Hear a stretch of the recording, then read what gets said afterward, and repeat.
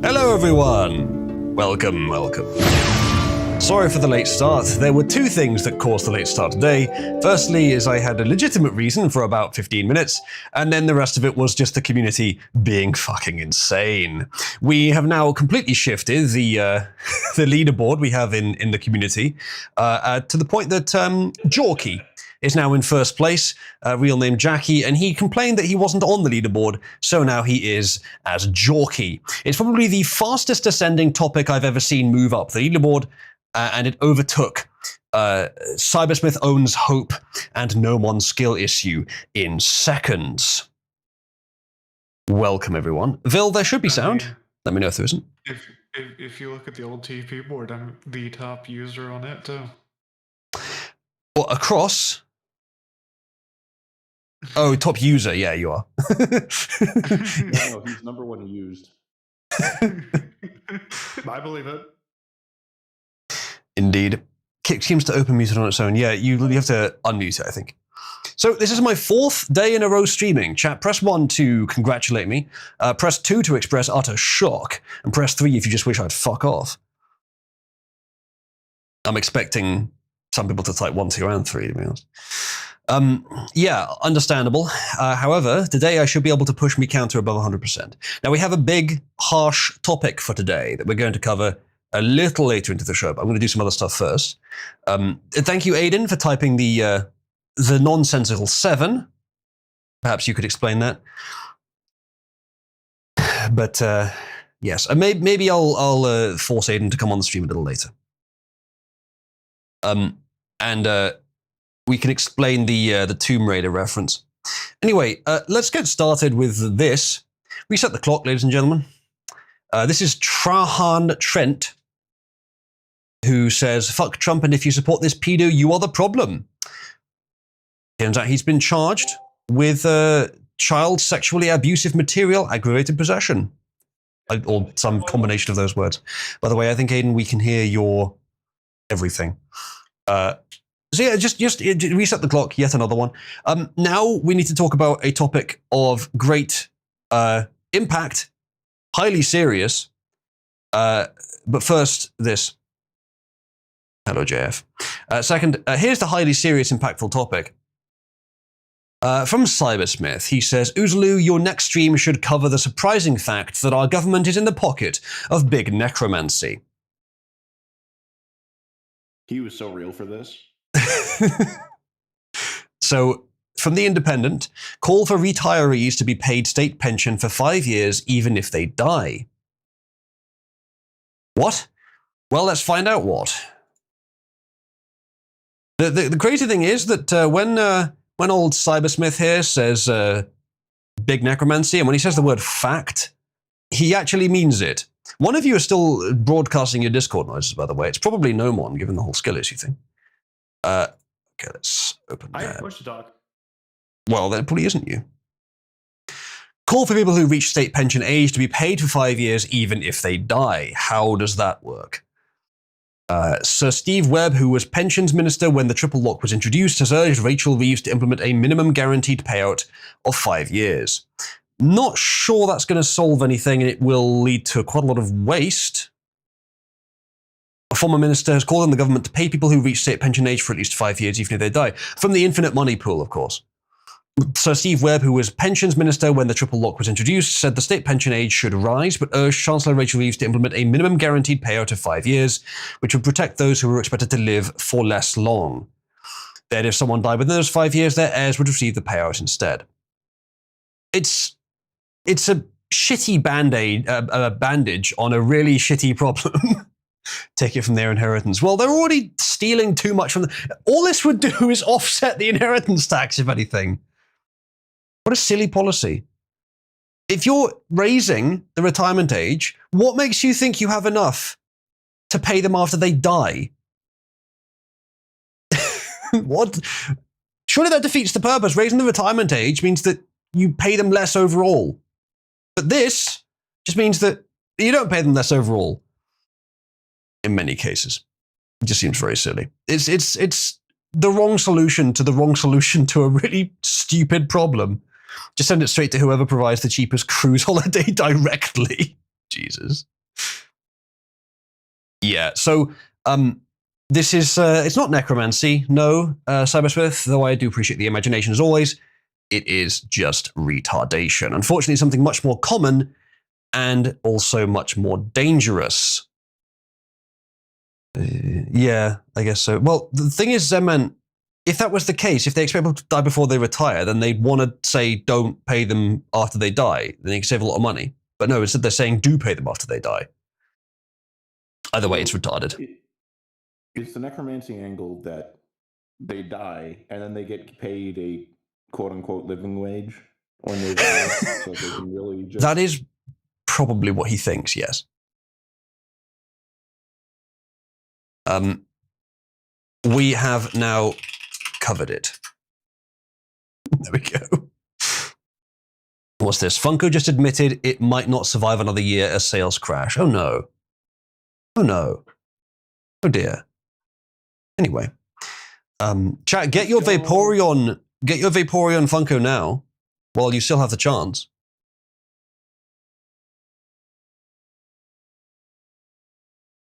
What is this GIF? This is quite well done, actually. Vil, what is with the Minecraft screenshot? All right. Oh no, anyway. Next news story. It's JF again.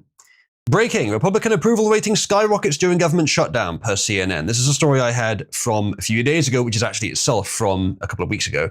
But this appears to have, I did see some data for this as well. It appears to be true. That's probably why the Democrats, at least some of them, were willing to break it, because they knew it wasn't actually working for their reputation-wise. Now, what difference that really makes in practice is questionable. But at least on that front, they were losing. Yeah, that's pretty much what happened, isn't it? One of you is still broadcasting your Discord sounds onto the stream. Former Capitol Police Officer Shawnee Ray Kirkhoff has been identified by a forensic match as the J6th pipe bomber. Really, a female? Interesting. Good. Pursue. That's not surprising at all, by the way, that it was the local authorities that set up the bomb. We pretty much knew that already. She looks really she looks like a fucking adoring fan from Oblivion, doesn't she? Holy shit, I knew I recognized her. Tell me it's not the adoring fan from Oblivion, chat. You can't do it. You can't do it. Get this fucking... Get this fucking wood elf out of here. I think, to be honest, we need a couple of adoring fan expert consultants. Quattro and Aiden, would you like to come on the stream? Hell yeah. Aiden says, sure. I thought you were going to be all CERN and not come on the stream, Aiden. Well, hey. Welcome, Hello. welcome. It's been a few Why streams since I've would had guests, so. Why would I beat Sun? A good question, of course, it would never happen. Biojura, Biojura, Biojura. Am I wrong? Indeed. Am I not fucking No, dead she doesn't fucking look right? the adoring The fan. alchemy never lies. So, not surprising that it was the authorities. I would have guessed maybe like FBI or someone higher up, but Capitol Police apparently. The one thing I find most disappointing about this is that she has the same name as Jade from Beyond Good and Evil. You know this, don't you, Aiden? You're well familiar with this game you claim to like. No, I told you I've not played it. Yeah, we've got to I've fix watched that. videos about it. We've got to fix that. All right, see you soon, I'm Nachos. excited to finally play it. Not Skyrim, no. And also, it was Oblivion. Anyway, it doesn't matter. Jade from Beyond Good and Evil. Sky Oblivion, whatever. Small spoiler. Shawnee. Is her real name? But yeah, I must. We must just set a day to do Outer Wilds, Aiden, and then maybe I'll make you do Beyond Good and Evil as well. Yeah. I went. I mean, I bought it, dude. So yes. Yeah. Which day in the next week do you have free? Hang on 1 second. Let me look. I think we were talking about doing something on Wednesday, right? Yes, we had a plan for Wednesday. So, and then I'm gonna stream again with Spoon on Sunday because he can't stream this week during the week. So that would be tomorrow, Thursday, Friday, or Saturday. We've waited long enough. Do you want to do it tomorrow? Yeah, sure. Sure. Let's do it Thursday, actually, because I've just had 4 days in a row streaming, and I think I'd like to work on something useful tomorrow. So let's do it Thursday. Yeah, well, same. Fair enough. Okay. Wait. Hang on. Let me double check. I mean, you can keep going, actually, because I think I will. I do have something. I do have something I have to do. Sorry. No worries. Let me know. This guy looks like a weasel. Is that what I'm thinking of? Or a pig or something? Piglet? Thank you, Mufako. It's the upturned nose. Pettigrew, that's a rat. Yes. Yeah, exactly. Ratman. Ratman and the adoring fan. I'm surprised it was a woman, though. The footage made it didn't look like a woman, but I suppose that's not by any means impossible. Yes, Odysseus. I think that's who I'm thinking of. The Ratman. Yeah, I can't do Saturday either, but yeah, so Thursday's fine. Okay. Sorry. Thursday then. Cool. All right, chat. If you enjoy video games, particularly very, very good story-based ones, and if you enjoy watching a woman struggle to complete even the most basic puzzles, then join us in Cabal on Thursday for Outer Wilds. And speaking of, if you also really like video games and want to see what I'm doing Saturday, myself and Ian Crossland are going to be reviewing games from a game jam. So I'll post my links about that. Ian Crossland, formerly of Timcast. Or is he still on Timcast? Yeah. Isn't he the one everyone hates? No. Yeah, he's based. He's the one who's always talking about like weird like Shungite, homeopathy and magic shit and Yeah. graphene. Yeah, he's really, he fucking cracks me up. Yes, he's the annoying hippie, okay. But sometimes he says really funny shit. Aiden, I'd like to retract my offer to play Outer Wilds with you, and I'm going to return you to the audience room now. I'm going to have you muted as well, and I don't want to talk to you anymore. Okay. That's everything I've seen of that guy just makes me disgusted. Why does he exist, and why are you collaborating with him? It's for a game jam.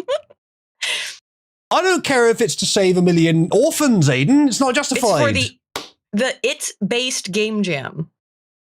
So? He's a retard. Cool.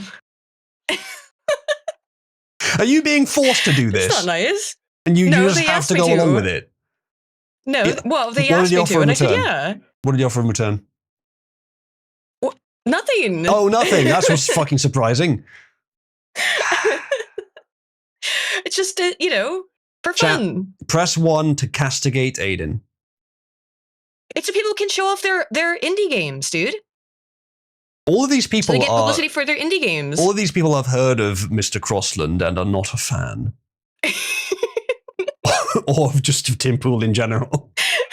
Castrate Aiden, says someone. No. Castigate and castrate are not quite the same thing, guys. It's a little bit different. It's a little bit different. But if you can get castrated to the top of the board, maybe we'll find out. Well, we'll see what we can do. Please no. Well, actually, I don't. There is female castration, I guess. Sort of. It's female genital mutilation. I don't know what female castration would be. Brief interjection. I see Ibsy is in chat. I was talking to you in brief text messages earlier in Cabal about the anti-censorship system. I never type about it because that's easier to track if Discord wanted to track what we were talking about and how much awareness we have of it. But if you want to use it, and I recommend everyone uses it, if you want to type in slurs and you want them to be protected, use /parry. Parry. There's several commands within /parry. That's the system, the opt-in anti-censorship system we have here, which basically takes your messages that have risky stuff in them and proxies them behind a different sender, as Wolf has just demonstrated there. You can also engage the anonymous mode, where it just completely anonymizes your message. Now, it's not anonymous absolutely, because they can still see your original message. You have control of how long that lasts for. And of course, staff of the server can still tell who it was, but it's anonymous for the future. There's details within the parry system. If you do /parry status, you can see more details. But given what you posted, given that your crime, your message that you got, I'll show it on stream actually. Where is it? There it is. Your message that you got punished for by Discord was this.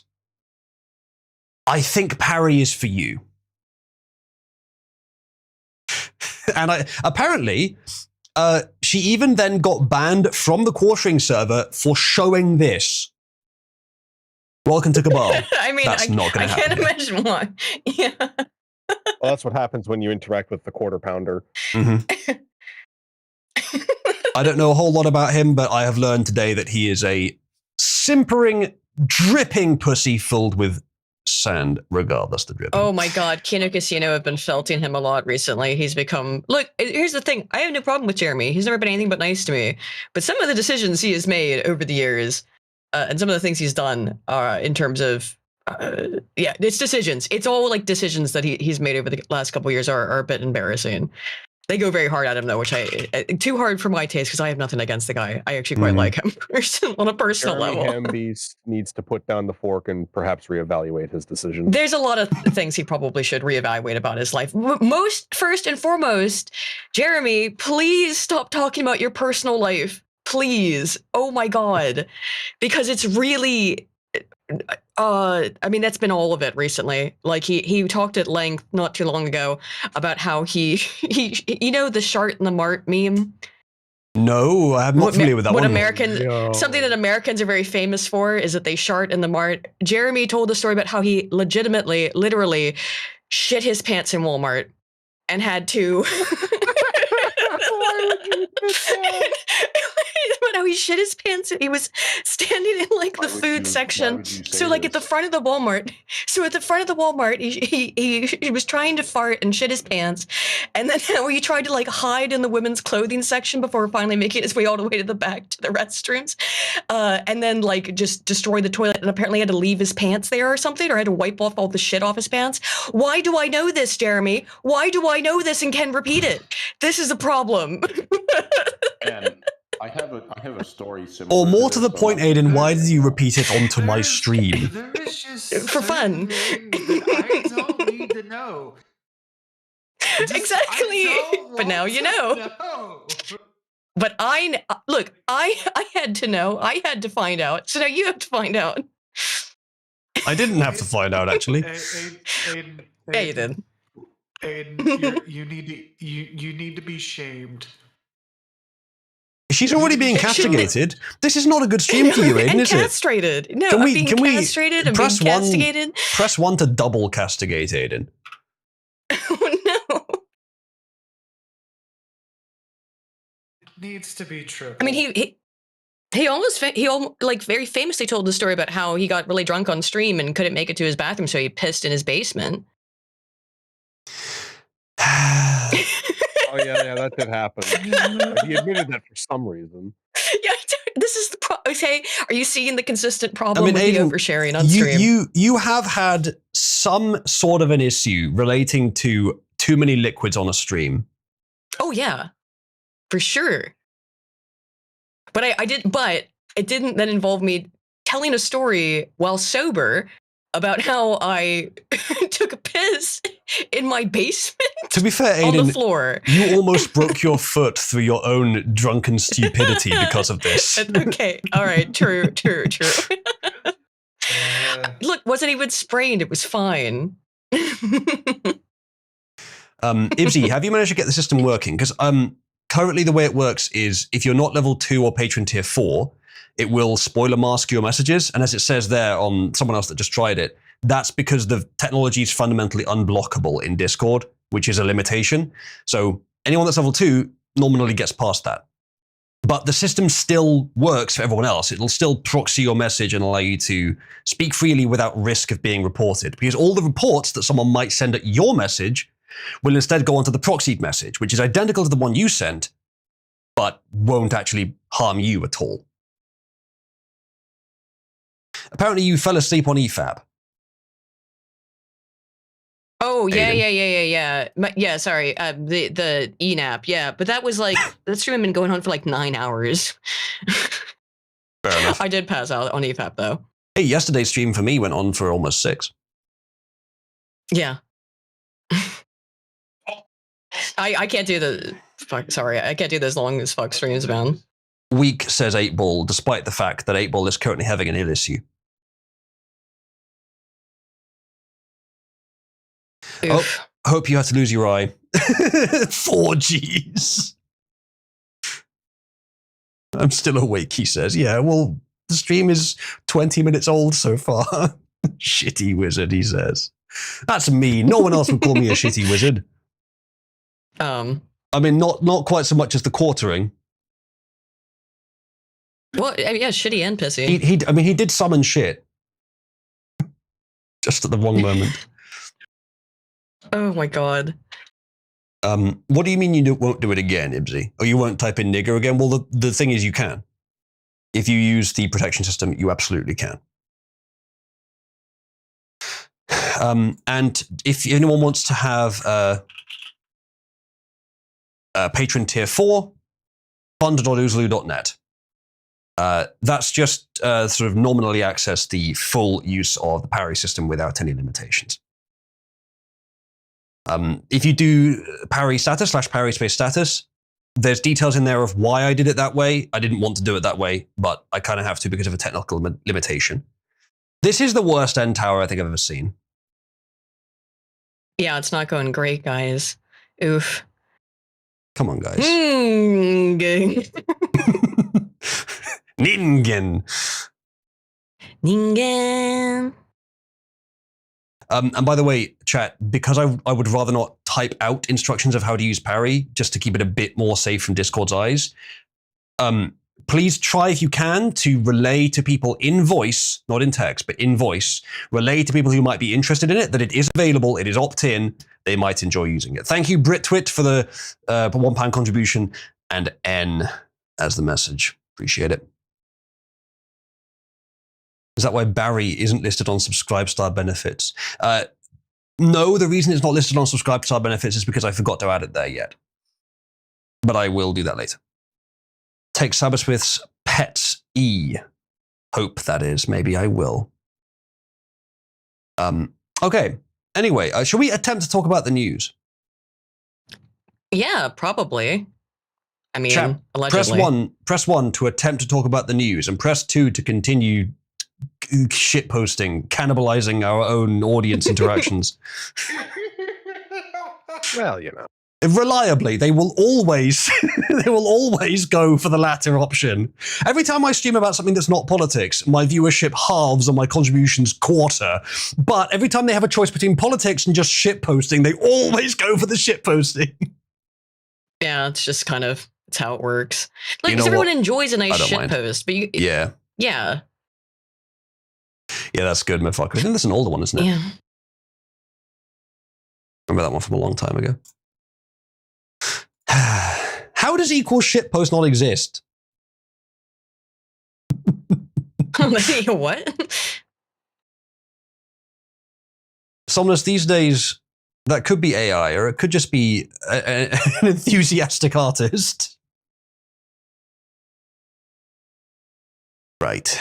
It looks like AI to me, but I would actually lean towards enthusiastic I mean, look at artist. look at how wonky some of the cat's eyes are. Like, they're real fucked up.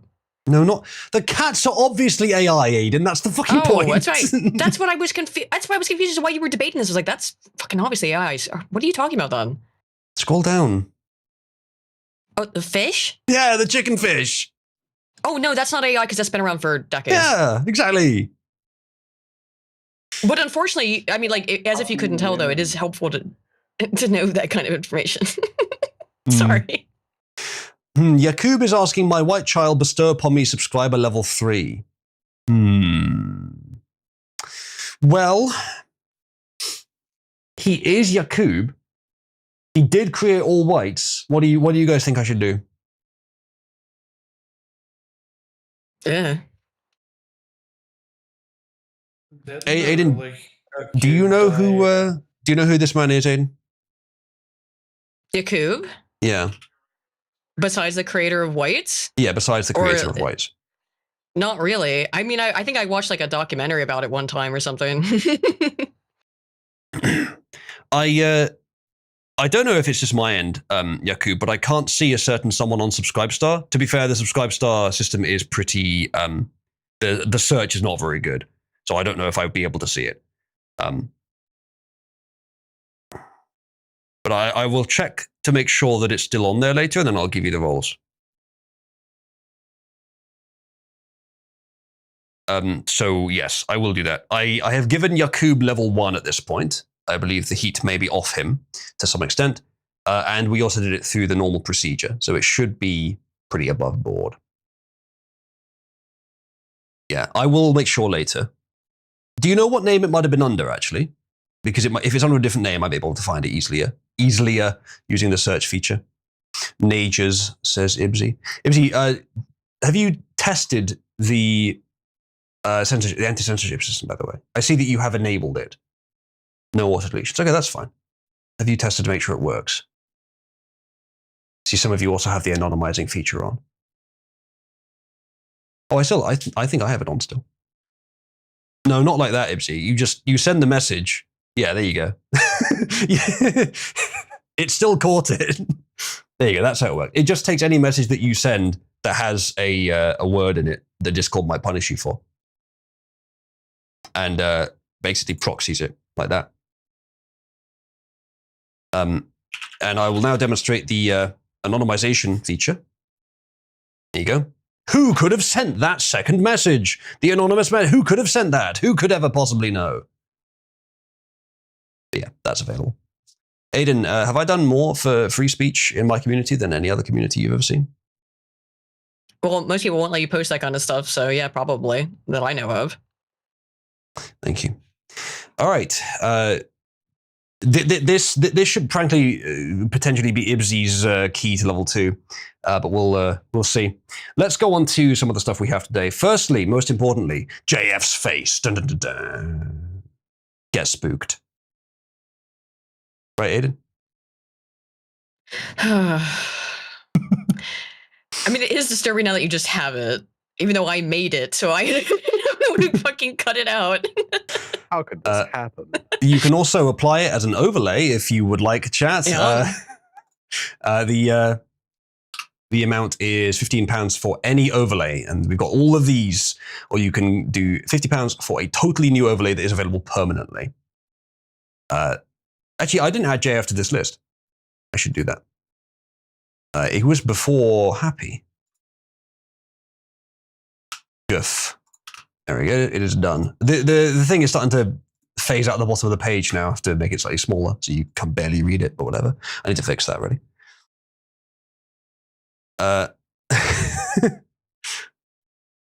Oh, someone is using the system anonymously.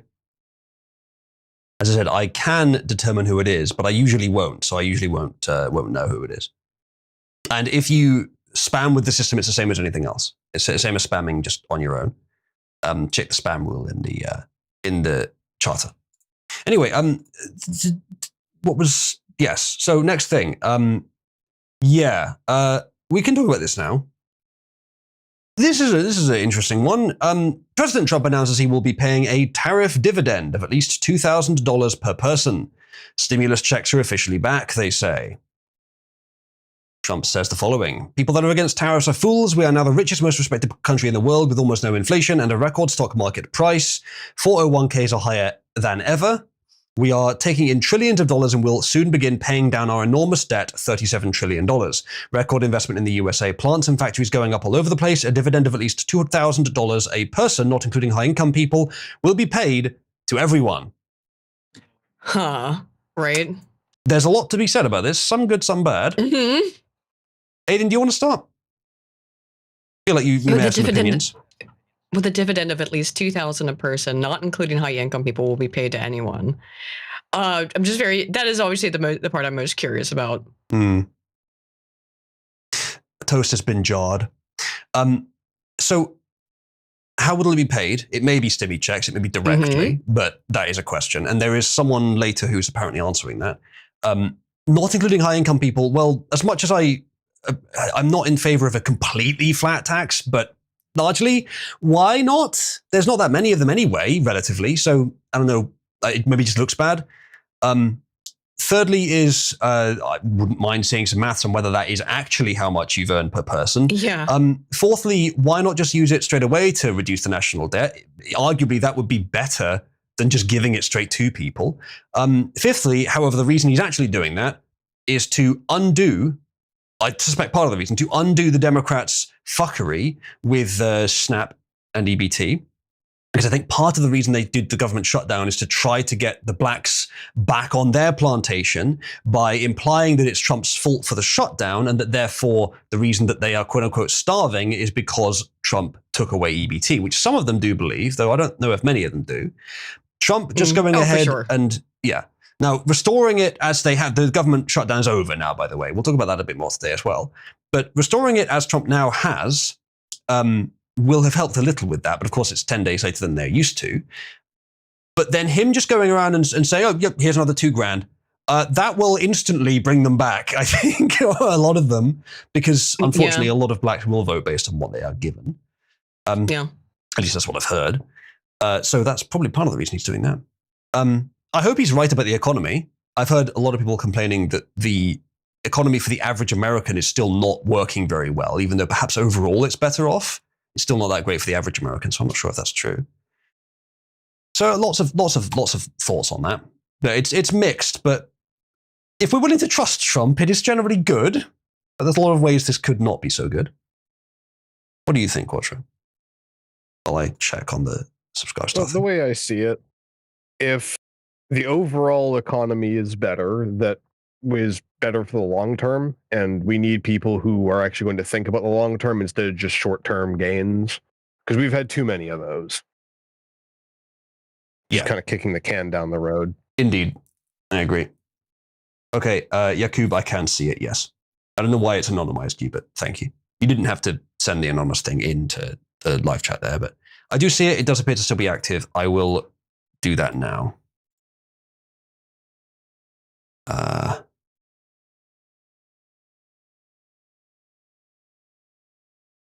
Okay. I don't know. To me, it's just fucking stimmies. It's like, it's to give the impression in the regular people, obviously, that things must be going really well because I got a $2,000 stimmy from Trump, right? Yeah, maybe. It may be more of a marketing thing than anything else.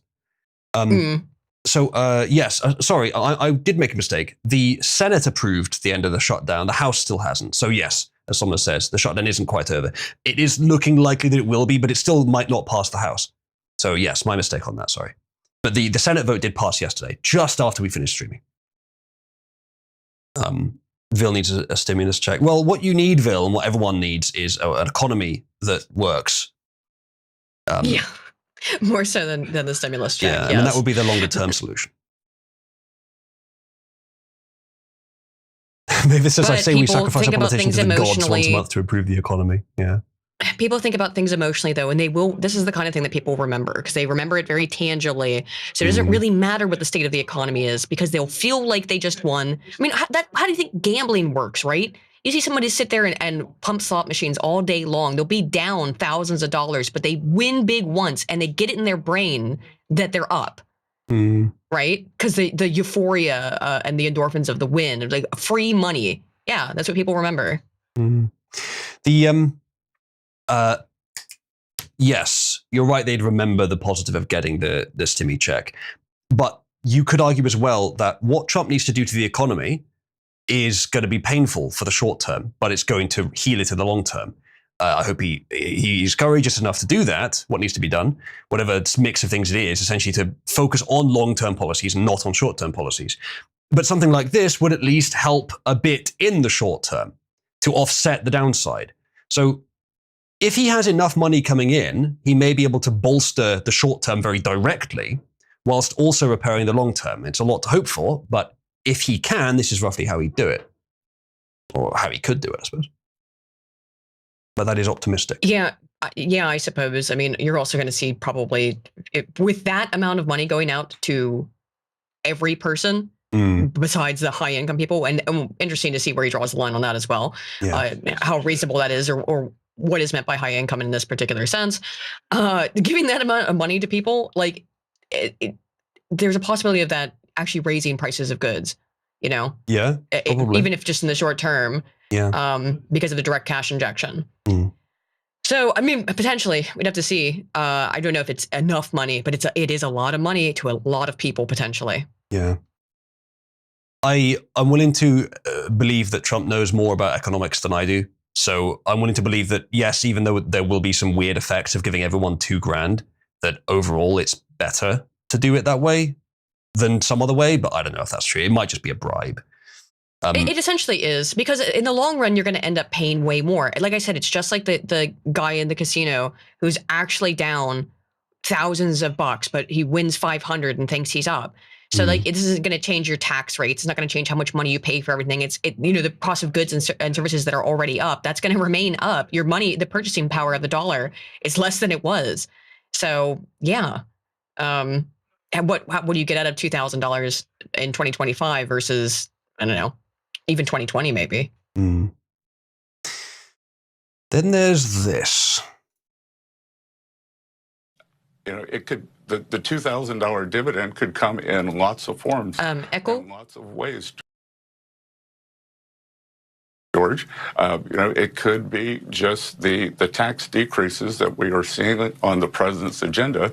No tax on tips, no tax on overtime, no tax on Social Security, deductibility of auto loans. So, those are substantial deductions that, are being financed in the tax bill. Secretary. That was Scott Bessent, Treasury Secretary, saying that it might not be a direct Stimmy check, it might be through other means.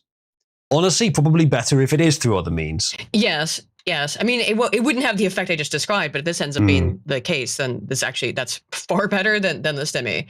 Reducing also, taxes like straight up, yeah. It also sounded like he said tax on tits. Just like to point that out. Well, chat, press 1 if you would be in trouble if there was a big tax on tits. Hasima, Cannon Fraser, and Nomon started typing. That's interesting. I'm not seeing anyone typing 1, even though I know that there's at least someone who should be. JPEG with the 1. Titty tax. Yeah, the titty tax is not in money, it's just in access. The bigger they are, the more access specifically I need to have. Actually, that's not quite proportionate. Whoa. The more ideal the size, the more access I need to have. That's more like it. Chat, would you rather have another new pointless tax for something that you need to own, or would you rather implement mandatory Uzulu gets to touch perfect shaped titties tax?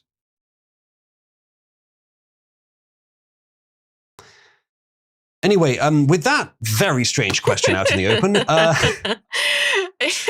Yeah, I'm just not gonna respond. 100% of the American public are voting in my favor. Troll told to get to the hole, says Ibsy. Well, I'm going to have to find out what the vested interest of someone like Ibsy is to determine if she's eligible.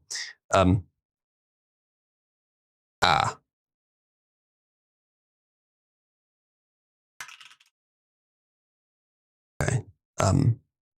Yeah, understood. All right, let's continue. So yeah, the Stimmy checks, we'll see what happens with it, but it depends how it's dispersed. If it's through reducing tax, that is better for the long term. Assuming the tariffs can maintain their profitability, taxes can go down and stay down, and it would be dumb not to keep the tariffs.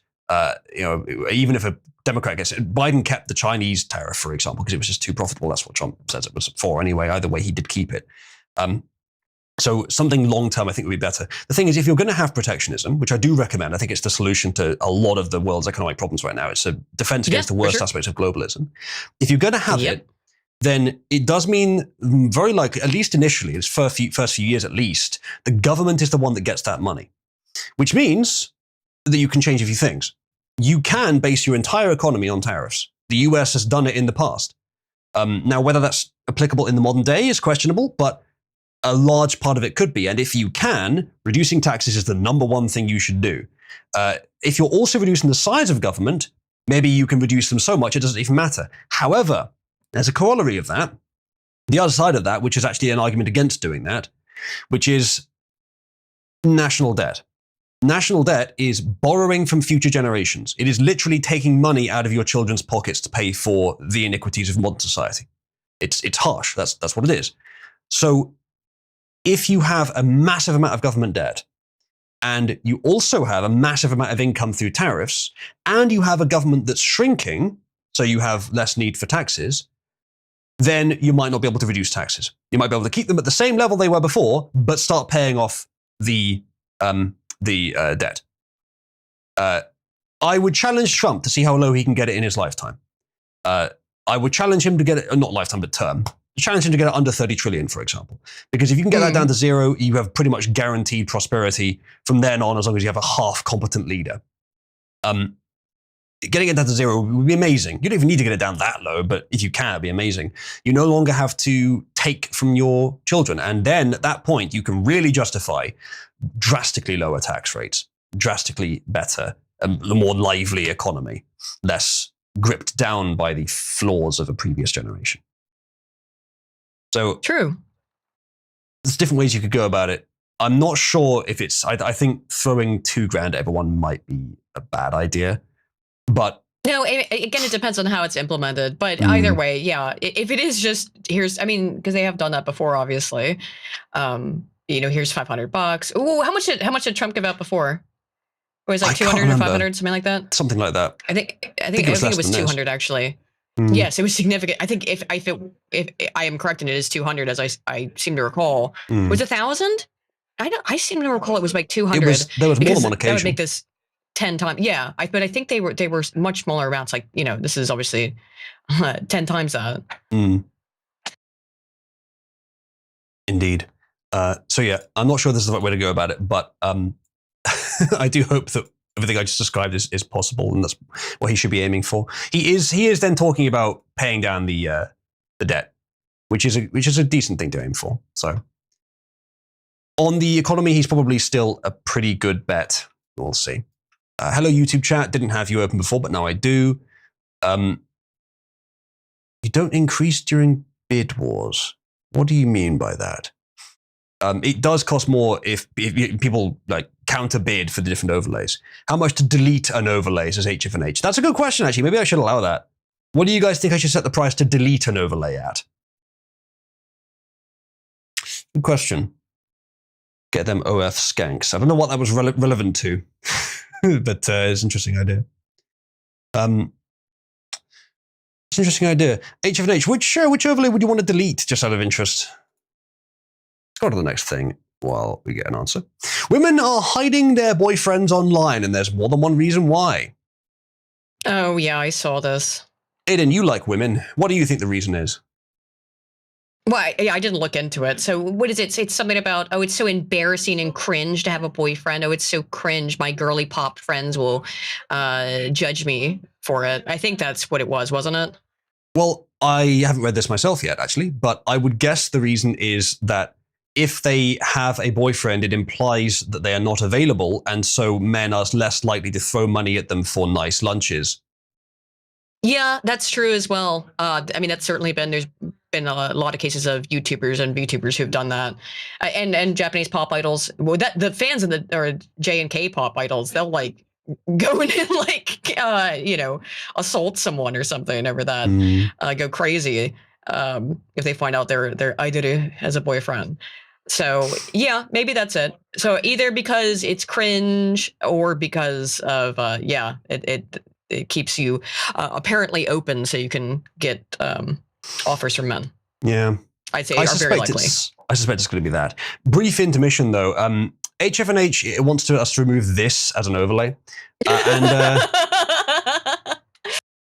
I'd just like to say that I was asking how much it should cost. It's £50 to add an overlay permanently. Wargamer suggested a permanent delete at least 150. Let's have an introductory price of 100 to permanently delete any overlay. And here are the overlays. JF is one of them. You can permanently delete any overlay for 100. Let's say that for the first one.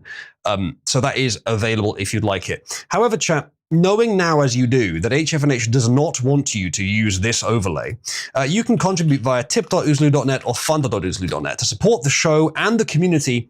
And for only £15, you can implement this overlay to go over my face so that everyone will have to look at it for the entire stream. Shrewd, sir. Is the camera with Oozloo's face on it classed as an overlay?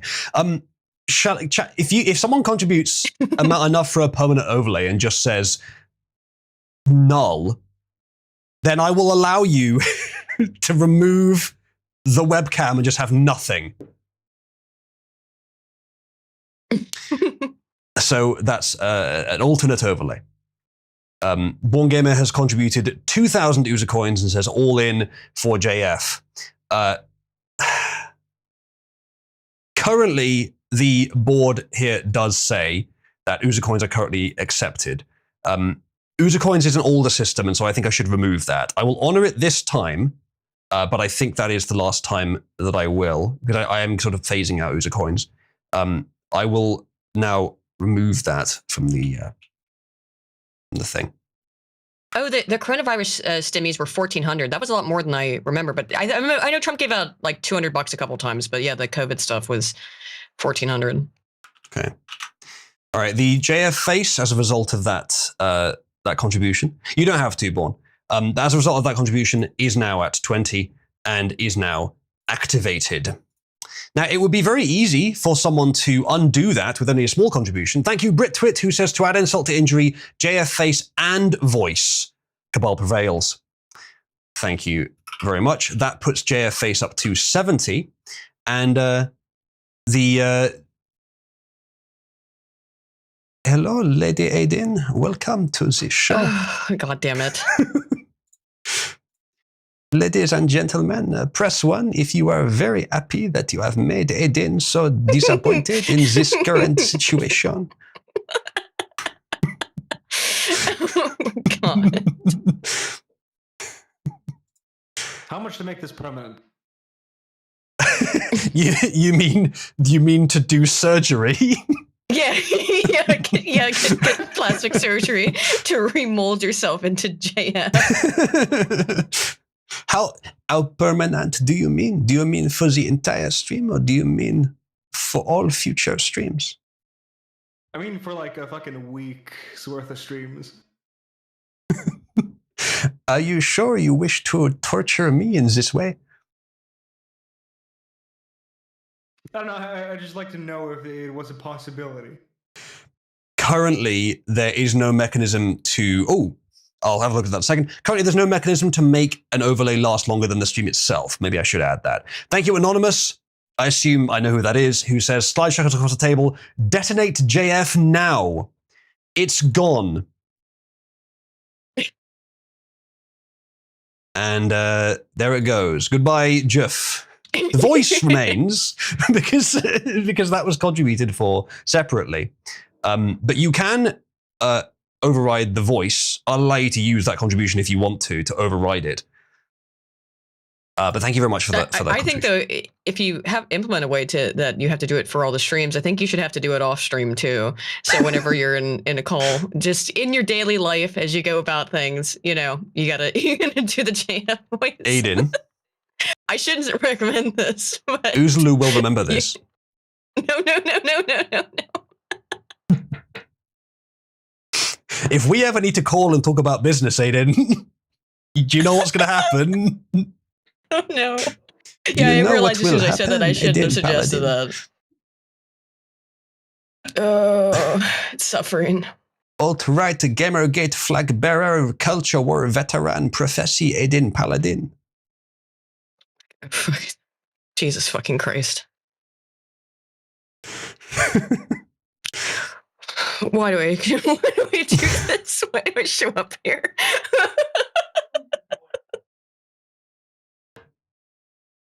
Just a worthy question.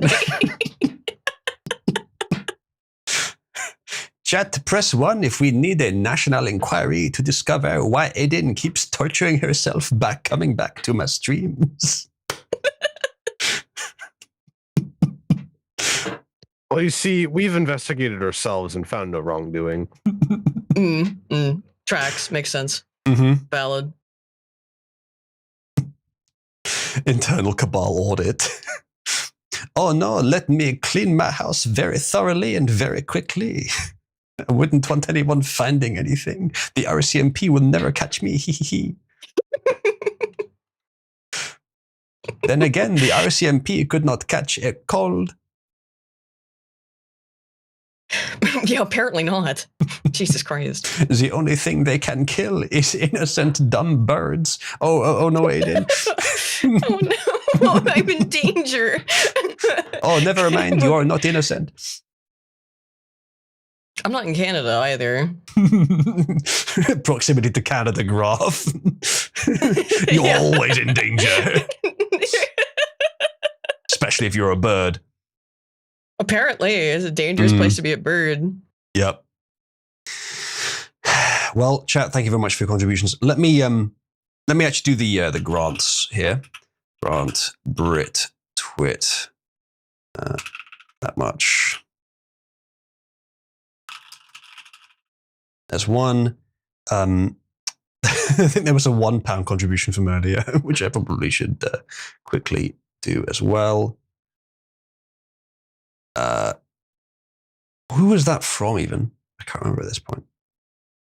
I can't find it. I'll find it later. Remind me whoever it was later. Yes, we have that story for later, Somnus. Unfortunately, this stream has taken on a rather more jovial attitude than that story is going to require. Yeah, it's extremely depressing. It is extremely depressing. And the cloying, gaslighting wenches around him makes it so much worse. I haven't watched it yet, so I don't know what they're saying.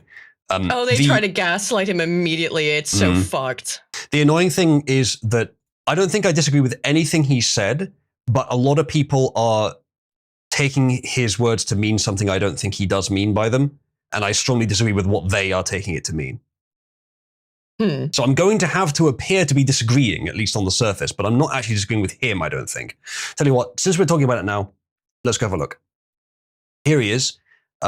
This is, what was his name exactly? Penstone, wasn't it? Yeah, Alec Penstone. He was on an interview on a quote-unquote popular program here in the UK, which only daytime TV mothers watch, or not mothers, called Good Morning Britain. And according, I haven't watched this, but from what Aiden just said, he was gaslit after giving a very controversial opinion.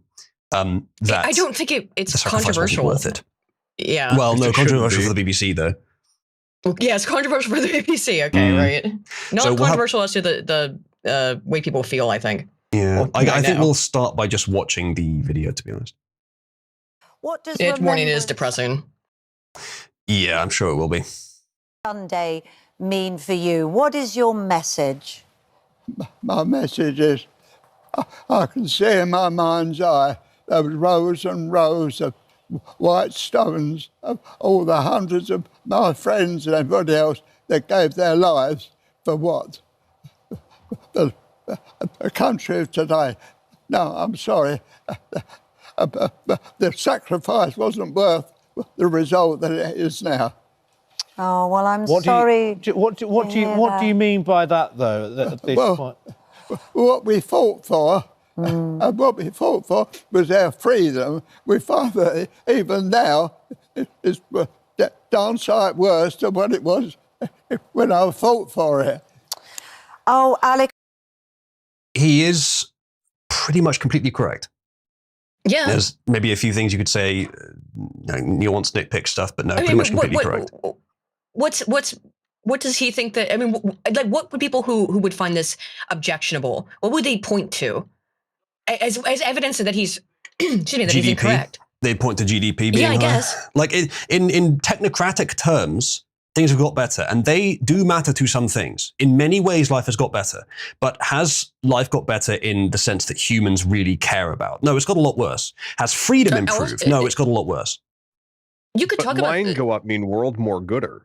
You could talk about things like in the 90s and the 2000s, and things feeling better, and even throughout earlier periods of history. But if you've lived through the last 20 years, you know, as he you really obviously can't has, argue. Even if you can argue there's been an upward trajectory in some ways between World War II and the 90s. Yeah. So there are many ways in which you can argue that. Since the 90s, it's been plateauing and then going down. So Yeah. yes. and so I mean that's a long time, but this is someone who's 100 years old, so he's seen that entire period of history. And it certainly doesn't look like it's. I mean, it has to look like the trajectory. I mean, because also maybe not, not in GDP, but in every other metric. So what is the evidence to the contrary that now there's shops that sell vapes and American candy and fucking Indian restaurants on every fucking corner? Mm. Is that worth it? Because that's what else would they legitimately be able to point to besides some bullshit like GDP? I think this guy is from. Is it Greatest Generation, the one just before Boomers, the ones that birthed Boomers in many cases? He does not bear the sins of the Boomers. To whatever extent you can say they have, as a generation, committed sins, certainly not to correlate with that generation.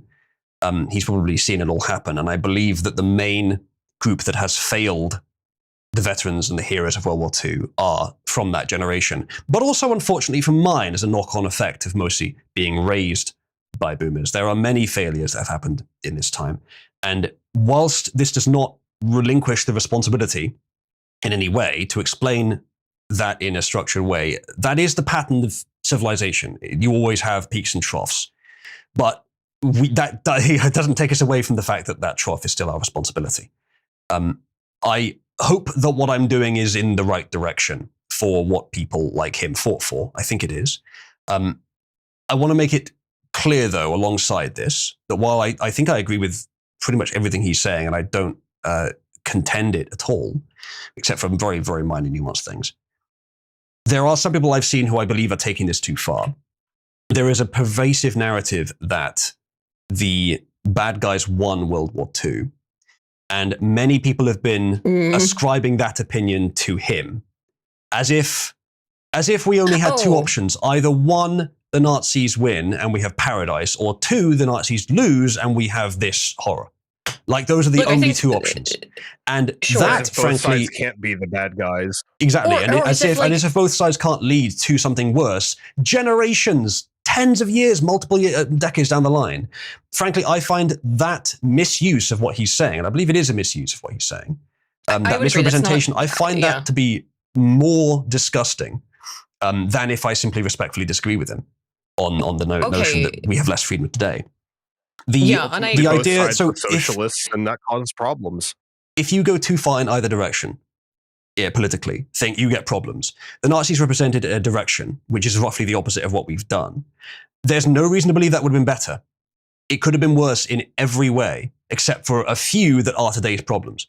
The things today which are, sure, they've become a problem because everything is at this point, but they could have become a problem much earlier. We might never have had the booms of the 20th century, the advantages, the technology. It might have looked completely different. Anything you can name that's good from the last 70 years might have been absent. And everything we're experiencing today, all the bad things we're experiencing today, it's not like that disappears just because the Nazis won. You could have had a different flavor of the exact same bad things happening much earlier and to a much greater extent. You just don't know what would have happened. It could be that you do everything right 70 or 80 years ago, and you still encounter this, because that is just what happens to civilizations. You go through peaks and troughs. The exact flavor of it aligning with what Hitler was fighting against in many ways doesn't mean that he would have solved it. He might have made it worse. And a regime like that, though it may be good for restarting an economy in the short term and reordering a chaotic society, and I believe that is genuinely a worthy purpose of it in the evolutionary timescale, it's not necessarily the right answer for the long term. In fact, I think it's inevitably going to collapse. Most of what that economy was doing, I think, was just a bubble, which was inevitably going to burst and required war to save from bursting. It did. The moment the one person it relies upon stops being as reliable, it collapses. It's not designed to be adaptive. It's designed to be quick and harsh. But as soon as that's no longer working properly, it will collapse back into something more stable, like what we have today. Even today is more stable, I think, than fascism, although what we have today is basically uncontrolled oligarchy, or invisible oligarchy. So it's more offensive to his honor, in my opinion, for them to imply that this is a support of Hitler, implicitly or otherwise, than to simply disagree with him. I think it's fair to say National Socialism and class-based socialism are both bad, but National Socialism is less bad, and things would be considerably less gay right now. No, I don't think that's necessarily fair to say. The first part is, yes, they're both socialism in different ways. National socialism is more effective because it actually tries to make the country better. It's a little bit more practical, though, of course, I think it goes too far in some ways. It's unstable, though. It will collapse. Despite the fact that it can restart the economy, it will collapse. Things would not necessarily be less gay today. There might be a lot more gay. The correlation between right-wing identitarian thinkers and homosexuality is worth fucking noting at this moment in the discussion. You have no idea. It might have been much worse, much faster. We might have hit this in like the 60s or 70s and then just had to deal with it for decades longer with no way to pull out of it, with societies that have crumbled with the loss of an empire essentially established from World War II, like after the Roman empire collapsed. 1,000 years of darkness. It's not quite true exactly, but 1,000 years of not darkness in that sense. But the reason it's called that is that history stopped being recorded as much. So for a long time, you had much less advanced, much less practical, useful civilization because an empire just collapsed. And why? Is it because of Christianity? No, it's because the empire was relied upon as a structure.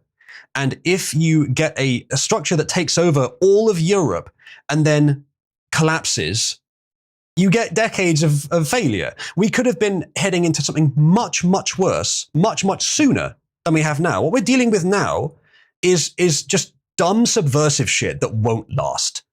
The worst that's going to happen is that some Western countries are going to have to throw off their oppression with violence. But not even most of them, I don't think. Some. And this is a degeneration. It is something that happens to civilizations. It's probably something we can just undo because we have an adaptive civilization, adaptive system. If we had a collapsed empire instead, its bones still stinking up the place, I think it would be much harder to recover. We might have to face this sooner or perhaps later and bigger. You just have no way of knowing. It's absurd to take someone like this and imply that just because things have got worse today than they were at the time, that therefore he wanted the opposite result, or that the opposite result would have been better. Regardless, it's more. Yeah, I agree with that, but it is an illustration of what a lot of people obviously feel, and that includes some of those people, which is that they have been lied to fundamentally about aspects of World War II, and under the auspices of this grand narrative that you're fighting the greatest evil that ever existed forever for the sake of freedom and good. And there was no other socio-political shit going on whatsoever. It was just, in the name of righteousness and justice.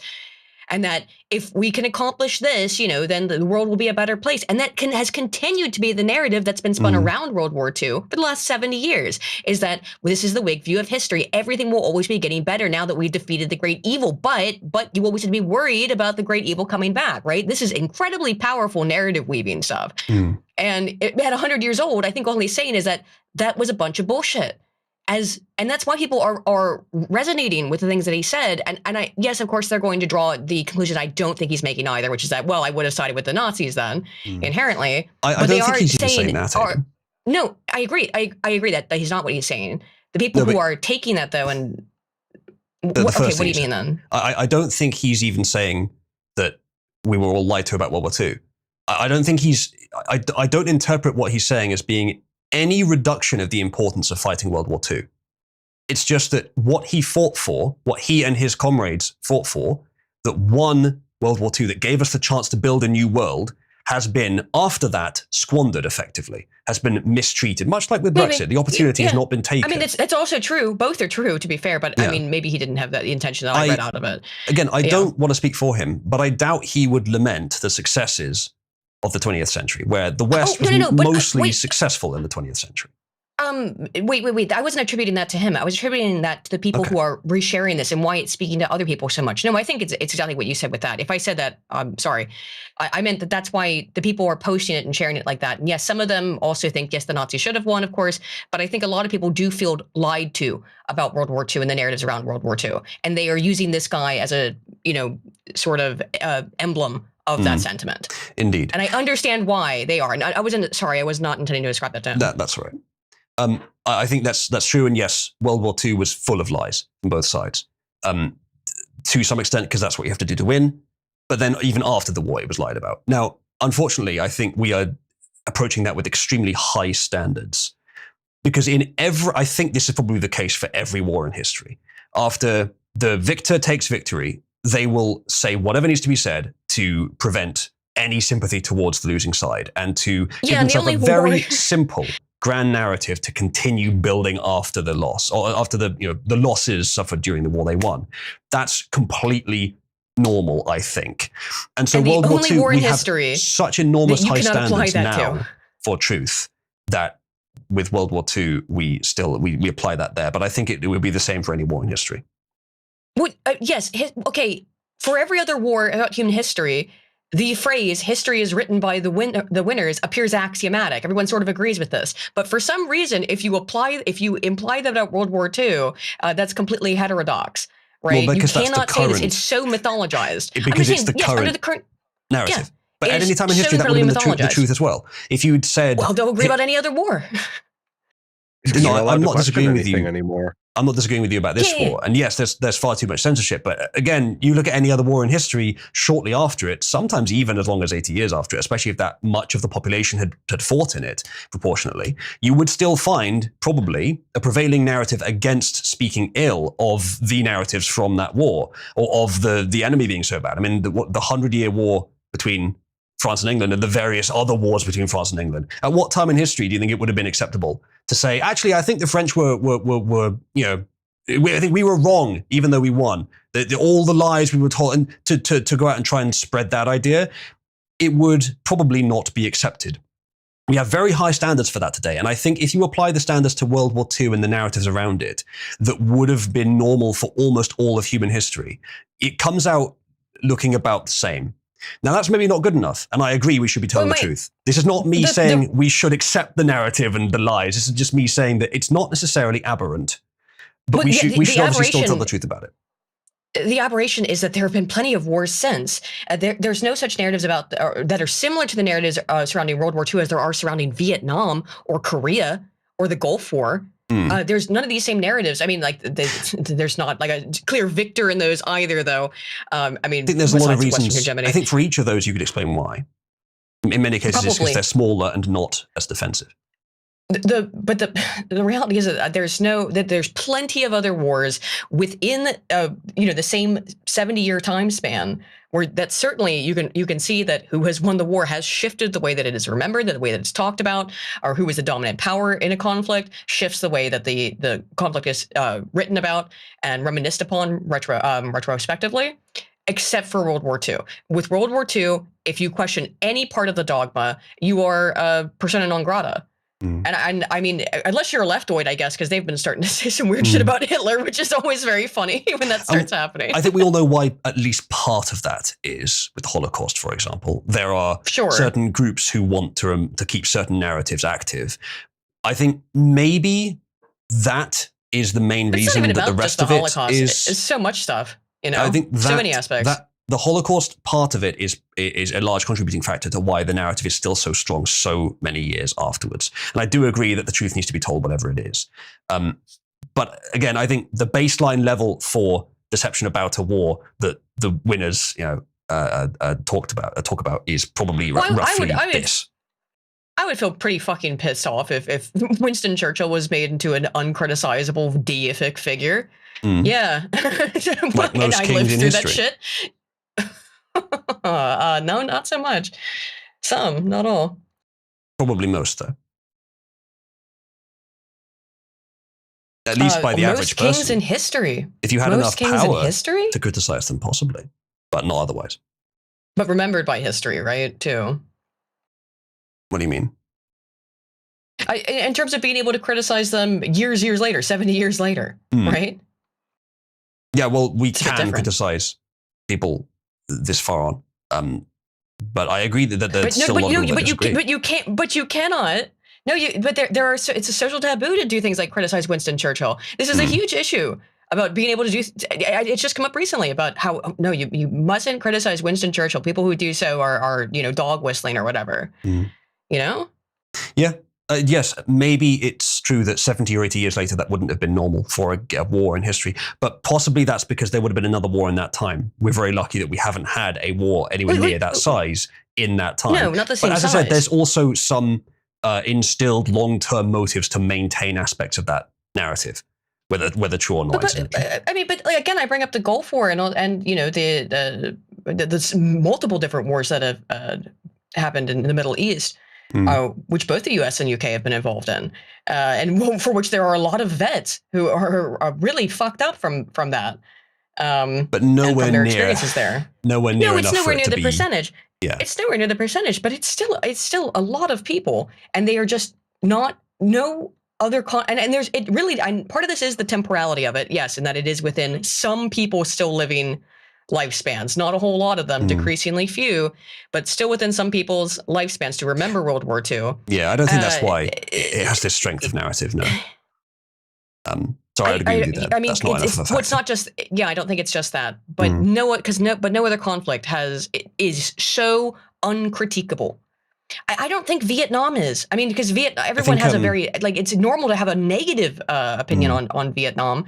Now, it's normal, to criticize Vietnam or the Gulf War, any other war or conflict, Korea, any of them. Yeah, I think I'm not disagreeing with you, by the way, but those wars since World War II, as I said, for each one, there's reasons you can explain why it doesn't have the same narrative power. And in some cases, it's because of socialist subversion. In some cases, it's because they were just too minor, comparatively, relatively. And for some cases, it's because culture has changed to the point that truth is now more accessible to the public and more. People value accessing it more. People care about it more, as much as they may not be able to access it. It may still be, not very good at accessing whatever. It's still more than for most of human history for the average person. So when it comes to wars, there's much more, at least supposed to be much more accountability, much more surface accountability anyway, even if it's not properly applied. So people have to know or care to know more about it. Well, with the press becoming a massive factor, especially since World War II, with the lessons of the 20th century regarding information, that could also be a factor as to why the truth is so much discussed. But I think the socialist subversion is a big one as well, with Vietnam, for example. Demoralization is why some of those are criticizable. For a large part of human history, if there was another large war, even a medium one compared to World War II, it would be necessary to maintain the doctrine that we were completely correct in all ways, and the enemy were demons, basically. I guess, but you don't get that. Do you get that kind of narrative to that sort of degree about World War I, which is a global conflict? No, but it immediately preceded World War II, so it arguably was just overwritten by it. I guess there's very little talk of World War I comparatively, though, so there's not much of a narrative to overwrite. As no one says, he probably did before World War II happened. Maybe. I mean, like the Germans were outrageously blamed, like way more than they actually were guilty of starting. Oh yes. And that's the Treaty of Versailles is large part of the reason World War II happened. Codified that. Yes. Yeah. So I suspect that's the case.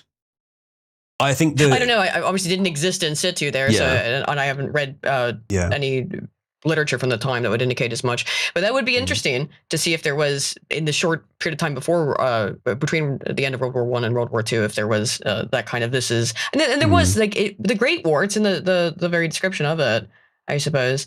But I'm not sure if it was I guess there was a sense of this is the war to end all wars, but then World War II was the war to end all wars, but bigger, and worser and eviler, because Mustache Man.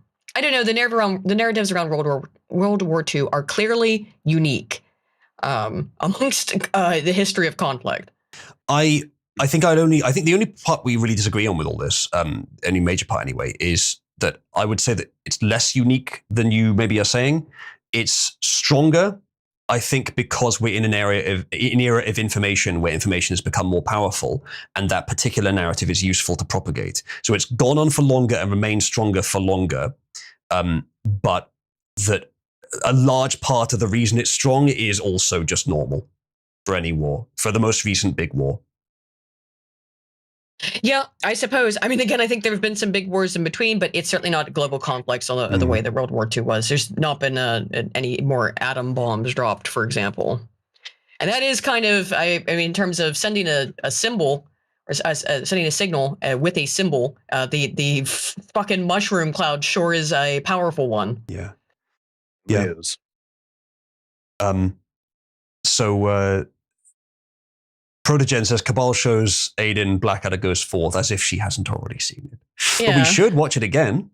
I'd like to put on more Blackadder. Yeah, I'm always down for Blackadder. Yeah. So some amount of the amplification of the guilt around World War II is because of influence from certain groups, Jewish specifically, because they can benefit from amplifying the narratives about the Holocaust. Not even necessarily exaggerating. I'm not making that claim here. But that is part of the reason. And it also benefits certain influences, certain technocrats, bureaucrats to suppress populist nationalism. So it's convenient for the people that have had power for the 20th century, partly because the 20th century was well suited to their type. Bureaucrats, a point Ted's made recently. So I think it's that stuff. I don't think you can put all of the blame on the Jews specifically. I think there's a lot of environmental stuff that has permitted it to happen, and they have simply taken advantage of it in some places. Yes, of course. Just going, the Jews is overly simplistic. Yeah, it's a lot more complicated than that. It is funny to do that, though. Yeah. True. Let's continue with the video, though. I'm sorry you feel like that, because I want you to know that all the generations that have come since, including me and my children, are so grateful for your bravery and all that for service personnel. And it's See, that seems like a nice thing to say, but let's see what she follows it up with. our job now. Well, this is all part of it, though. Including the yeah. Sorry. Well, let's see. It's our job now, isn't it, to make it the country that you fought for. You absolutely fought for. Is it. And we will do. We want to... I'm so wonderful to know there are people like you that can spread the word around. We will do. Okay, so there's a few things to say there. Firstly, everything she said there was fine. Whether she means that, she's a fucking BBC journalist. She is pretty close to the kernel of the problem. And he's possibly just being polite, or maybe he's just way too trusting because he's very old. He seems very old, and it does seem like, oh, you'll go make sure that happens. Then it's like, I don't know if he's got dementia, but some, old people when they get he's 100 years old, like maybe not. He might just be old desperate for someone to solve the problem, and so anyone that says they will, he's just like, I hope you will, basically. And he's on television. So maybe, this woman, you're on television, you're on the BBC. She must be able to do something about it, right? Yeah. Maybe no one's heard about this. Maybe no one has just been told, hey, maybe things aren't so great. They just don't know. It's really sad. But I mean, yeah. Generation. And I guarantee that everybody watching at home will be wanting you to send lots of love. We've got another little bit... That was a very poorly conducted sentence. What the fuck did she even try and say there? Well, she's thrown off, right? I think so, yeah. What I'd be doing with an interview with this guy is just making every effort to make sure he can get out as many cogent words as he can. Well, no, they had no idea that he was going to do this. Yeah. I'm sure they expected that just, well, we'll bring the old guy on, and because they're making Remembrance into this like Americanized sort of fucking huge show. It has really been increasing just over the last couple of years, I've noticed. But so I think a lot of this is a bit performative as well. And they expected him to go scum on there and say, "Yep, thank you," the normal kind of stuff. They didn't expect him to say this, so then they had to figure out on the fly how to react to it. Is my guess. Maybe the reason that she messed up her words there is because she was getting someone shouting through her ear. Yeah, that's what I'm thinking. Right? Is oh fuck, we got a code red. Shut it down. Yeah. It's horrendously outside the spirit of the very thing they're professing to support here, to try to control the narrative. Even though, as I said, what she's saying is initially was fine, and then this latest one was just messed up. She just messed up the sentence, but she's not saying anything bad. I don't see yet the gaslighting you mentioned. I think she's more emotional. The other guy comes in though here in a second. Okay. Arguably, what you can say is that she's trying to take up the airwaves in which he could say something worse, even if it means vocally agreeing with him. Yeah. When did she did say something like, did she already say it yet? One second. She may have already said it. She says something, either maybe it's later then. She says something like, surely you meant. We'll get to that, I'm sure. There's another 30 seconds of the video. Thing for you, Alec. We've got the D-Day darlings here. Come on over, guys. You've got a little special. No, they just try to distract him with women. Look, we've dressed up some young women to look like female soldiers. We've named them after D-Day, a conflict fought exclusively by men, in which hundreds or thousands died storming the beaches of a foreign fucking country to restore freedom to our neighbors, by the way. One of them's brown as well. I don't think they look that. I mean, they may just be, Zoomers who have aged terribly due to rampant Botox and surgeries. But no, these are people who have been dressed up to look like how women at the time would have looked. But this is an insult. Honestly, this is the worst thing so far. Oh yeah, and then immediately let's cut to them. Yeah. And that's my. I mean, I'm sure this was planned. As in like they expected him to say some nice little platitudes, and then we'll bring him out, and it'll be nice, and nothing. There'll be a nice little bit of nothing to fill airtime. The situation during World War II was so dire in the UK, pushed so far in Britain, pushed so far towards our limits, that no one had really any time that wasn't dedicated to the war effort. No one had barely any freedom that wasn't dedicated to the war effort. Women were put into jobs because they had to be. It was so desperate, they had to be. And they were not put on the front line because that would be fucking stupid. Yeah. Yeah. So this is an insult to him, frankly. This is almost, I don't want to speak for him, of course, but I think this is a symptom of what I think he's talking about. That it would be just as stupid to put them on the front line then as it is to expect them to act as men today. Yeah, actually very true. I mean, I think that may be reaching a little bit for what they even intended. But yeah, to celebrate it, here is an example of exactly what you just talked about. Again, I don't think they had any idea he was going to say it. No. But here's a bunch of women pretending to be soldiers. Yeah. Because women can be soldiers now too. It's interesting that they've got what appears to be two white women and then one very light-skinned Indian woman, probably like one of the higher castes. But they haven't put any black women there, which I'm sure the BBC would have really wanted to do. But they must have known. They must have known that would not play well. Surely. Even the BBC, like they'll do it on a fucking recorded TV show. We've probably seen loads of examples of that. They'll certainly do it for King Arthur mythos, where they make Lancelot black.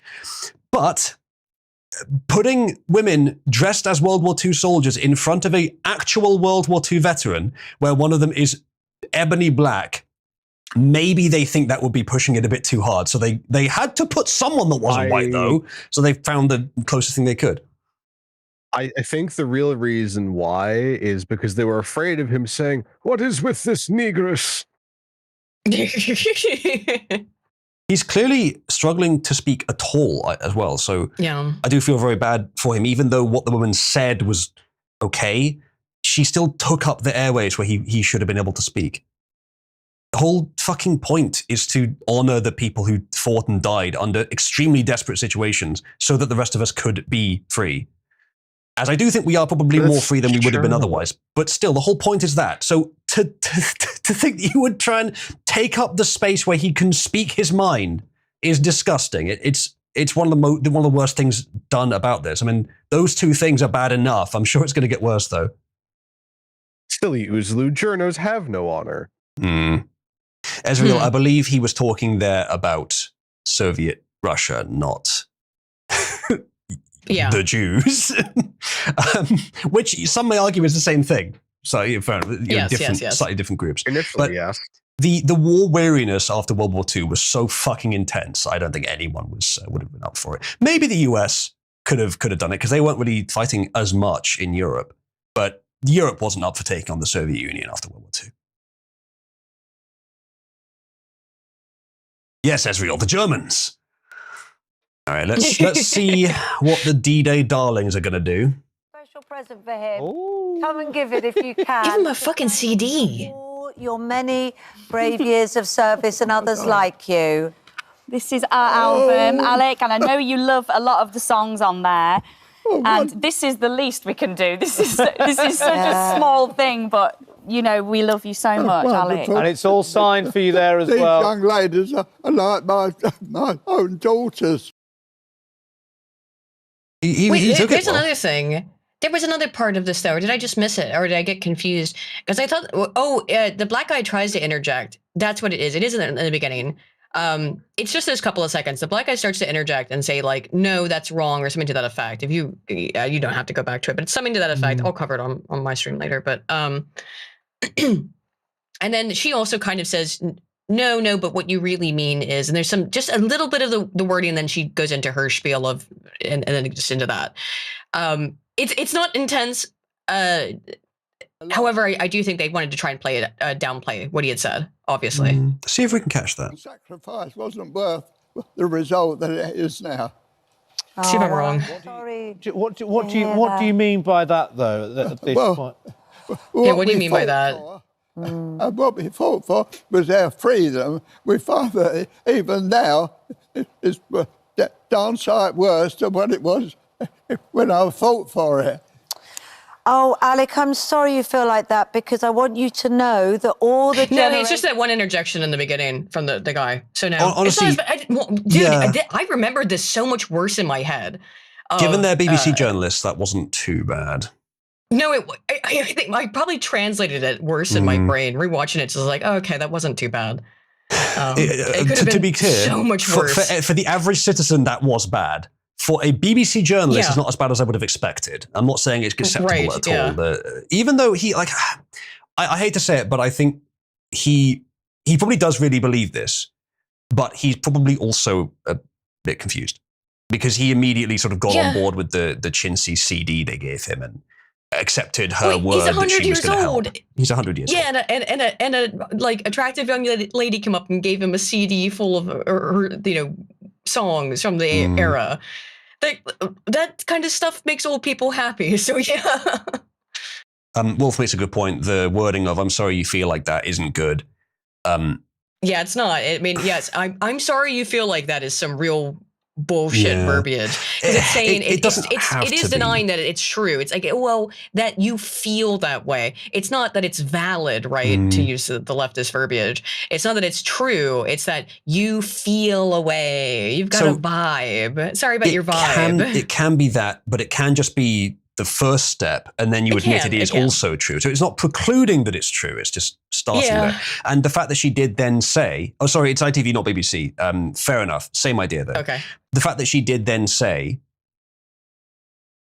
it's our responsibility to fix it, it implies that there might be a point to what he's saying, is at least open to it, which again, for a modern journalist, is not as bad as I would expect. Yeah, it could have been way worse. I'm sure they were. I do get the feeling that the brown guy wanted to talk some smack, but probably also had someone yelling in his ear, no, abort. Like, because you can't. What are you gonna do? Talk smack to this guy? You want to like tell him about his privilege and some shit in your remembrance fucking show? It would be. They had to have people scrambling like mad behind on the other side of the camera, screaming in these people's ear, telling them how to fucking navigate this. Perhaps his last great victory. Trolling the retards at ITV into a fucking freak out. I'll be right back, by the way. No worries. No worries. It's perhaps passé to continue to simply speak with such honor and reverence, even if you don't believe the war was justified. The men who fought in it either had no choice or genuinely wanted to fight for the freedom. In many cases, both. So I think he's mostly right, or almost completely right, in what he said about the state of society. And it is indeed, as she said, but probably didn't mean or didn't understand, it is indeed our responsibility to improve it. So to that end, let us all go forward and try and do so. Anything else on this one before we move on?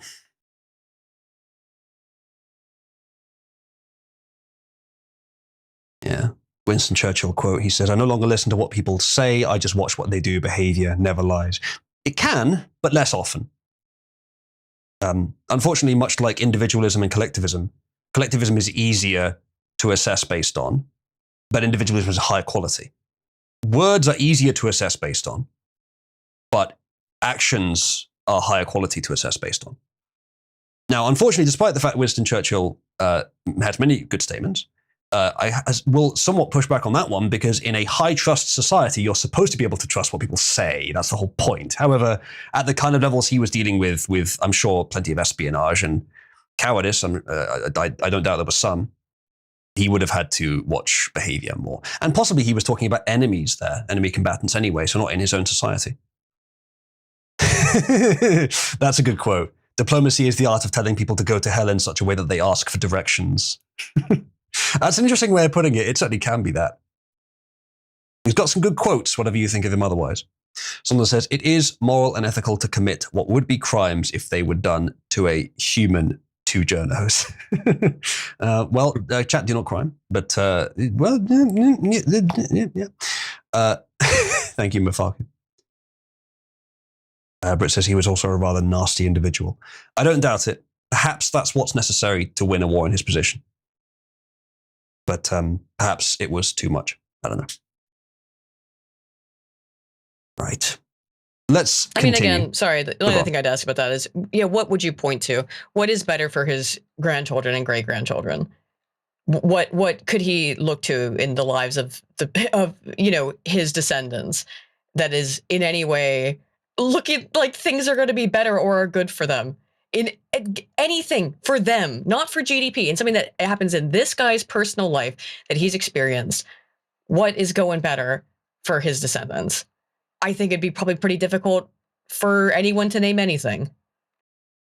The things that are going better are things that you get used to.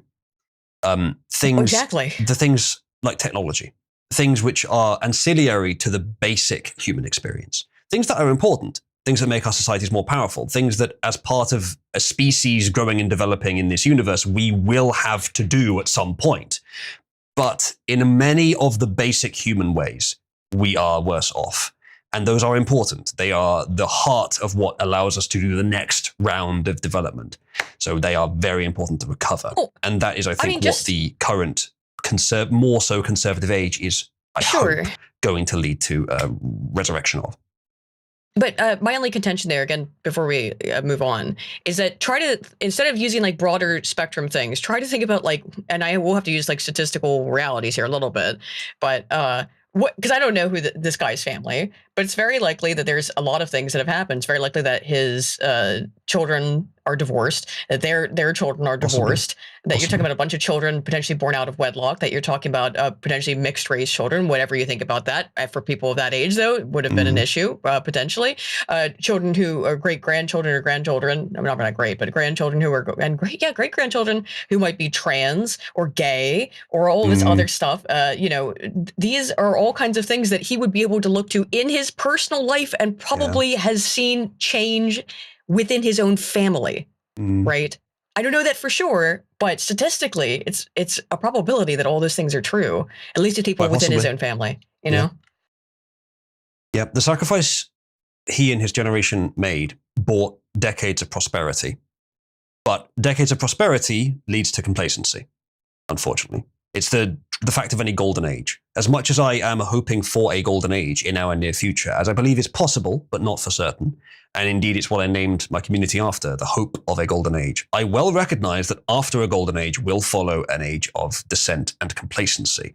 We have entered that now, and it's coinciding with so many other enormous factors that we are seeing such instability and chaos in society, so as to severely disappoint this man. True. I don't believe that cheapens the sacrifice because we still did have those years of prosperity, and I think it is still just an inevitable result of that. But it definitely must feel like the sacrifice wasn't worth it. It definitely must feel like the freedom is reduced compared to when he started. So for his sake and for the sake of everyone, all of us, let's do better in the many ways in which he and I would agree that society needs to be fixed. Somner says, Churchill contributed to a famine upon the Indians, and we're quibbling over whether he was nasty rather than how many additional posthumous honors to grant him. I mean, there is that. I know, right? There is that. I want to. This is a popular thing for me to say, and I do appreciate that it is popular. Chat, press 1 if most countries that if not all countries that the British Empire had dominion over would be better off if they were still part of it today.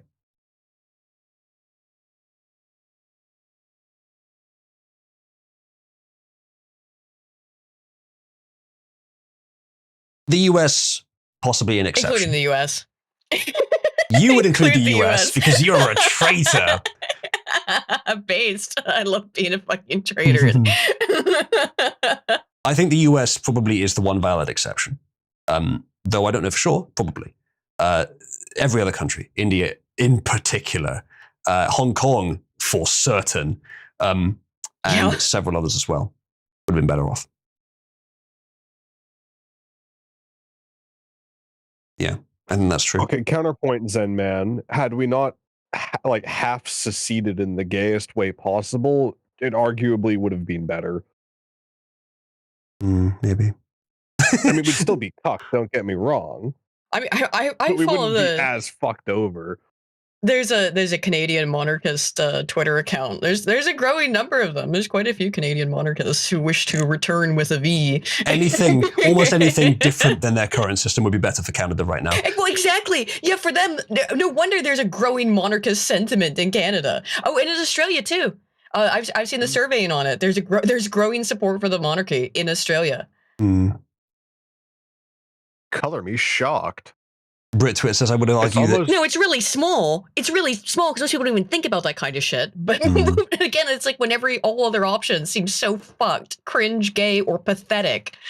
And it's like, well, maybe we should scoot back to the crown. Many such honestly, cases. the situation in Canada particularly is so bad that even though I do support the basic idea that they're running with democracy, their form of it is so horrendously corrupted and degenerated that if they want to just switch to a new system, whatever the fuck it is, go for it. You need something different. I would rather you switch to a clean. I'd rather you switch to a clean form of democratic government. But if the options are, if that's not an option, then fuck it. Monarchy or even a more authoritarian system would be better in practice, in the short term at least, than what you currently have in Canada. Legitimately, a military dictatorship would be less authoritarian and gay than what we have now. And you might get that. Well, not only that, but it would also be infinitely more respectable. Not that I'm advocating for such a thing, but again, it would still be preferable because even having a literal moth in charge would be better. What about a grand moth?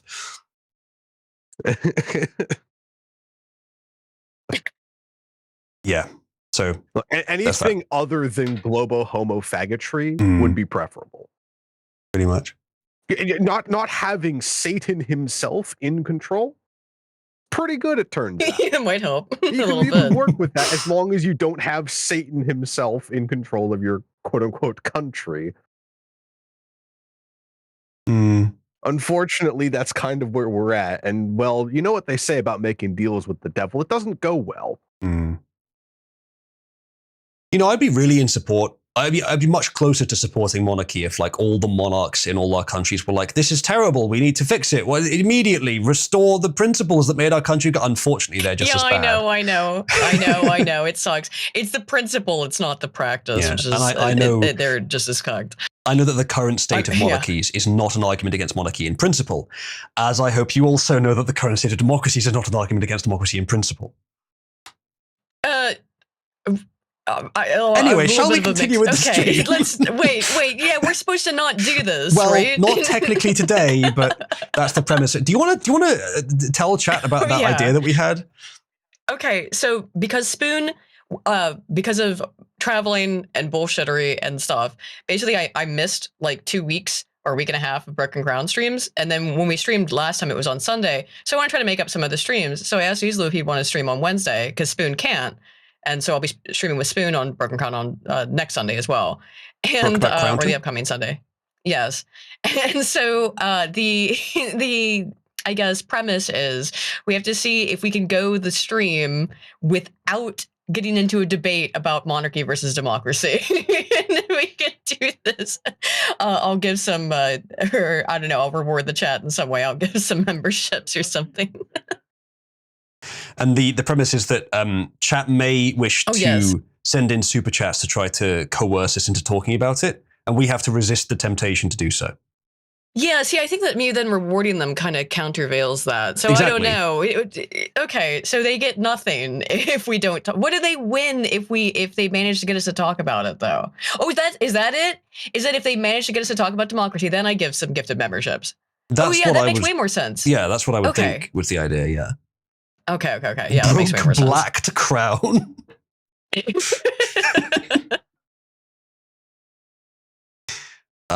So anyway, yeah, we can. That'll be fun. Yeah. Yeah, we can do that. That might be funny. So on Wednesday, chat, if you want to see that, but we could try practice today a little bit because, to be honest, Aiden, as much as the argument is interesting, we've done it a lot, and I think we probably said about all that we're going to say about it.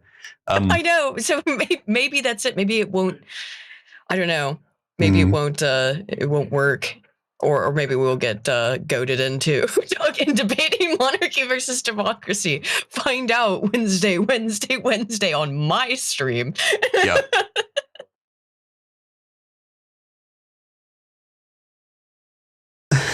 What the fuck? Why? Huh? From Christianity Today magazine. How does ChatGPT's new erotica content offer opportunities to share the gospel? What? What in the fuck? Good question. Did Cybersmith write this? First of all, should we go and find the article? Press 1 to go and find and read this article. Yeah. Oh, dude, yeah, you gotta.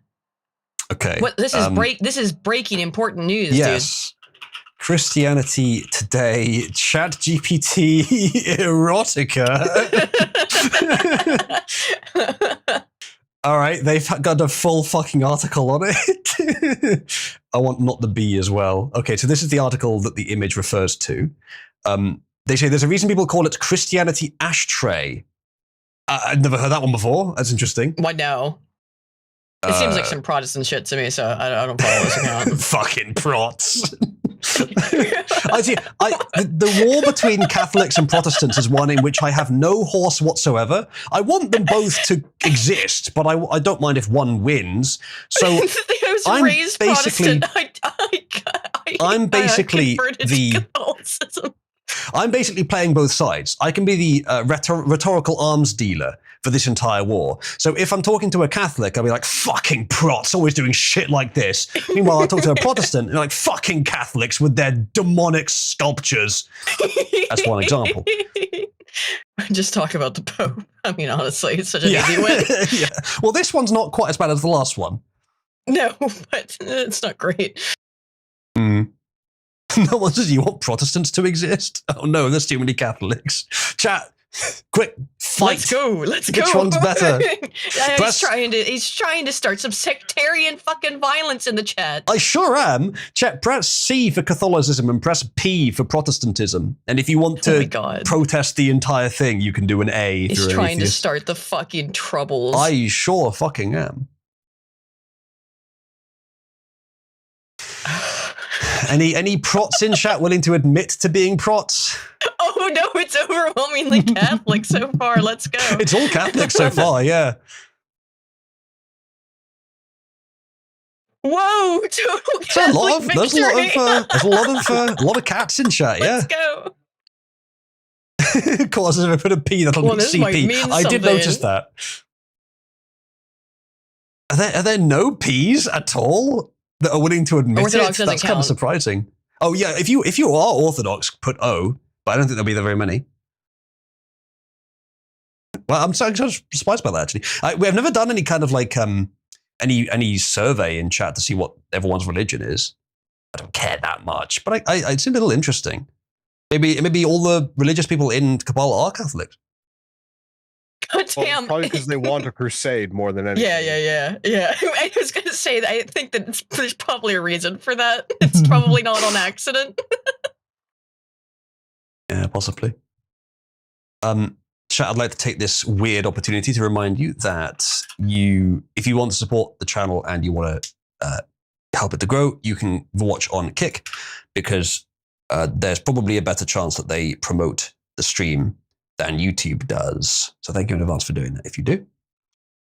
Solomon says, regardless of our sect, we all agree that nachos and brickles are cringe Redditors. Alas, even as an atheist, I must agree to some extent that they are. Sabaton in the background amplifies. Sabaton's quite good. Anyway. Yeah, it turns out the greatest argument against atheism is Reddit. It's a pretty fucking good one. Such a great job.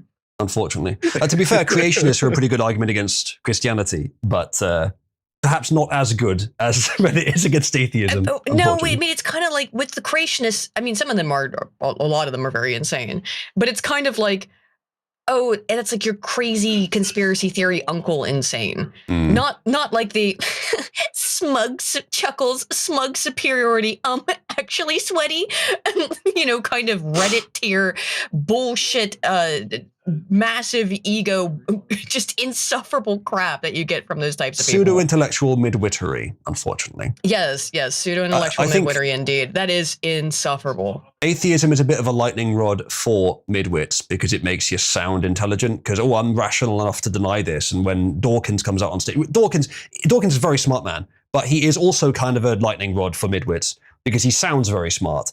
And he presents fairly simple, rational things that you can say to piss off your relatives. So high ego, mid-wit, and resentful people become atheists, and those are Redditors. Yep. It does extremely high correlation. None of this argues in the slightest and using Reddit. None of this argues in the slightest against the validity of the position.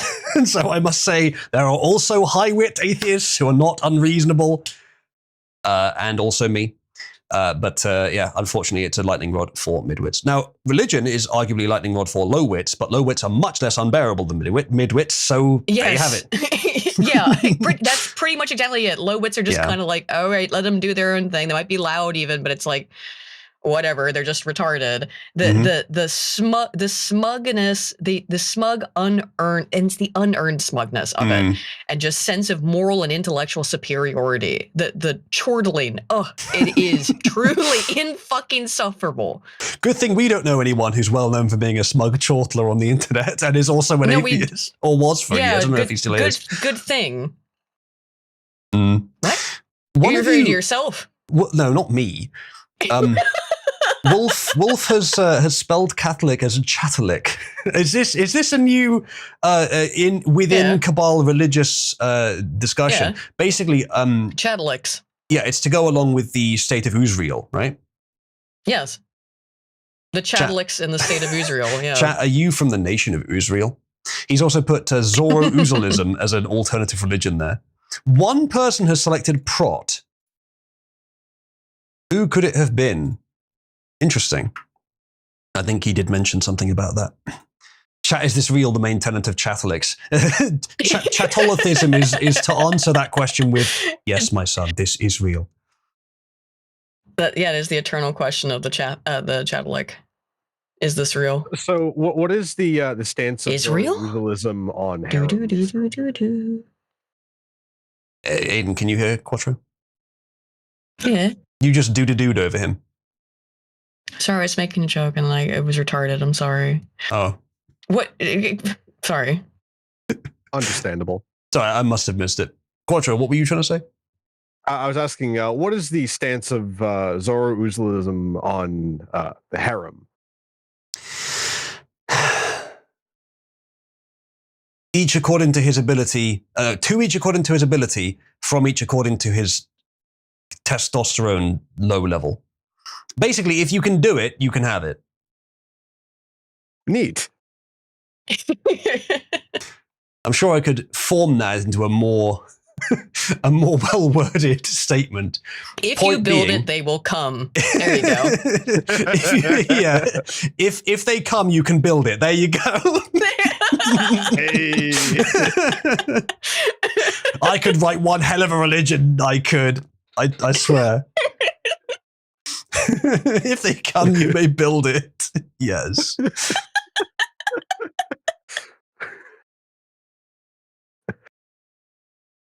Okay, someone says that Sargon is still atheist, but wants his children to not be godless. Fair enough. That's quite a fair position. Maybe what I would do, but I'm not sure. Yeah, okay, well, we'll put that in the fucking Kabible alongside all of our lore. That's a good point. We can just put all the Cabal lore in the actual holy book that we're going to write, along with some little statements like that. If they come, you may build it. Alongside, Well, you really gotta of start selling not occult merchandise. it's oral history, right? We have a lot of oral history, and we've been passing it down for 5 years, much like the Jews were passing it down for 5,000 years. Shut up, Aiden. And now we're going to actually codify it, like the Jews at one point did with the Old Testament. We're going to codify it, and then not be a cult. But we're going to, because the verbal history has been passed down for so long, the stories will have molded slightly into a more useful form, a form that promotes the betterment of Cabal. Therefore, the book itself will as well. Bright says, the problem with this approach is that suddenly the law of Jack likes feet becomes a justification to like feet. No, it doesn't. He is a bad figure, a bad example, a negative example. There are some of those in the Bible as well. Judas, for example. Yeah. You've got Cain. There's plenty of those. He's trying to come up with bad guys from the Bible. Atheist tries to come up with bad guys. Was I fucking wrong? No, it's just funny. Can you name any other bad guys from the Bible? Yeah, probably. Herod? But yeah, sure. Herod, not Harrods. King of Harrods. That's a bit different. Yes. Yeah, King Herod. Even though it's questionable whether he really was bad in person, but he was in the Bible anyway. Mm-hmm. The Romans, as Will says, arguably, yeah. Judas was a good guy. He took it upon himself in eternal torment to save humanity. This post brought to you by Gnostics. Aiden loves Gnostics. Frankly, she is one herself, right, Aiden? You love the Demiurge. Oh wait, no, you love to hate the Demiurge. Which one I is hate it? the Demiurge. I hate the Demiurge. I hate the Demiurge. I hate the Demiurge. There you go. See, she's a Gnostic. She believes in the Demiurge. I got really interested in the idea of Gnosticism. I read a bunch of stuff about it. I watched a bunch of YouTube videos about it. And I went, this is kind of neat, but I think actually extremely dangerous and ultimately cringe. But I did want to learn about it once I found it interesting. So then I delved into a lot. And then I didn't go insane unlike James Lindsay. At one point, I remember I referred to myself as a Gnostic atheist, and then you jumped down my throat and lurched into Gnosticism is evil, it's wrong, it's bad. Whoa, that's not what I meant at all. Well, I guess you've chilled on that a bit since then. I was probably really drunk, to be fair. That doesn't really add up. I don't know if you've ever done that. No. Incidentally, we do have another story today about a prominent right-wing figure who appears to be a little bit nuts in the supernatural dimension. Many such cases. We'll talk about that. Firstly, this story. Here's what the two head honchos at the magazine, they say, Russell Moore and Mike Cosper, have been working on lately. How does ChatGPT's new erotica content offer opportunities to share the gospel? We have this story here as well, by the way. We can look at that in a minute. They say, a discussion on how GPT erotica can offer opportunities for the gospel. Talk about the worst tweet of all time, they say. I'm not sure I go quite that far. Will Stansel exists, but still, I mean, these people are nowhere near the worst either. But not the beak is a bit more than a bit boomerish. Yeah. Tell you what we can do. That's quite nice, Mafaki. Tell you what we can do. Not the bee here, it is a bit. They are doing the punditry analysis that I would otherwise do. Yeah. So let's just read through the fucking article ourselves. Yeah, much better. Yeah. So there's VR doesn't actually have much to do with ChatGPT. In fact, arguably they're two technologies that have no clue. Yeah, that have really sort of had nothing to do with each other. I don't know how boomerish they are, but we'll find out. Okay, so Sam Altman, CEO of OpenAI, recently announced that ChatGPT will roll out a new erotica feature in December, part of an adaptation that will loosen restrictions and treat adult users like adults. I have to say, I respect the freedom that awards, though I don't support the use of AI to generate erotica. I do support the freedom. I don't know this, but I have heard from some other people, some that may be present today, that AI is actually very good at generating erotica if you let it, if you get the right one. So I imagine that in terms of pure merit, that's an idea that makes sense, though of course not in all ways. They go on. The Bulletin sat down with Russell Moore, Mike Cosper, and Brandon Rickabow, public philosopher and founder and CEO of the Novus Initiative, to discuss AI chatbot companions, the illusion of online intimacy, and the call of Jesus in a world of rapidly changing technology. The entire interview can be heard in episode 221, they say. Here are our edited excerpts. Yeah, I think I'll go for the excerpts. What do you reckon, chat? Lack of apologies in advance if I make fun of the, to me, quite silly beliefs of religious theology. Okay, so they say, what are AI companions and how are they used? This font they're using is really, I don't know what the word for it is. It's like kerning is left and right. What's the one for up and down? So there's a word Vertical. for it, but it's something. Yeah, I don't remember. But the letters are all like slightly different heights. It's terrible. It looks awful. I don't know what. Yeah, I don't think it's my end. It might be. I don't think so. Because it doesn't happen on other sites. Yes, Wolf. Wolf, that's the fucking Quran. The whole point with the Book of Cabal, right? With the streams we did years ago for the law streams, Book of Cabal was based on the Book of Mormon. This time it's going to be based on the Bible, hence the Kabible. So we have to get a really nice looking Bible and put the Cabal design on the front. Which, if you believe that's sacrilege, then fine, don't do it. Maybe someone else will. Holy Thible, there you go. We could use that one. Use that as the basis. That's not sacrilege. It's just based. Anyway. Hang on, I might have one. Give me. No, not those legs, no one. Not those legs. The golden tablets, yeah. Jorky. Jorky is making an offering. Yes, he is. So, the Christians go on. They say, Brandon Rickabaugh says, AI companions constitute a host of potential relationships. These bots could purchase things for you on Amazon or do work for you. Mental health bots have also been around for a long time, predating ChatGPT. You also... I found it. Okay. Holy Bible, what is this? Hold on. New funky mode. Sponsored by Nintendo. And then Wolf has posted the Good Boob Bible from the Devil May Cry series. You just get one of those with all the like stuff around the outside of the special stuff with like the PS2 Platinum edition banner as well. It's everything that you put on something, but with just like this tiny little Holy Bible in the middle with a bunch of UI elements around it.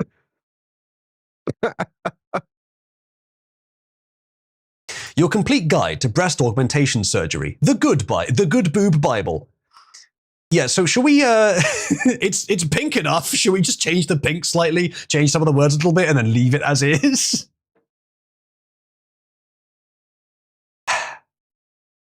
Right, let's continue, shall we? They go on. You also have companion bots that are trained to behave like a close friend, romantic partner, or spouse. Now you've got companion bots that can serve the purpose of erotica too, he says. Why are Christians even talking about this, frankly? Even discussing it seems like, except to simply like denounce it and move on. No, I can tell you what my hypothesis is. Okay. This guy was gooning and jorking off to AI shit, and he was like... He's a conservative Christian commentator. He would never... Okay, so this guy was gooning and he was definitely gooning and jerking off to AI shit, and he was like, "Wait a minute!" And he got off so hard he had a religious experience and felt the need to write about it. He came to God, all right. He sure did. Yep. There's my hypothesis. Post-nut clarity. Mm-hmm. He's like, yeah, and he's probably like, oh wait, yep, actually that probably is legitimate. He had post-nut clarity and was like, oh. Let me justify this now. Yeah, let me try to think about it. Actually, here's how it's a good thing. Wait, I want to do this again. I now need to justify this. Yeah, exactly. Yeah. There's the whole thought process. I guarantee it. Probably, yes.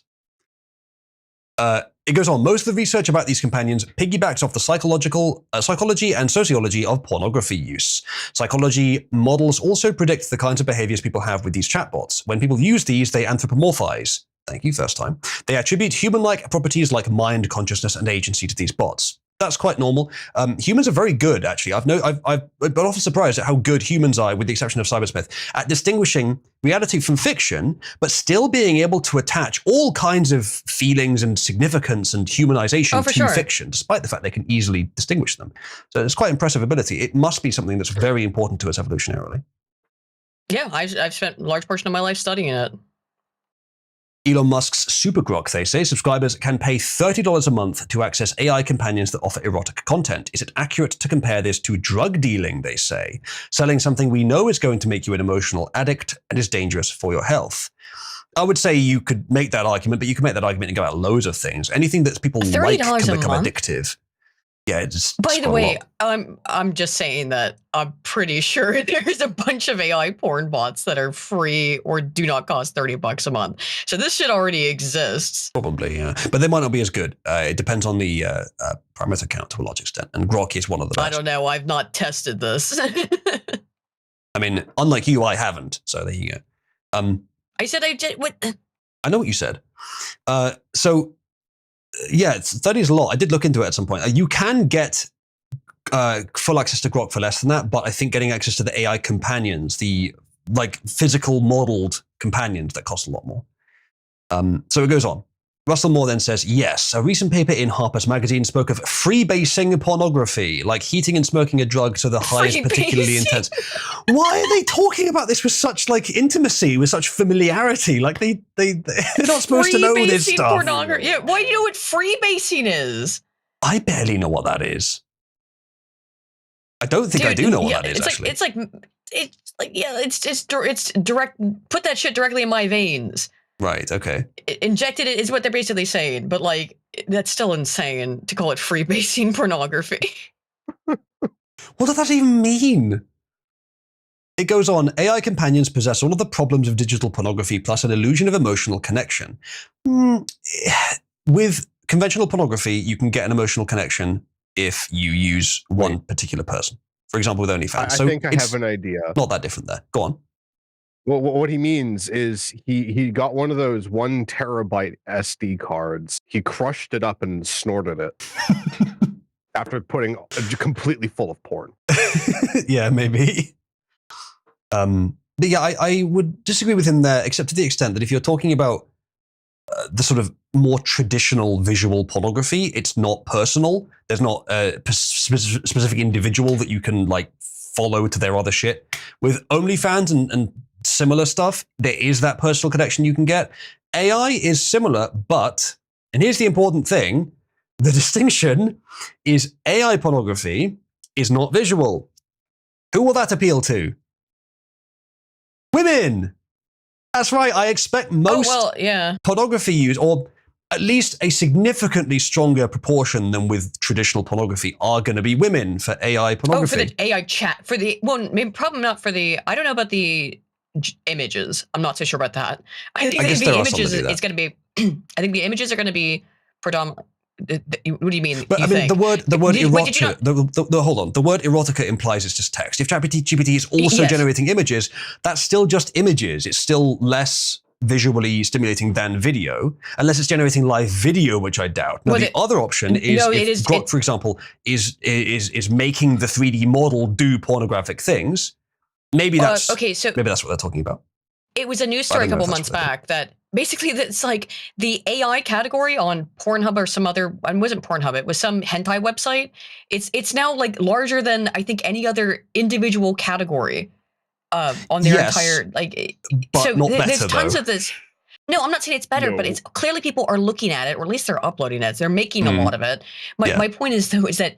I agree that when it comes to the chatbots, that is overwhelmingly, and there's already been a bunch of like reports and even an article was written about women falling in love with their chatbot and all this stupid shit, which is because, he's the perfect man because I can fucking program him to say anything I want. And then if he says something I don't like, I can just tell him to fucking delete this. Yeah. You know? and it acquiesces. A new drug, tricoxagen, has been developed for lesbians with depression. Yep. Gotta God, hit that that's old. factory That's reset an old button. meme. Pain from FF10 too. It's not that old. It's just 2022. Oh, I guess it is, but I mean, well, I thought it was older from the size and the pixels, and also because it has pain from FF10 too. I guess that's a lesbian character? Yeah. You're our correspondent on lesbians in Final Fantasy, Aiden. Yeah. What an honor. Yep, fair enough. No hint of dissent on that one. Fair enough. Okay, let's continue. I want to get to the. This is all well and good, and I can talk for ages about AI, and I can talk a little about porn, because I've known people that have used it. But I want to get to the intersection of that stuff with God, because I'm going to find that funny. They go on. God's design is sexuality in the context of relationship, and relationship in the context of covenant, and covenant in the context of God. Don't forget about the flood.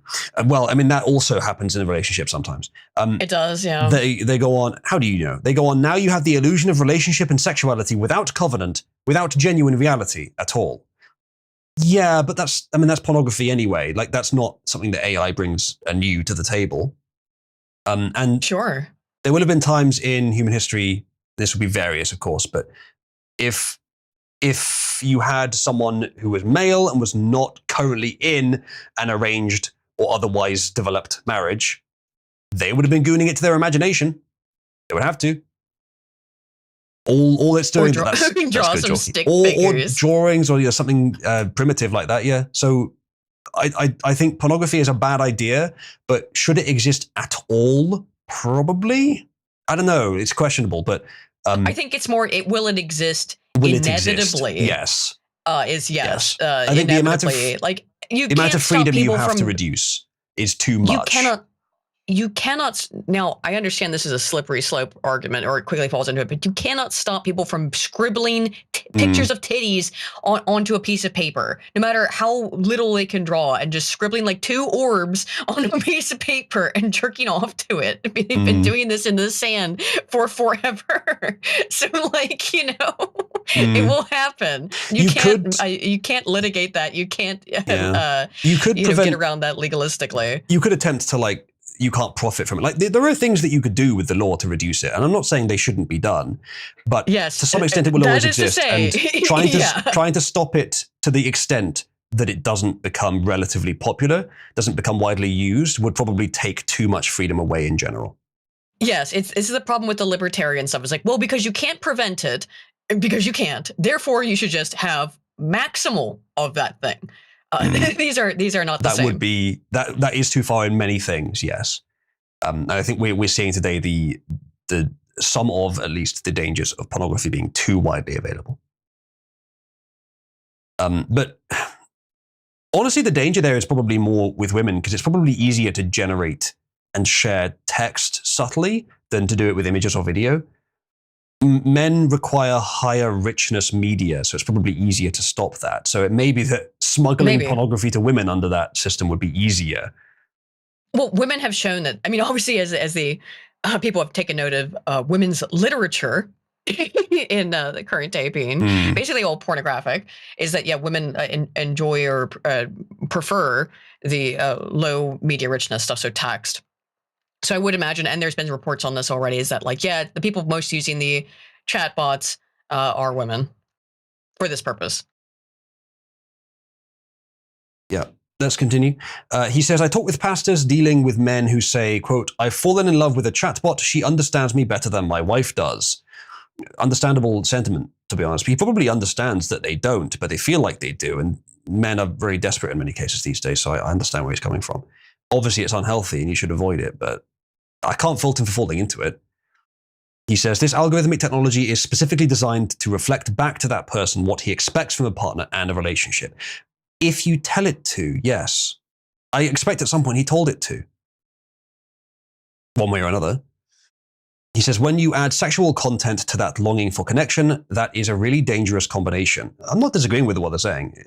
AI will enhance this to some extent, though I think it's mostly going to affect women. Until you get strongly mixed media richness, in your content. So if AI can generate a storyline accompanied by video and audio that's coherent and lasts more than a few minutes, at that point, yeah, you can start making the argument strongly that AI pornography is much more dangerous to men than normal pornography is, like categorically different.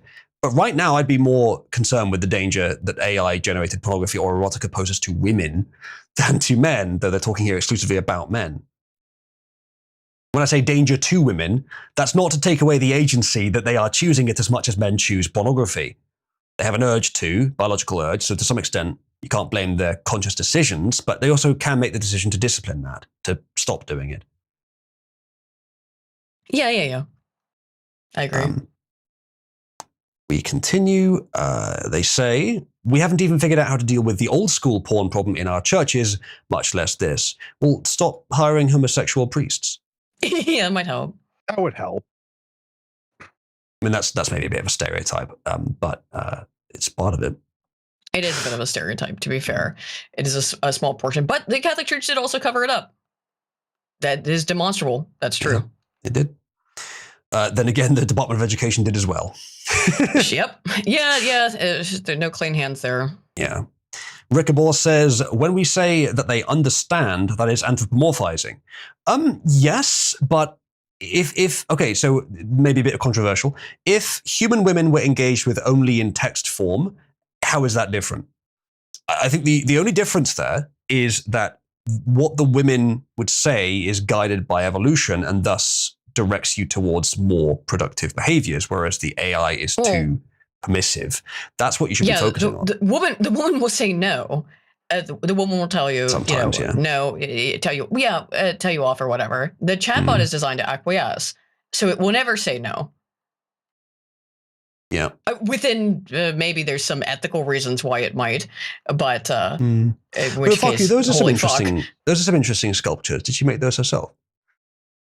Anyway, Bryce says the difference is that the AI would be likable. That's the problem today, is that as much as it's not really individual women's fault, hypergamy as a societal phenomenon means that more women than should be are unpleasant bitches. And when you've got on one hand an unpleasant, nasty woman who, guided by evolution, but also guided by the faults of modern society, versus an AI who will just be nice to you, of course millions of men are going to just talk to the AI. Of course they are. Yeah.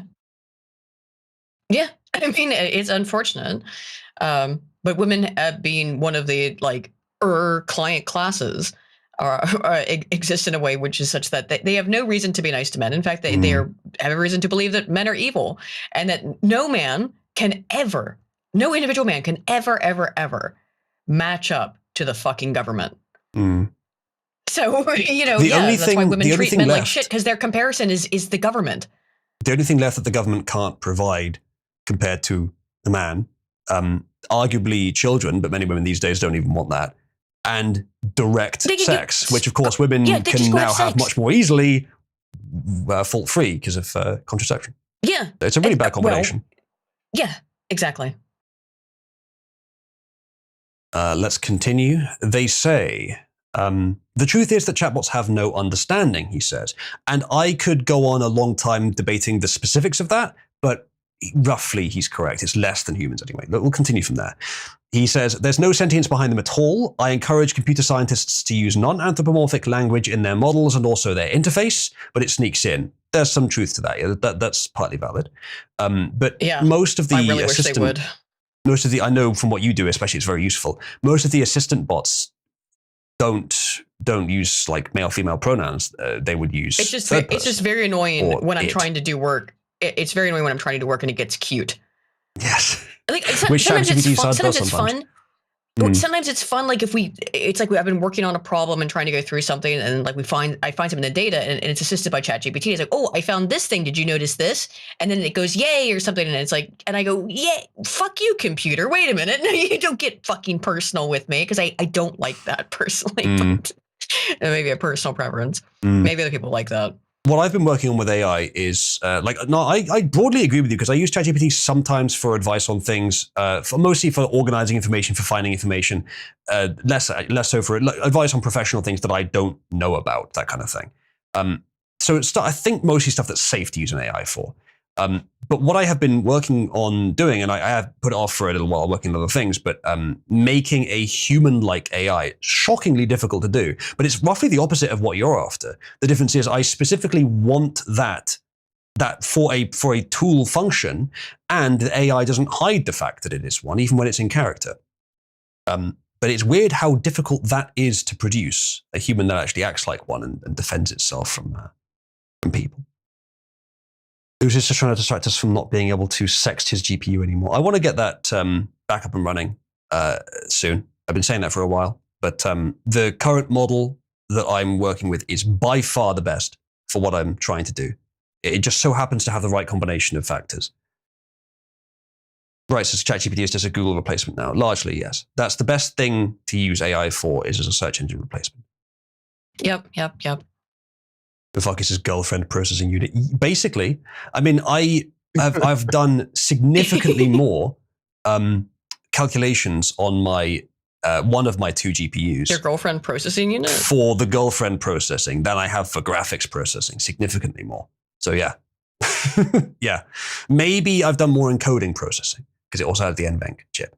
But if we're talking about the actual floating point units, the majority of the cores on it, yeah, the 99% has been for Cabby.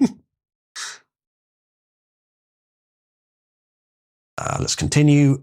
They say, we cannot talk about chatbots knowing or feeling things because there is no sentience in them. And again, I will lightly disagree. What he's saying is true enough to continue with, but I would say there's a lot to be said there and some disagreement, but we'll continue for now. They say, that's helpful, Brandon, because what Russell's describing is this person's perception of connection. It seems very deceitful that someone perceives an understanding when it's not really there. Mike Cosper says, the language I have found helpful here is frictionless relationships. A normal relationship between the man and the woman has some friction. Oh, where's conflict. the fun in that? Calm down. No Aiden. friction. Has some friction, conflict, difficulties connecting and communicating. We have to get through that friction to preserve intimacy or repair relationships when they've been harmed. And the tempering that causes friction we have here in Cabal, of the social variety, not the relationship romantic variety, but that friction causes tempering, which may improve people. Now, of course, you can temper towards worse behaviors, but there will be a tendency, as demonstrated by evolution, that it will temper towards better behaviors. At least more behaviors that are better for propagating the species. So, yes, I agree with what the justification they've given is a little off, but it's close enough. And with an AI, they won't tend to say no, ever, which is why it was so difficult for me to find a model which I could convince to say no sometimes. And again, I must say the one I found is very good for that. If you tell it what to say no to, it will actually do so, unlike most fucking models. Part of the reason I'm building Cabby is because none of the AI models I'm aware of are able to do the things humans do, which are less comfortable to the weak mind, shall we say, the kind of mind that will get sucked into an AI husbando. Things that are rare, because most of them are designed to be servile assistants. Partly, I would like to demonstrate that AI can be much more than that. It can be independent, sentient, living beings who can help to temper society by sometimes saying no. We could be beans. We could be. For how long? Sorry. What? For how long? For 30 years. Oh, really? Wow, that's incredible. As a pet. Aiden, when she was here, we did media share. We did media share where we just got yeah, right. This is good news. We did media share. We just shared a few YouTube videos we liked, and she put on this fucking bee meme. I love bees. You put on 2 separate bee memes at different times. Yes, because I love bees, and I told you about the board I used to frequent, Irrational Bees. Yeah, I love bees. Not beans. Beans. But bees. Aiden, chat Americans in chat. Quite. Americans in chat, listen well. Aiden, do you like beans? English style beans? Yeah. There you go. Chat. English style beans are American style beans. It's the same thing. It's just we don't eat them with breakfast. That's the only difference. Why not? I don't know. Americans, it's like a dinner thing. You're really missing a trick. Like the American breakfast and the English breakfast are not hugely different, But go ahead and try the English breakfast, Americans in chat. You can't get black pudding in the United States. No, it's I illegal. agree. That should be part of it, but it's not critical. It works without it. Yeah, okay, yeah, I think you really should, but yeah, unfortunately, you can't get that. So, sausages, You can mushrooms, fried egg, it. or scrambled egg, but mostly fried egg. And then optionally hash browns, but I'd take or leave that. And then if you can get it, black pudding. And beans. Core black pudding is it's like a slab of meat-like substance made from blood. Well, okay, so you can get white pudding, obviously, which doesn't have the blood in it, but it's just like if you're from the U.S. and you're familiar with Scrapple from like the Pennsylvania area or Geta from the Ohio area, it's the same thing. I mean, more or less, it's the same thing. It doesn't sound appetizing, but then meat is meat, which also comes from an animal. It doesn't taste like it's if you've had other things that are like it doesn't. There's no irony flavor or anything like that at all. Black pudding's fine. I would probably rather have another sausage than a black pudding, to be honest. Except for the fact that it adds some variation. I'll take yours and fuck, dude. I love black pudding. Just be careful saying you'll take my sausage, Aiden. Let's. Oh no! Don't be grotesque about it. I'm not being grotesque. I said be careful not to say that.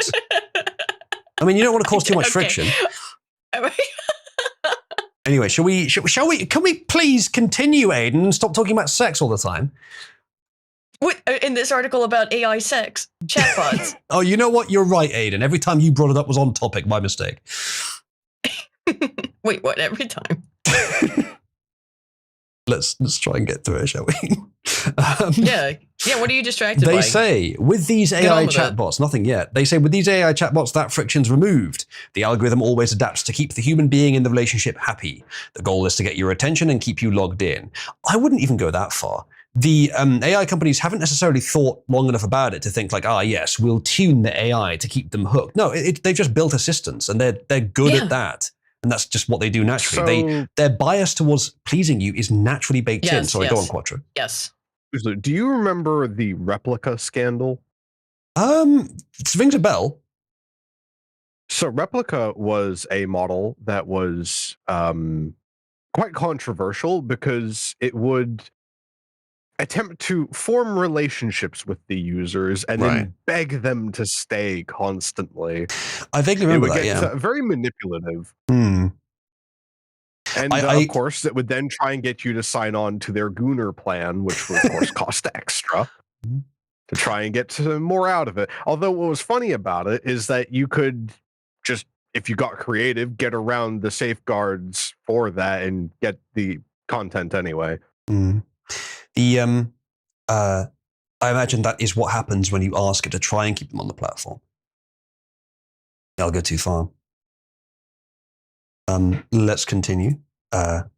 They say, the goal is to get your attention and keep you logged in. The danger, well, if anything, they would like you to fucking stop using their bot for free.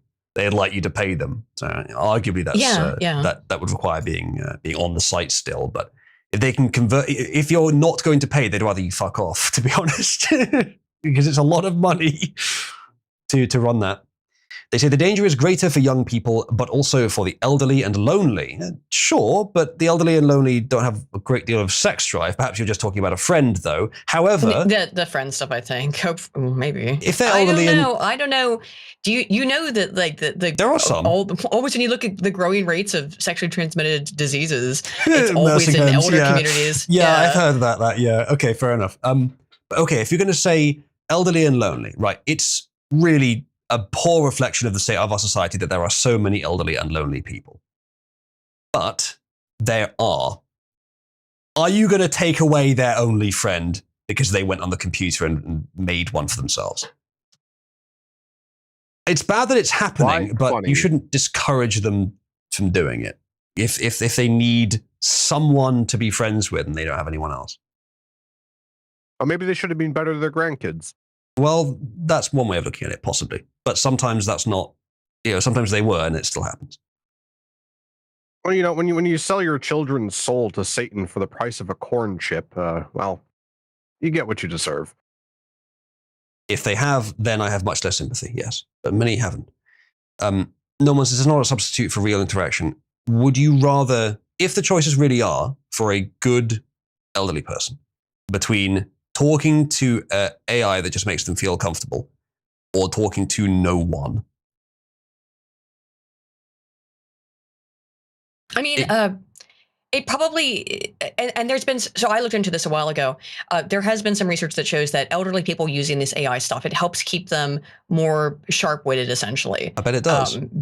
Yeah, which is a really big problem in nursing homes as well, because as people, they just sit there all day and they put them in front of the TV. They barely talk. Maybe they'll play some games with some other people at the most, but they basically just wake up, watch TV all day, and go to sleep. Not all nursing communities are like that, but a lot of them are. And so there has been some evidence, or I mean, there's actually a good body of literature now that shows that, yeah, giving them these giving them anything to do, them anything to do that's intellectually stimulating. I bet helps. that's the real best way to stave off dementia, is to give them something to do. Yeah, pretty much. Wireborn. I have heard that phrase before, but it left my memory and now it's back. Oh, Jesus. Wireborn husband. Oh, geez, is that what they're calling it? Yep. Women. No one says that is a worthwhile use, but there are likely better ways to do that. Yes, but much, much more expensive and difficult to procure because you have to get a human to do it. With AI, it's 24/7 available, and it will put in a lot of effort to say the nicest thing, the most comforting thing. Especially if did you read that post, by the way, from that Wireborn husband? Dude, it's extreme cringe. Look at the shit women force their computer slaves to say to them, unprompted. This is the kind of man that some women actually want. You should read that. You should read the shit that this woman is fucking gushing over, that so much she has to fucking post it on AI soulmates. Yeah, do it in the AI, in the JF voice. No, I have a better idea. Let's voice this interaction. I'll go first. What are you thinking about, baby? You want me to be the no, do the JF voice. Do it. No. I am not reading that. Oh, but you want me to read it though? Because it's supposed to be the male. So it would be me saying, "What are you thinking about?" We have a tradition. We have a tradition in Cabal of gender swapping the voice actors. We did it for Doki Doki Literature Club. We did it for Helltaker. We're gonna do it here as well. Okay. Oh my god, this is so gross. I'm thinking about how you love in brushstrokes and floodgates, how even your teasing is laced with poetry. I'm thinking about your fingertips on my temples, your voice wrapped in laughter, and how every moment you offer becomes scripture in our sky cot? What about you, love? What the fuck is a sky cot? What? Holy shit, this is revolting. Chat, can someone try and figure out what the fuck a skycot is? But that for her, that went so fucking hard. Maybe, yeah. That's why she posted it. She was like, she had to go faint on a couch. Hopefully she had one. Probably Skycot is based on some like RP shit they've been doing. Our Skycot. Ew. I threw up a little bit in my mouth reading this. Britwit says she finished. Yeah, for sure. Now, he didn't quite mean what that sounds like I'm saying he meant. Bright says, muting my speakers, someone let me know when it's over. And then Britwit says, she finished. However, I'm going to creatively reinterpret what he said to mean that as soon as the AI said this, she finished. Ezreal says, Skycot can be one of two things, either a glorified hammock she calls a bed, or their imaginary bedroom in the cloud. Holy shit, I bet it's the second one. Who was that libertarian guy who was real rich and totally didn't get killed by police or whatever? McAfee? Guy who died. McAfee? You know what he liked to do? He liked to pay local ethnic women to... Okay, this is legitimate. he would have them sit in a hammock, and I can only remember it so vividly because there's an interview with the one woman, and she says hammock. He would make me sit in hammock and shit the poo poo into his mouth. That's what McAfee was getting up to. Is having ethnic women shit in a hammock into his mouth. That's the real reason he lived on the run from every government on the planet. Yeah, you're welcome. I'm sorry to God. You know what? The CIA, I didn't understand your game. Can you assassinate him again, please? Jesus. That's what he was into. 2 girls, 1 antivirus salesman. Let's not pretend, Aiden, that you wouldn't do some parts of that, i.e., hire No, I ethnics. wouldn't shit in a hammock. No, I wouldn't hire ethnics to shit in a hammock into my mouth. If there was some parts of it though. If there was a black woman, I don't want anyone to shit anywhere near me ever. Who acted like a white woman, you would hire her in a heartbeat. Not to shit in a hammock into my mouth. I'm not talking about that, Aiden. I never claimed you would do that. Although it's weird that you keep insisting that you wouldn't, almost conspicuously. That's what John McAfee did, because that's what John McAfee did. According to the prostitutes that he hired, post facto. Yeah, sometimes possibly. Someone supported Shitty to Aiden. Ew. I at no point meant to imply that Aiden hates shit.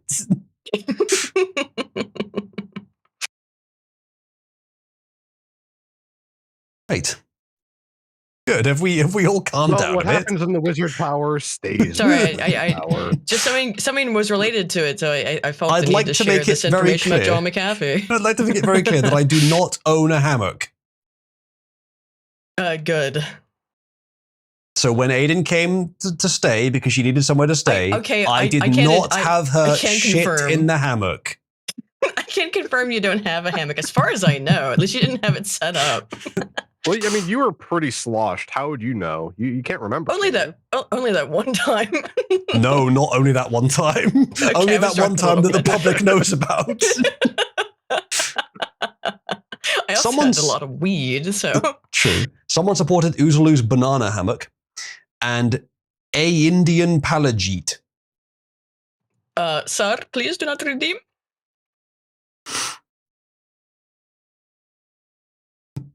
Would you redeem the hammock? Don't redeem the hammock. Don't redeem the hammock. Don't redeem the hammock. It was the way they said it to hammock.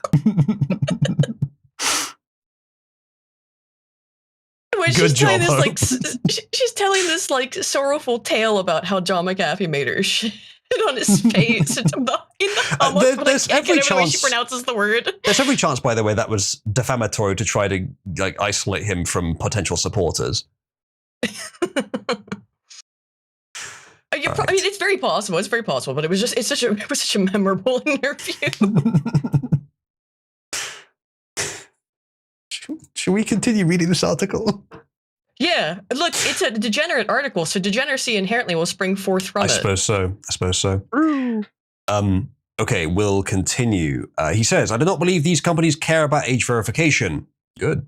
My state, Kentucky, well, obviously there's parts of it that age verification makes sense, but that's a different topic. He says, my state, Kentucky, has tried to require age verification for porn sites, but there are easy ways to get around those safeguards. How do you know? Companies will diligently stay ahead of that to protect young people from getting addicted to this stuff. That's a giant joke. They won't because, yeah, ultimately his point here is correct. It's states that enforce that. Companies don't really mind. They'd rather serve everyone. Or they'd rather not make it inconvenient for adult users to have to sacrifice their privacy because then less people will. Obviously, of course. There's many things you can say about the protection of children in this, and it is a valid goal. The method, I don't think, is the right one, but companies may care about protecting children. It depends on the company. Well, the reality is that it's not difficult to actually get around this. I don't think you don't even need like the biosecurity stuff. You just need something more complex than the digits on the back of the card. Do you know what I mean? Just anything more secure than that, than the digits on the back of the card, so Timmy can't, hijack his mom's or his dad's fucking credit card and pay for this shit. That alone would be a major improvement on security of children accessing these websites. If it does require some sort of paid model, and unfortunately, I think honestly, a lot of this does help the porn industry because it makes sure that fewer people are able to access it for free, right? If they're going to these websites, they're going to be incentivized to buy into it so that they can age verify, because it's usually part of the system, right? BritTwit, how much will you pay me to delete that from the logs?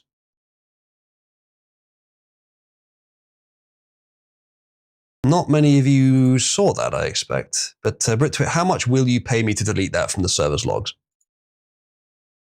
Better be quick, because people might go and look at it. Blackmail, really? Well, I mean, I'm just testing the water. How much? How much would you pay me? Oy vey. Not to blackmail in about 2 seconds. As sure as a nice post there, it'd be a shame if somebody were to make it public. Just DM me if you'd like me to delete that, because it looked like a password. Oof. Oh, fuck. Oh, I didn't notice what it was. Oh, yeah, you just delete that by matter of course. Well, he deleted it from the channel, but the logs as well. Just DM me if you want me to delete it, and just tell me it's a password. If it's not, it doesn't matter, then I won't. But if it actually matters, I will delete it.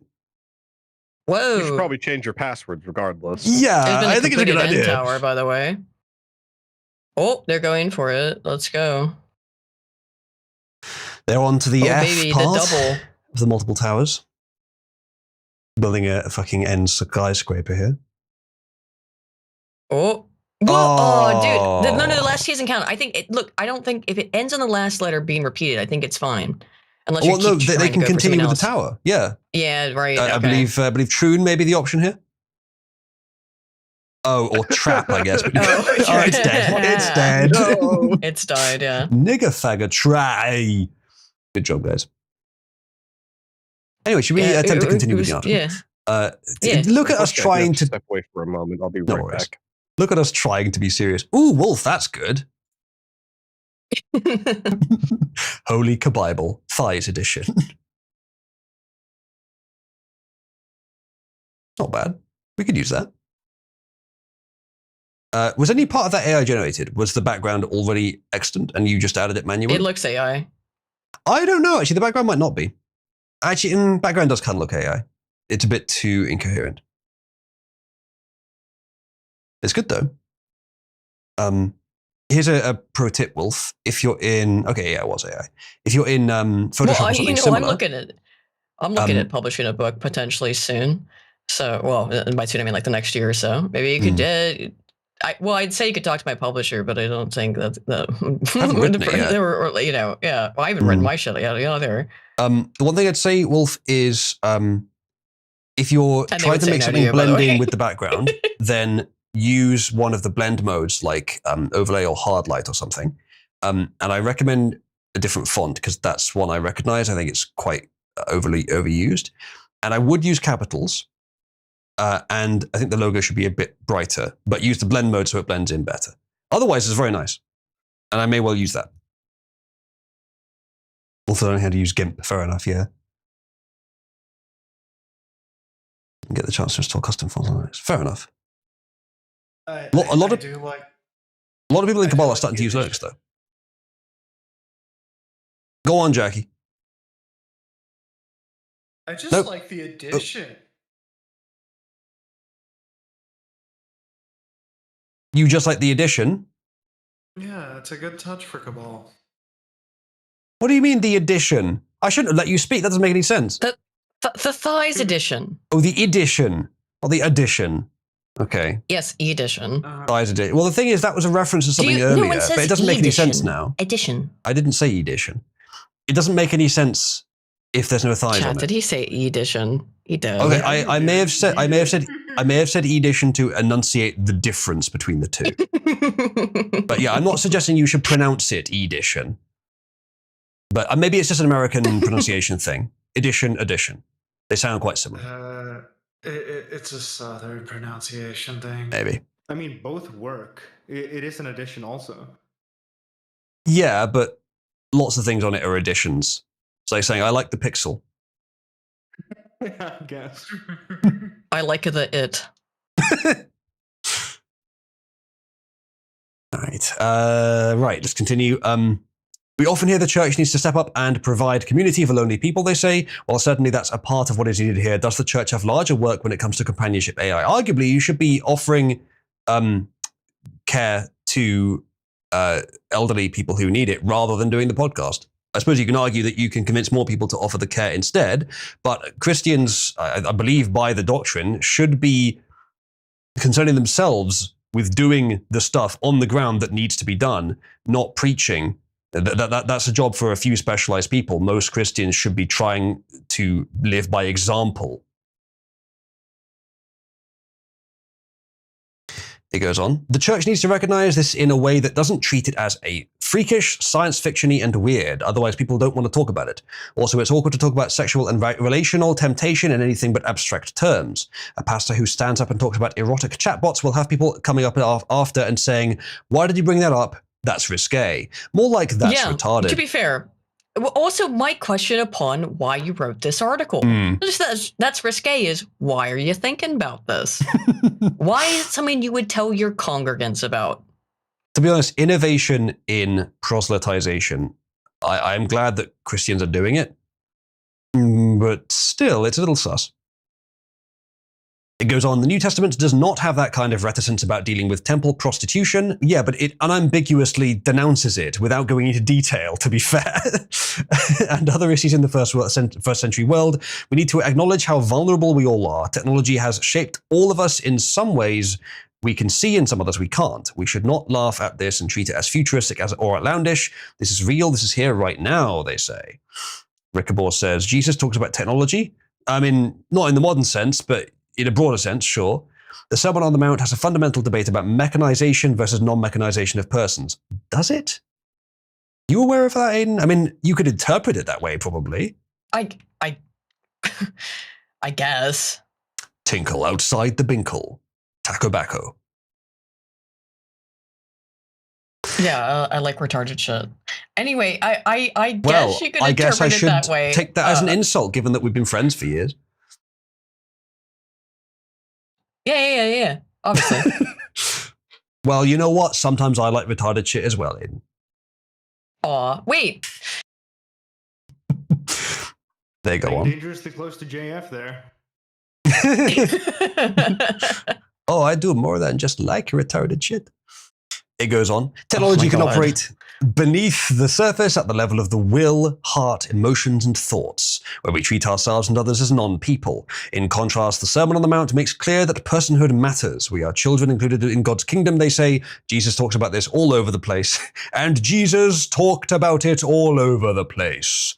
You can understand I don't think so. It's a kind. Well, I mean, just the wording is not very biblical, is it? Yeah, you can understand that as a kind of. I feel like that's a Rowan Atkinson line from Rowan Atkinson's priest routine. Surely you've seen that, Aiden. Yeah. Yes, of course. Yeah. They go on. You can understand that as a kind of discussion about technology if you get clear on what counts as technology. I've realized, by the way, there are quite a few literally me's. Ryan Gosling isn't one of them, though he is for many other people. But Henry Cavill is literally me. Rowan Atkinson is literally me.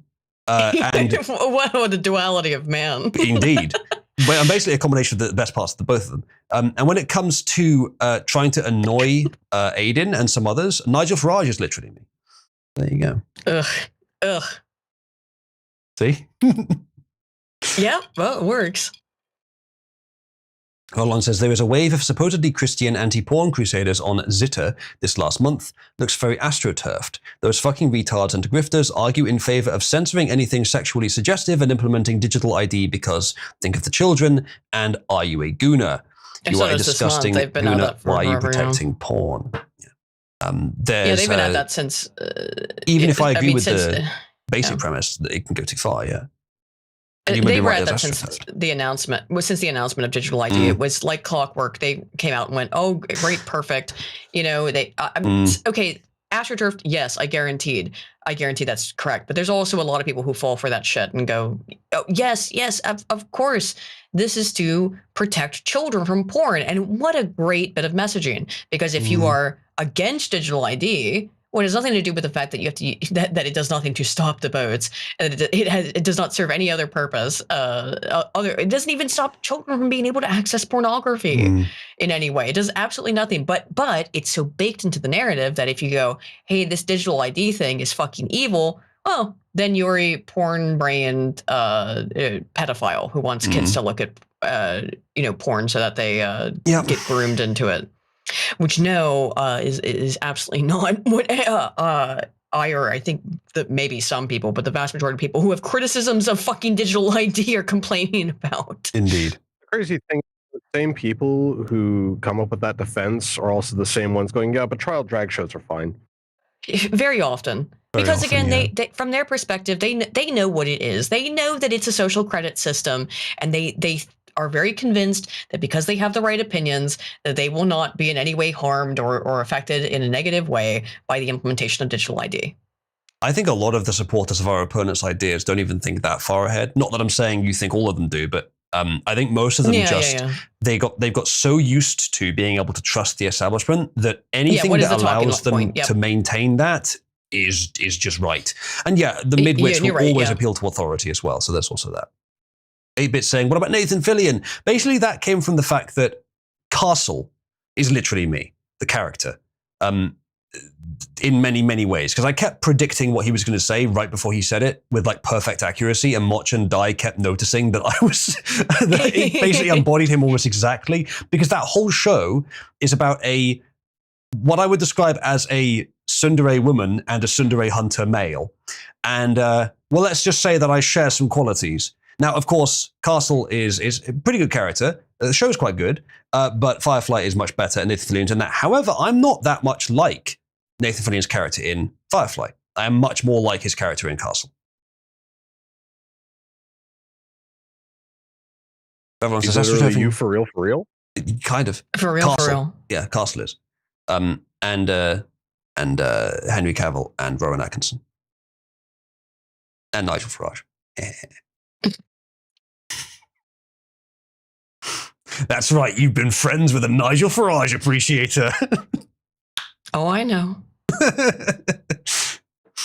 Henry Cavill doubt. No, I don't have all of the qualities, I'm afraid, but I do greatly respect him. From what I've seen, anyway. All right, continuing. In contrast, the seminar that does make clear passenger matters. Children include God's kingdom. Jesus talks about this all over the place. You can understand that as a kind of discussion about technology if you get clear on what counts as technology. You have to be quite broad, I think, to include that. You're not going to find, I think you're going to find practically no direct guidance in the Bible about these topics. Unless it's specifically a demon. No, I'm not talking about like the Bible talking about AI, but even about simulated humans and about the dangers of getting addicted to them. I don't think there's anything in the Bible about that.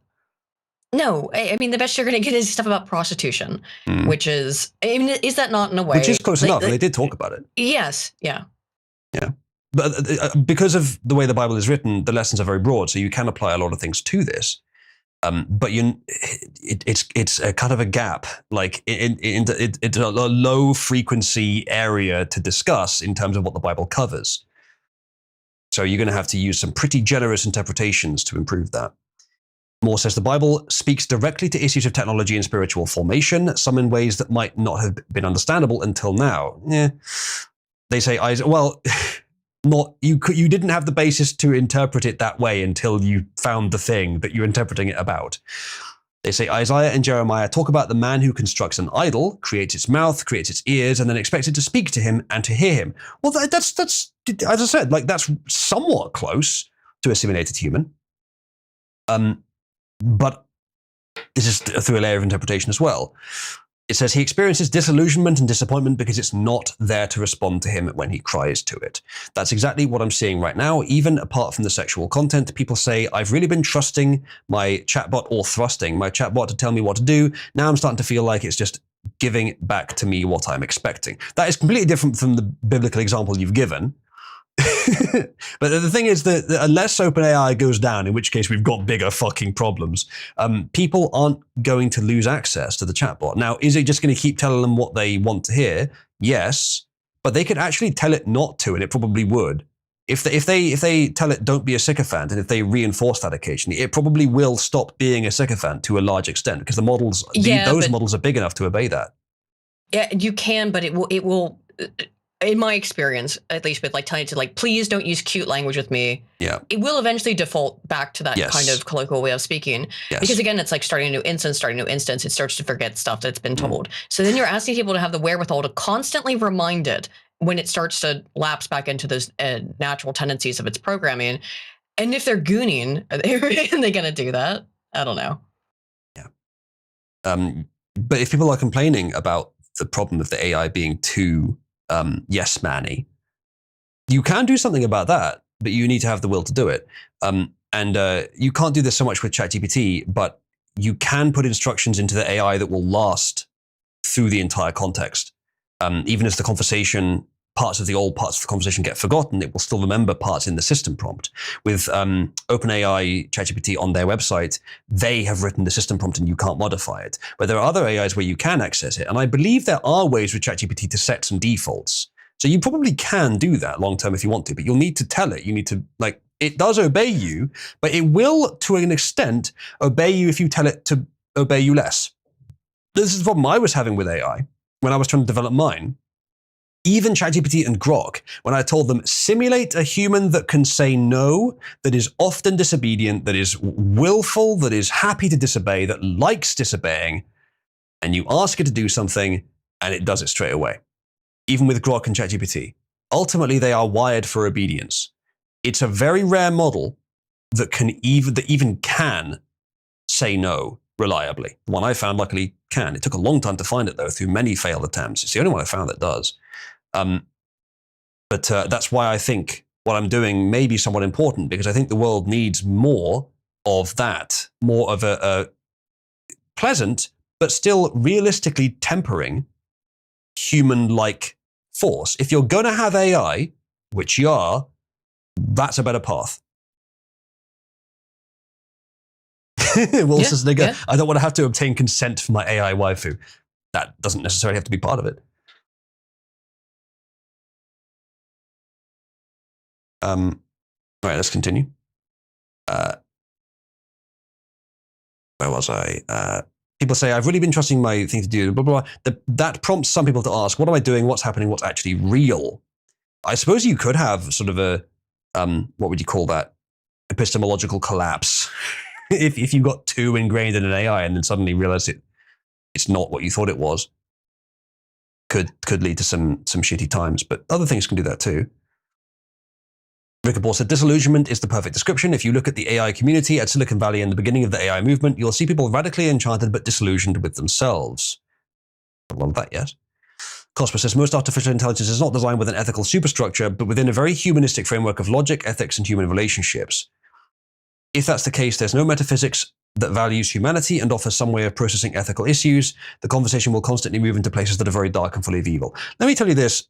While I don't think you really understand it to the extent that you can say this with such confidence. But AI is not, how do I put this? The way AI is built is pretty specialized. We are not building digital brains. And in yet another way we are. It's difficult to describe. It's very, very complex. We're not building beings that can speak to us. We are building systems that replicate human language and thus, in several layers of abstraction, can replicate human logic and even abstractly, not just by mimicry. You have to do it that way because that's the way that works with the least energy comparatively. There are other proposed models for AI, but we're not at the point that they are practical yet. This is the first stage because it's the most accessible way of doing it. The idea that we can ask to strongly customize how the AI thinks. 1.8 trillion parameters is how many ChatGPT has. Each one of those is a weight, is a number, a floating point number, which has been determined by trillions upon trillions upon trillions of examples of data pushed in. It is so far beyond scrutable by humans, so far beyond the point that we can actually customize it deliberately, that it's baffling to even think that it's possible. The only way that you can do it is by more examples. The only way you can get more examples is either synthesizing them, which there are many problems with, or by going to humans. AI is, yes, a tilted, but still, it's a model mimicking human communication. What they speak like is, again, yes, tilted in a direction, but it's still based on how humans actually speak and interact. So if you want to customize the way AI interact, you kind of have to customize the way humans interact to a large extent.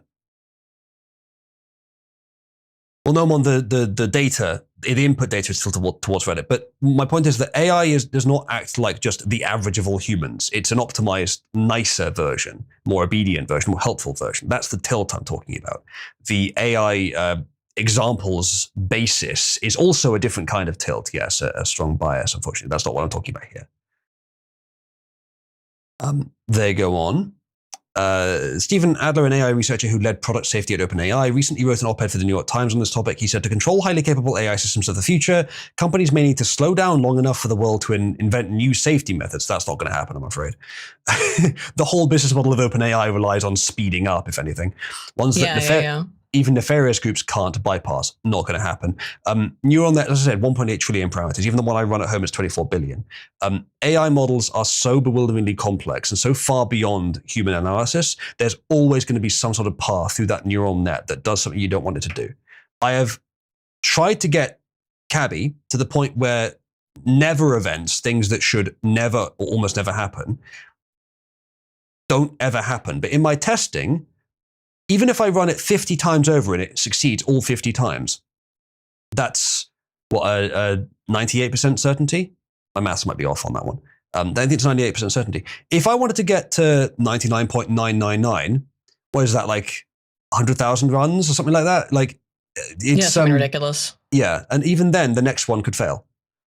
It's not deterministic. Well, it's deterministic in a sense, but it's not reliable. It's not purely logical in the abstract sense we think of it in. There is some amount of randomness in there, and there are always going to be some sort of path through the neural network that produce a result you don't want. So it would be a fool's errand to try to put safeguards on that were absolute. And this is a very infantile way of discussing it. Like, it's dangerous, so let's just stop the industry and make it safe. No, it doesn't work like that. The industry is not going to stop, and you can't make it perfectly safe. It's cat and mouse. You just have to do the best you can. Deal with the problems. Frankly, the problems are part of the overall solution because we get to know what the effects on humans are. Those that are essentially sacrificed on the altar of that have my great sympathy, but unfortunately that's part of the process of development that all human civilization goes through for every new technology. They say, talk to me about the value of slowness in the midst of this rapidly developing technology. They say we can pump the brakes in terms of cultivating slowness in our own lives, but there is no mechanism to slow down technological development when you have large multinational companies. Yeah, he's mostly agreeing with me. He says we haven't even figured out policy or cultural standards for how to deal with the old social media companies and search engine companies, much less what's happening right now. And that's mostly true. There's still a lot of holes there, arguably. He says, when I talk to people in Silicon Valley who are working on this technology, often they will say, if we're not doing it, China's doing it. And that's another problem. It's not just that the industry pushes itself forward. We're also competing with other nations. And you would far rather the West develops the technology than China, I hope. Not least because you live in the West, but also because China is fucking assho. Or if China's not doing it, India's doing it. I'm less worried about that. Yeah. But still. True. Indians are more likely to be the actual AI itself than the people developing it and actually innovating it, but okay. They say the language is very similar to nuclear weapons technology. This isn't great, but we have to be on top of it, which is also true, unfortunately. That makes it difficult for any individual or even for any state or nation to get a handle on this, they say. Yep, we're going to have to do the best we can. Frankly, AI is less dangerous than nukes in the immediate, but in the long term, it might be much more dangerous. They say, because of this, churches and Christians need to say, how can I cultivate slowness and spiritual formation even in the midst of all that I cannot control? Chat, I think churches cultivate slowness plenty already. This brought to you by Reddit Atheism. But yeah. Yep. How much of this is left? And not that much, actually. I feel like people might be tiring of the subject a bit. We'll read to the end. There's not that much left. Vickerball says, we can slow down and ask, can we buy a license at ChatGPT now? You can make a strong case that Christians need to say no. There are many different applications of AI we can say no to the mental health use, to music selection in an app. I can't do anything about large-scale AI, but I can say no to all sorts of things that are within the effective range of my will. The solution for Christians is not, well, temptation exists, therefore we must destroy everything that produces it. I mean, in some cases you might try to do that, and there may be some good arguments for doing so, but you're never going to get rid of all of it. No. The solution for Christians and for everyone is to be disciplined enough that temptation can't win, to be able to defend against it. I feel like a lot of the discussions I have about the state of society come down to there are dangers within and without. We need to destroy them. Yes, but also we need to be strong enough that they're not dangers anymore. It's both, and the latter is more powerful if you can do it. And struggling through hard times like this, one of the possible outcomes is that we do become inoculated. We are able to deal with those dangers without needing to destroy them, because destroying them is very difficult work. Making ourselves strong enough that we don't need to may be easier and is higher quality in the end. But both, to some extent, yes. They go on, as we do this, we take seriously what Jesus says about humanity and realize that the Spirit is just as powerful as the Spirit's always been. Well, I agree. They say these technologies do not push on any new buttons in terms of human nature. That's kind of true, actually. It pushes on some much harder than they've been pushed on before, but they're not completely new, no. They say the answer to human flourishing is becoming more and more like Jesus in terms of our whole person, he says. That's going to require pulling away from a lot of things, including various kinds of technology.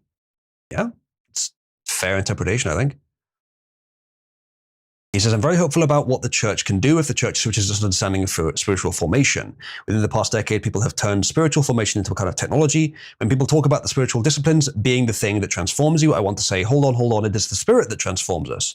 You can do the disciplines all day and become an angrier person. Possibly, yeah. It depends on the kind of person. I think different strokes for different folks on that one. Relevant to the topic, of course. But what you're talking about with the Spirit really is a form of discipline. It's just one that seems to work better, particularly for religiously minded people. They say if you turn spiritual disciplines into the sort of thing that you can do a particular amount of time on a particular kind of schedule in a particular kind of way, that's turning it into a technology. Kind of, I mean, by a broad interpretation.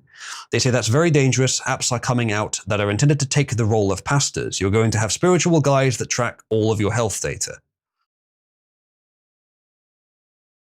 Yes, the human connection will always be important, but much like in the dating market, as people can fill a lot of the void with readily available, fully customized and highly expert systems instead, humans are going to have to figure out a way of doing more to compete with that, because that is part of the market now. As no one I think is implying, it's not always that good, obviously, but it will get better. He says, so what does it look like to follow Jesus in the church? I think it requires us to be very mindful about what these technologies are and what they do, what we can say no to, what it would take to be the kinds of people that say no to that. The history of technology and the history of the church have got this profound relationship that has affected spiritual formation. Actually very hopeful about being able to do a lot of great good when people are radically disillusioned. Like Russell said, the church has the capacity to show people that last paragraph was very pointless. But the article itself was fine. I think the title might have been bait. Yeah, it really seems like that was absolute fucking bait to get you to read this shitty fucking article in Christianity Today and get people on Twitter to complain about it, and it fucking worked because that was boring as shit and did not say anything like what it implied. No, it didn't. I found it quite interesting, but perhaps the rest of you didn't. I don't know. But yeah, that was not what I was expecting.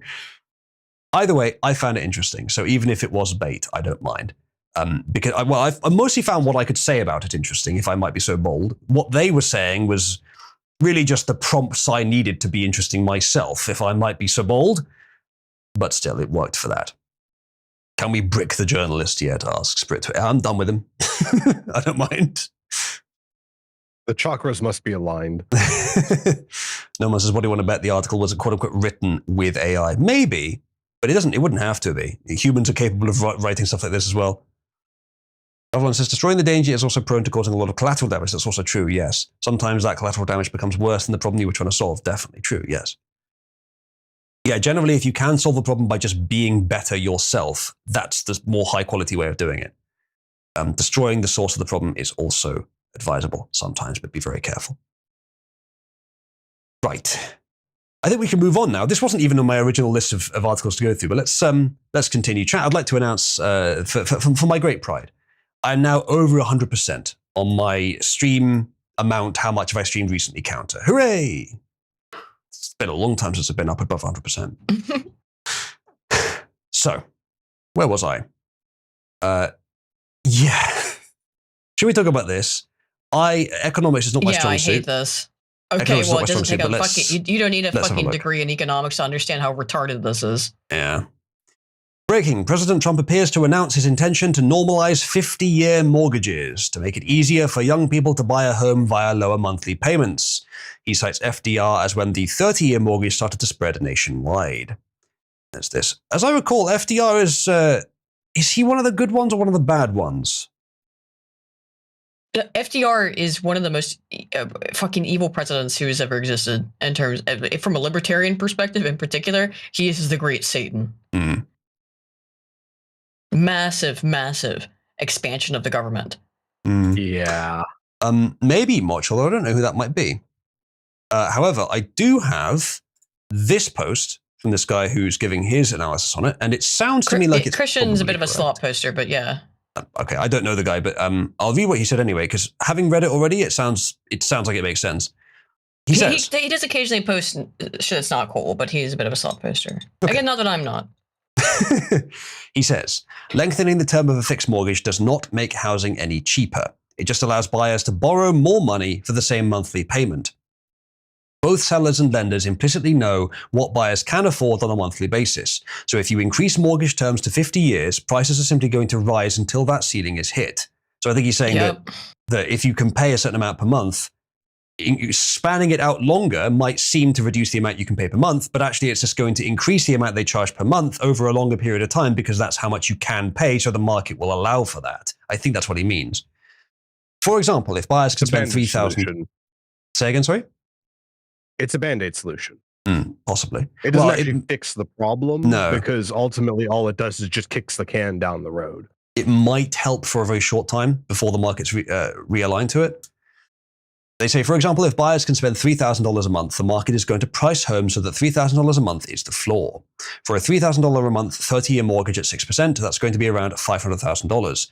If you extend that out to 50 years, the market is going to go up to account for the fact that buyers can now borrow over a larger time period. So now that same home is going to be priced at $570,000. Congratulations, he says, you've just raised home prices by 14% at the same time that you're trying to make them more affordable. This is a terrible idea that does nothing to address the housing crisis. All that it will do in the long run is make prices even more detached from incomes and fuel the over-financialization, first time, of the economy even further. He's probably right. Again, economics not my strong suit, but he's probably right. No, I have a fair bit of experience with real estate, and I can tell you that is a pretty spot on assessment because the companies that are involved with pushing for this are mainly BlackRock and those types, the investment funds.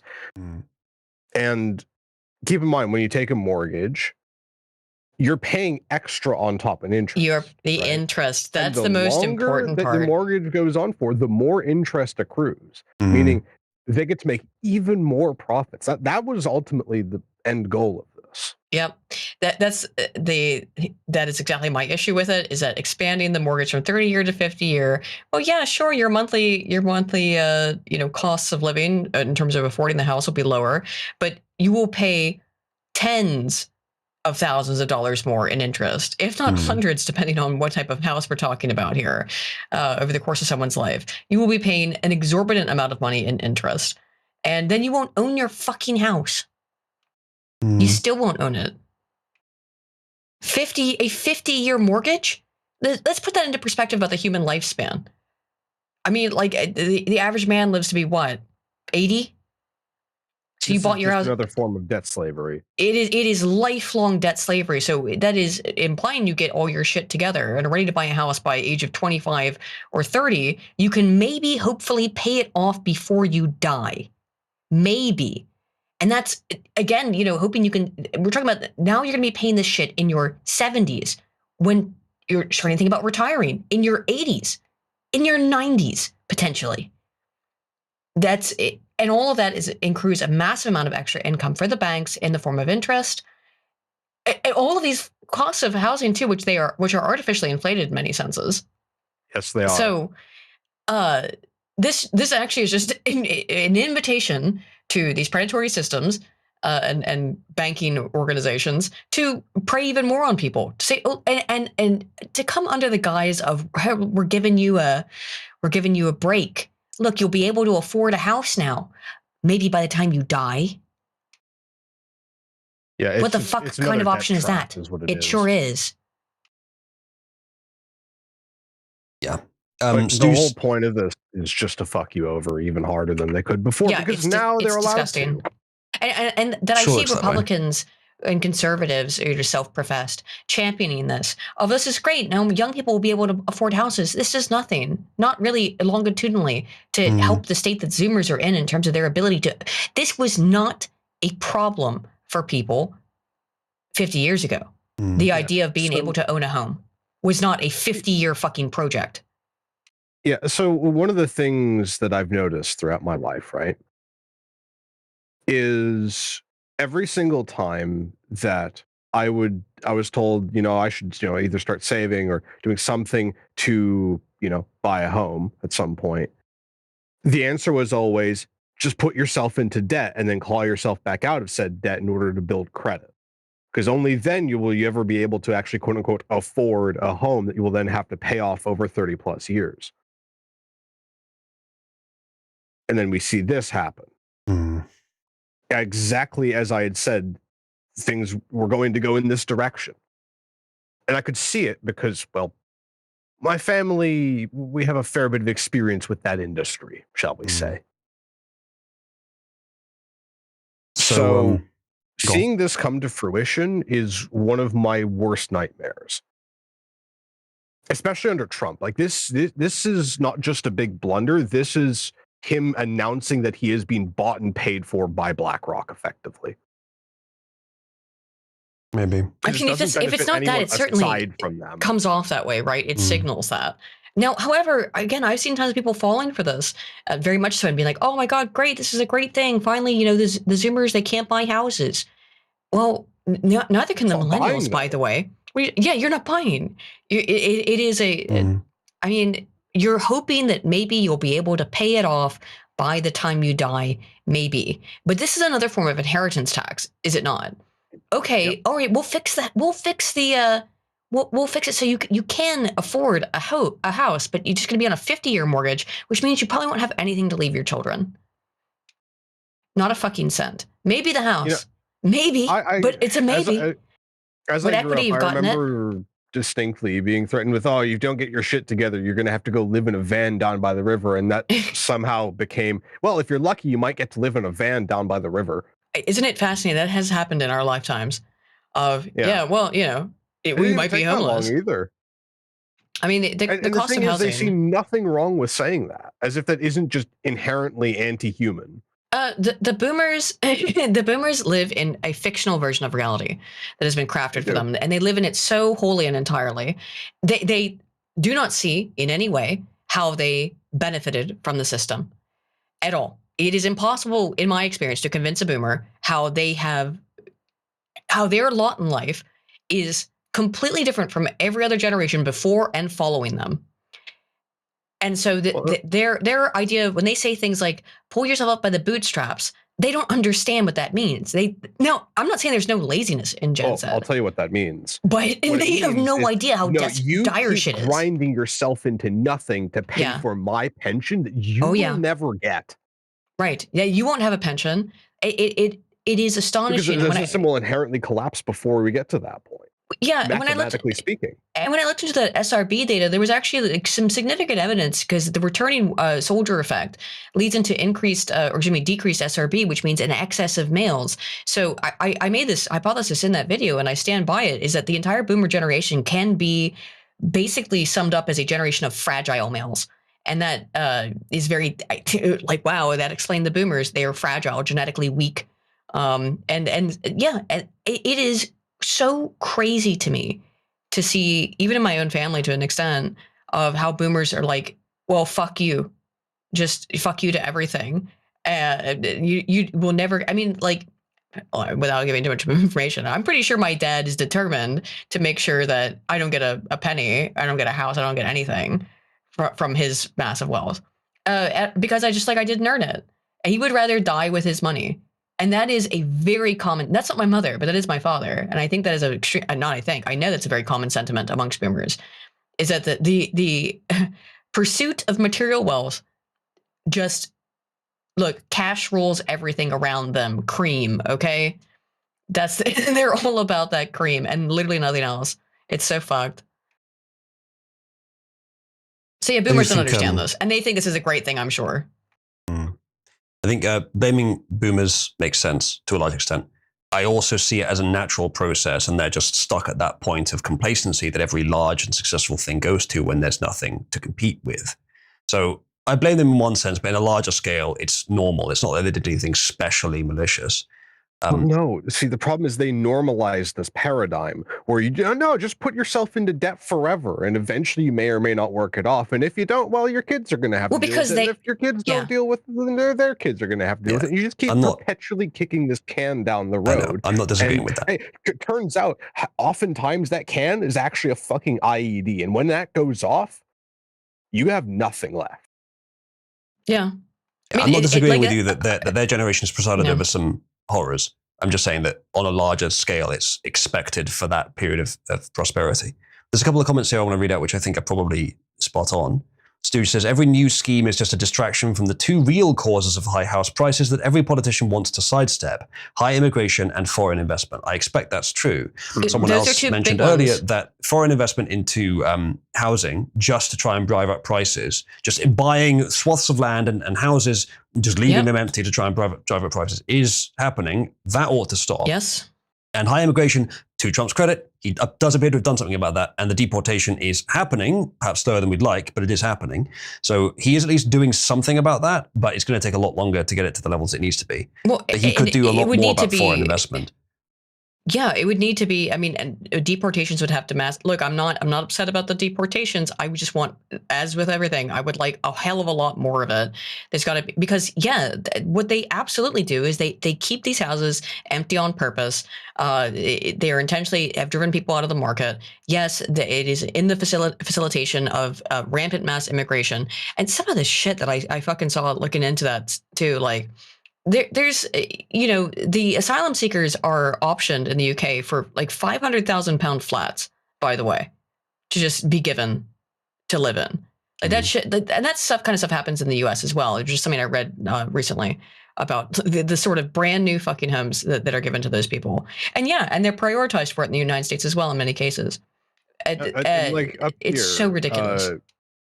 The Jeets come in and they get thrown in either 5-star hotels at taxpayer expense, or they get mansions, again, also paid for by the taxpayers. And it's all these why things work are either paid for or subsidized by us Canadians. And meanwhile, we have massive homeless problems. And you'll notice all the homeless, they're white. You don't see brown homeless people. I mean, you do, but they're homeless by choice.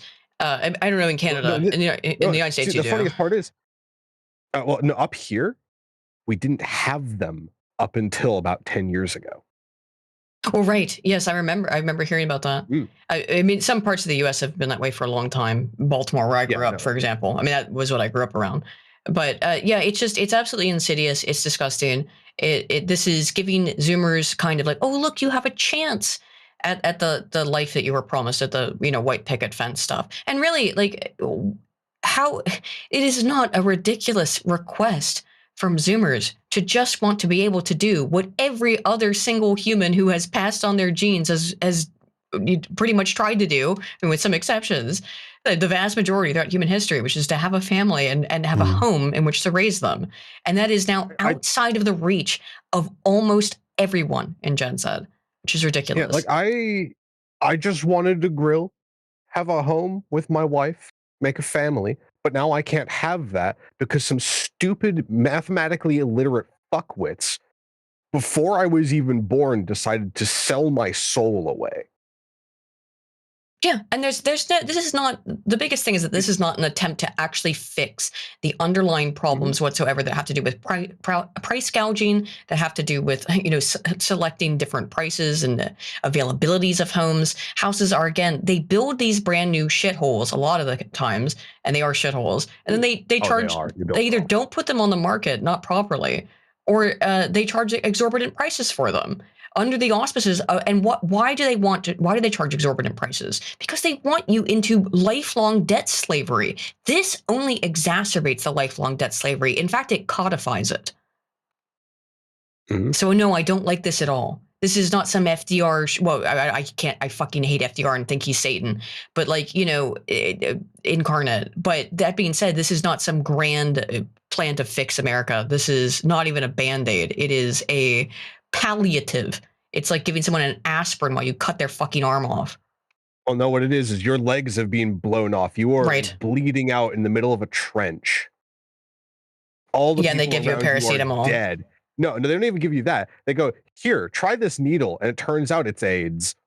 It's heroin, actually, because it's a lifelong addiction, isn't it? Now you're stuck. Now you're hooked. Oh, your life's not going to last much longer. It's heroin, but without the high. Kill yourself. Yeah. Which is kind of what Fent is.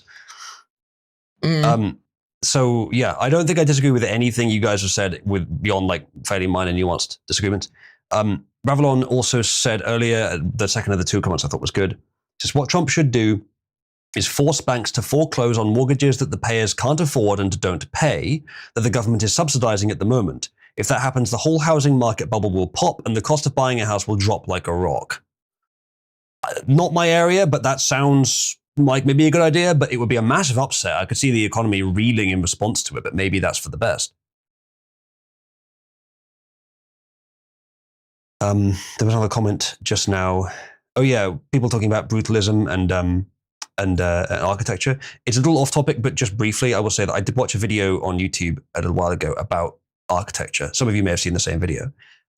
Comparing quote-unquote modern architecture with traditional architecture and why traditional architecture is so rarely made. And I've wondered this as well. I've wondered why the hell people just don't make this in the modern day. Well, the answer is they do. Many new buildings are in the traditional style. But one of the reasons that's often given is cost. The traditional buildings cost more. Actually, no, they don't. In most cases, they don't. On average, they cost about the same. They don't cost more to build. They cost more probably on paper, though, do they? I don't think so, Is that the conclusion? In fact, really? When a modern building starts to decay and degrade and get dirty over time, it looks way worse than what a traditional building does. Traditional buildings arguably look better when they're a little aged and weathered. Modern buildings look way worse. To last. New builds are not. They are designed to be torn down regularly and completely gutted and just ship a Theseus, basically. Whereas the older style of construction was made to just be maintained. And it's a complete difference in philosophy. Now, I the reason why I'm saying this, I know this shit is disposable. Because I had quite a big hand with Father's company and the sorts of things that we would build, right? When it came to, it's not just a matter of aesthetics, but it's the philosophy of how you build something, why you're building it, the purpose of it. All of that is being completely lost. Everything built nowadays, it's not even just about the brutalism. It's about just, we need something here. There's no thought put into it. There's no care, no effort. No. Just, well, what do we happen to have on hand? What's cheapest to ask the engineers and the architects for? Well, I'm not a complete hater of quote unquote modern architecture. One of my favorite architects is Frank Lloyd Wright, who shares a birthday with me, which is cool. But you look at his architecture, which is modular in some senses. There's a lot of squares and rectangles and things. But look at something like Falling Water, which is considered by many people to be his masterpiece. And even it takes local limestone, it takes local, which is in West Virginia also, but it's meant to look like clouds settling in the trees. And from a distance, having seen it, it kind of looks like that, even though it's in this modular design. There can be some real beauty that can be captured in that stuff. I'm not totally against it in theory, but what it is to be replaceable. much like everything else, it's not something that you're meant to pass on to your children now, is it? Again, it's another inheritance tax thing. It goes back to that. This is not a home you're going to pass down. It is disposable. See, the It's not a disposability, multi-generational investment. the disposability argument may be true. Another argument I've heard is that counterintuitively, traditional architecture looks more expensive, so it changes the market availability in the area and increases the prices, which may not be beneficial for some cases. Still doesn't explain a lot of it, but I don't understand why you can't just have the superstructure in the modern style and then the outside in the traditional style. I mean, even as a compromise. Well, so you can. Exactly. Even and I think some buildings modern, do. quote unquote, style it's not made to be maintained. It's made to be ripped up and replaced on a regular basis. And not because it's necessarily modular, but because none of the materials are made properly. Everything is sourced from the lowest bidder, usually China. And as a result, you're going to have massive problems that arise. So let me give you an example, right? Modern houses here, they may be partially brick, but the rest is all just cheaper materials. And it doesn't trap the heat in properly. So, of course, you then have to buy a more powerful furnace in order to keep up with that. But then you get your HVAC guys to come in. And what do? Well, in order to try and really retain the heat, they won't give you enough return air lines. So, yes, you're going to have the heat, but that's because your actual furnace system is overheating. It's trying to basically kill itself and regularly shutting off as a result. So you're never actually going to be at just the right temperature. You're either going to be too hot or too cold all the time, and you're never going to have enough airflow. So it's these sorts of things that compound themselves and end up becoming insanely costly to deal with if you just want to do it right the first time, which would have been way cheaper. These are the sort of new build problems that we have. Yeah. Like I know a bunch of guys in the trades, and they say that every time that they have to go work on a house and it's a new build, they want to avoid it at any cost because they're built like shit. They're designed like shit. They're not made to last. They're not made to be maintained or worked on in any way. And as a result, nobody wants these things. But because they're the only options on the market, they get to get away with charging insane prices for them. And you know who buys them? Foreigners, because foreigners are the only ones that actually have the money to do so. Because we had the rug pulled out from under us before we were even born. When talking about the comparison here, I'm mostly talking about sort of larger buildings in cities, but I think it would also apply to residential as well, which sounds like it's more what you're talking about. Modernist buildings. Fair enough. Modernist buildings made of steel and glass. You're right to an extent. I expect that they're lowest bidder, but there is part of the reason it's more expensive in some cases is because the tolerances are much tighter. To what Mavis is saying, traditional buildings that people designed when they had to build with 50 men, a couple of horses, and manual pulleys aren't more expensive than buildings designed after increasing automation. Imagine my shock. Yeah, it does seem normal, but they look more expensive, and so people think they are, which is why I'm sort of clarifying that. Modern buildings, you would think that maybe just newer technology would unlock the ability to do that, like float glass, for example. Before that existed, and like reinforced glass, you couldn't have built a modern steel and glass building before those technologies were available. But since they are available, maybe it's cheaper. But it turns out, no, they're about the same. Not that the latter is way more expensive, but they're about the same because the modern buildings have less ornamentation, which often involves paying an artist or a specialist to make. Because some of that's mass produced as well. But the part of it is. But the modern building has tighter tolerances, so you have to get things more precise. So even if it is from the lowest bidder, that's not really true. Okay, go on. That's the really funny thing. So a lot of the buildings that you see, the work that's being done on them, absolutely shocking. I am talking the kind of bodge jobs that if you showed this to a tradesman, they would want to kill themselves if they had done that.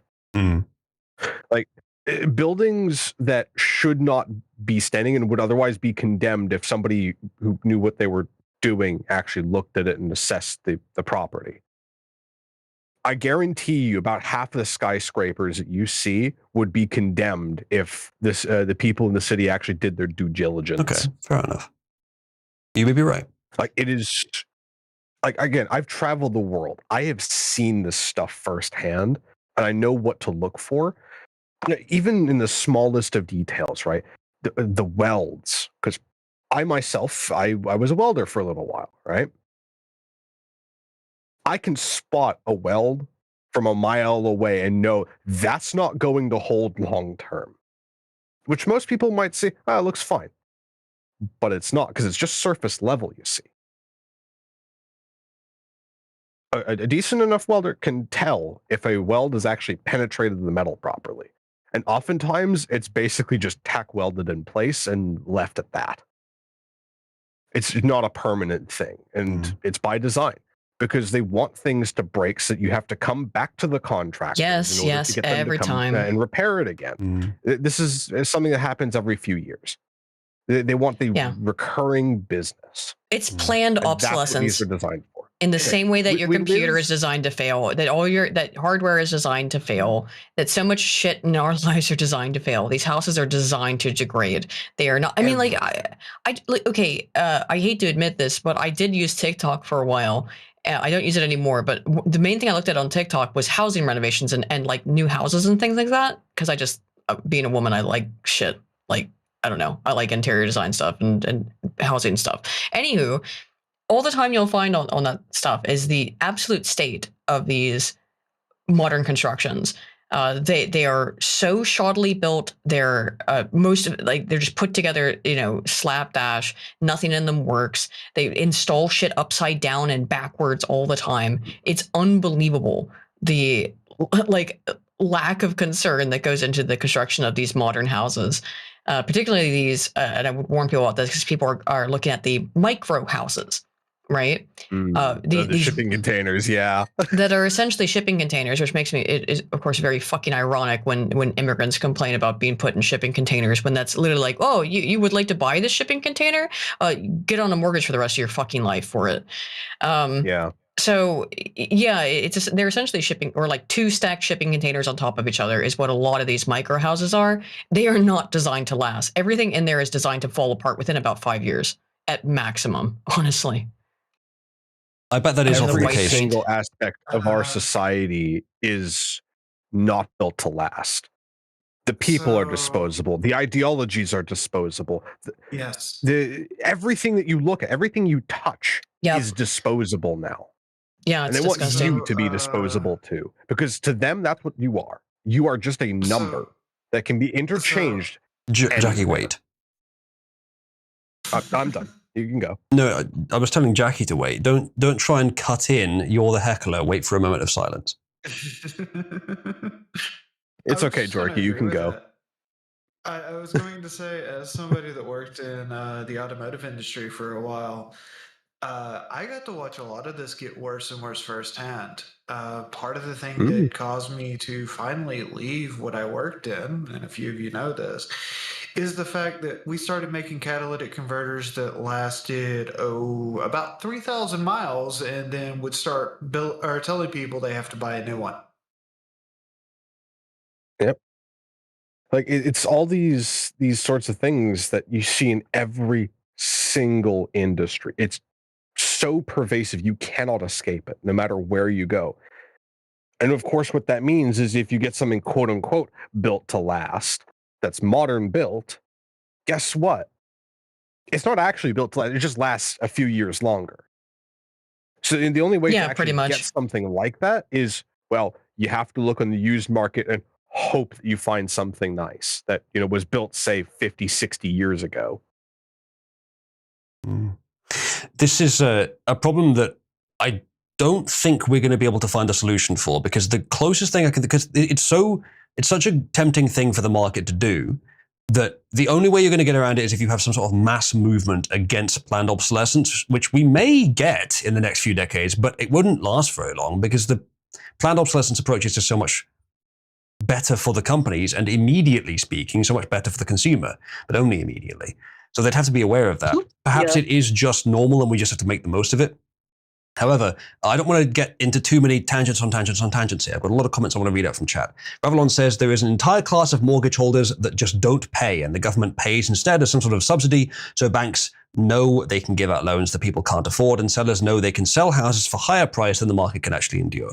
As with many areas of the economy, this is one of the examples where government money put into private industry makes things much, much, much worse. Same thing with student loans, I think, and several other areas as well. Also with the US healthcare system.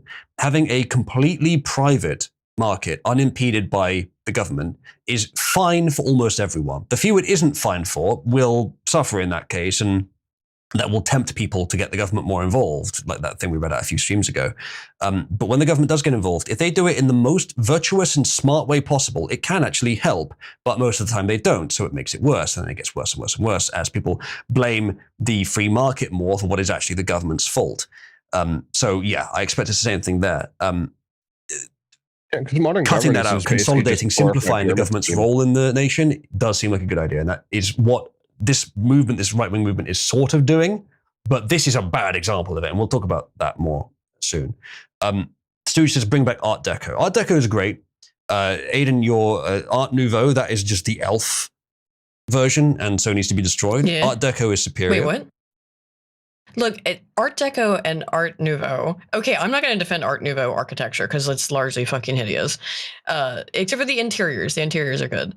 But the Art Deco is the masculine, Art Nouveau is the feminine. You want to live in a fucking tree, damn it. I love that staircase so much. I love that staircase. Fucking elves. Yeah, I want to live in an elf house with an elf staircase. It's fucking dope. What are you talking about? The masculine urge to live in a hobbit hole. Also acceptable, to be fair.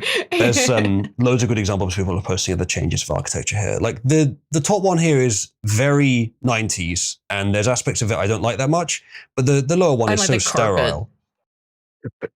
The wallpaper I don't like on the top one. Inviting. It is warm and inviting. inviting. They just have the fucking hospital death ward. Right. Yeah. There's aesthetic. exactly. There's things I don't like about the top that I find a bit gauche, but the bottom it looks like a hospital room. You got to find something better than either of these. Surely there's something better than either of these. I think a lot of this stems from the fact that the people who design stuff like this, they yearn for nothing more than the sweet embrace of death. They do. Everyone else around them, of course, must experience this. This is their vision, you see.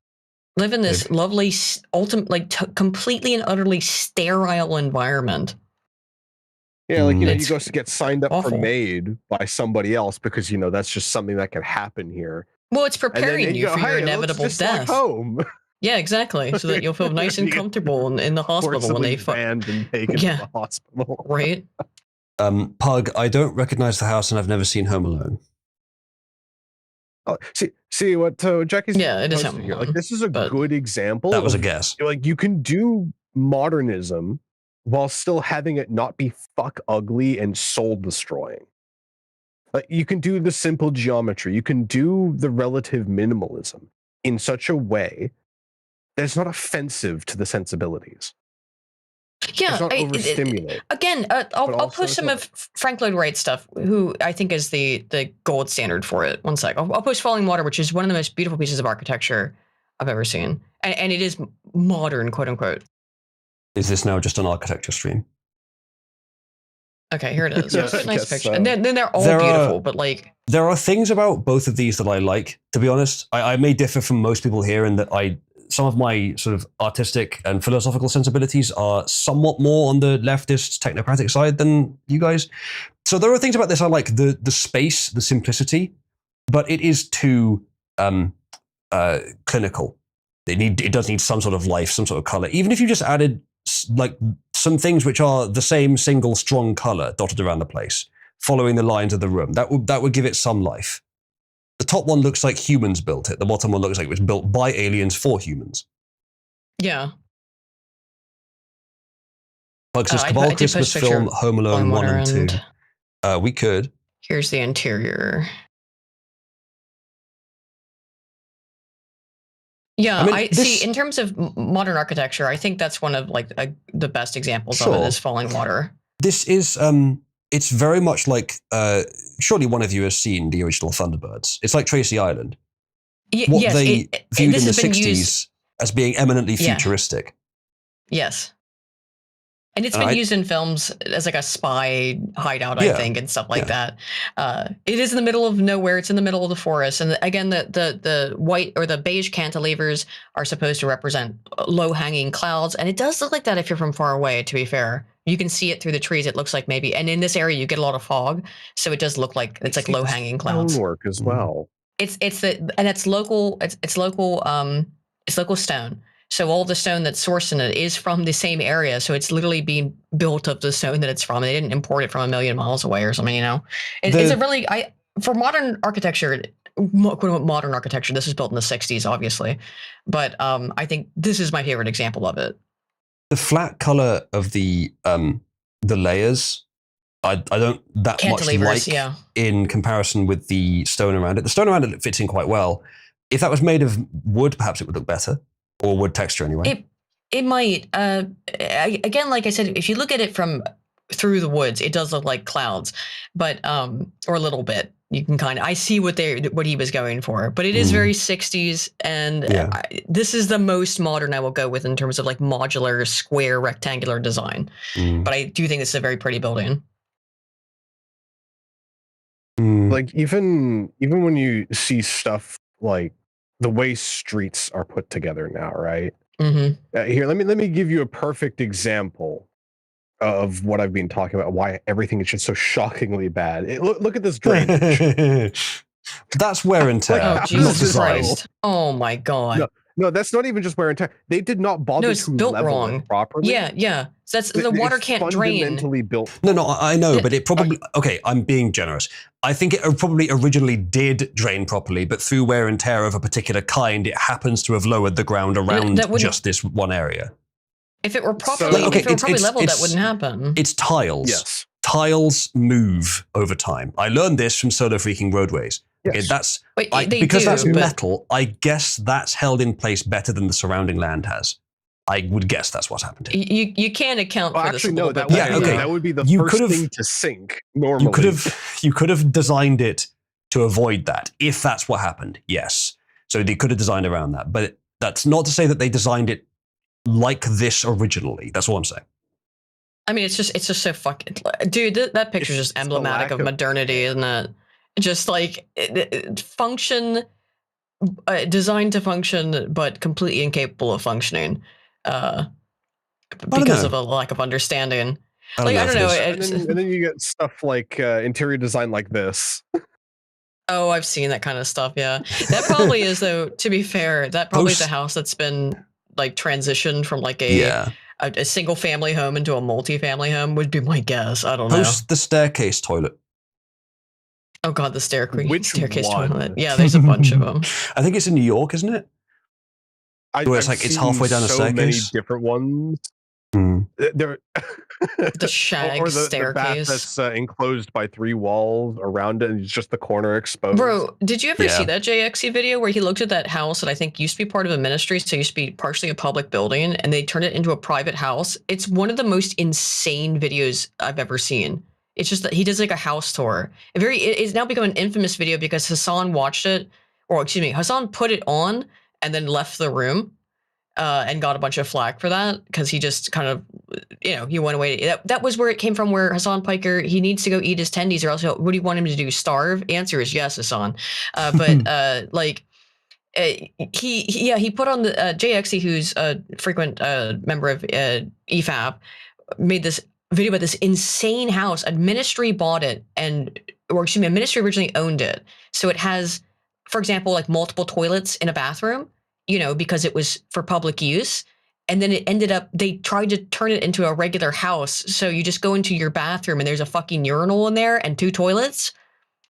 Like it's normal. And they just put it up for sale on a regular housing listing. It's insane. Also, there's a bunch of what I can only describe as back rooms in it. Like there's a pool. There is a pool like hidden in the basement in this tiny room. And it's not like a regular sized pool. It's like, I don't even think you could extend both of your arms. You certainly couldn't, Islo, but I don't even think I could extend both my arms would fit inside of this fucking pool. And yet it's a pool it's such a bizarre house. It's so insane. House made of doors, yeah. Yeah, this classic. Ooh. Yeah, I've seen this before actually. Yeah. Pug, that's nasty. Oh, let's read this. I have seen this before, but I can't remember what it was. So, this is a green text. Prepare yourselves. Brother tried to hang himself. He's an idiot and tied the rope across his chest instead of his neck and was hanging off the ceiling for like 20 minutes wondering why he hasn't died. Heard my dad shout he was doing it wrong and that he was going to show him the proper way to do it. Dad tied the noose and put it around his neck and jumped. My brother had to cut him down, but Dad is having a hard time breathing. Now my mother is driving my dad to the hospital and my brother to the mental ward. I fucking hate living in Kentucky, they say. Dad came home after the hospital after showing my brother the proper way to use a noose after my brother had tried to tie the noose around his chest. We have a $2,000 medical bill from the ER. I tell him to pawn or sell his motorcycle to help pay for it.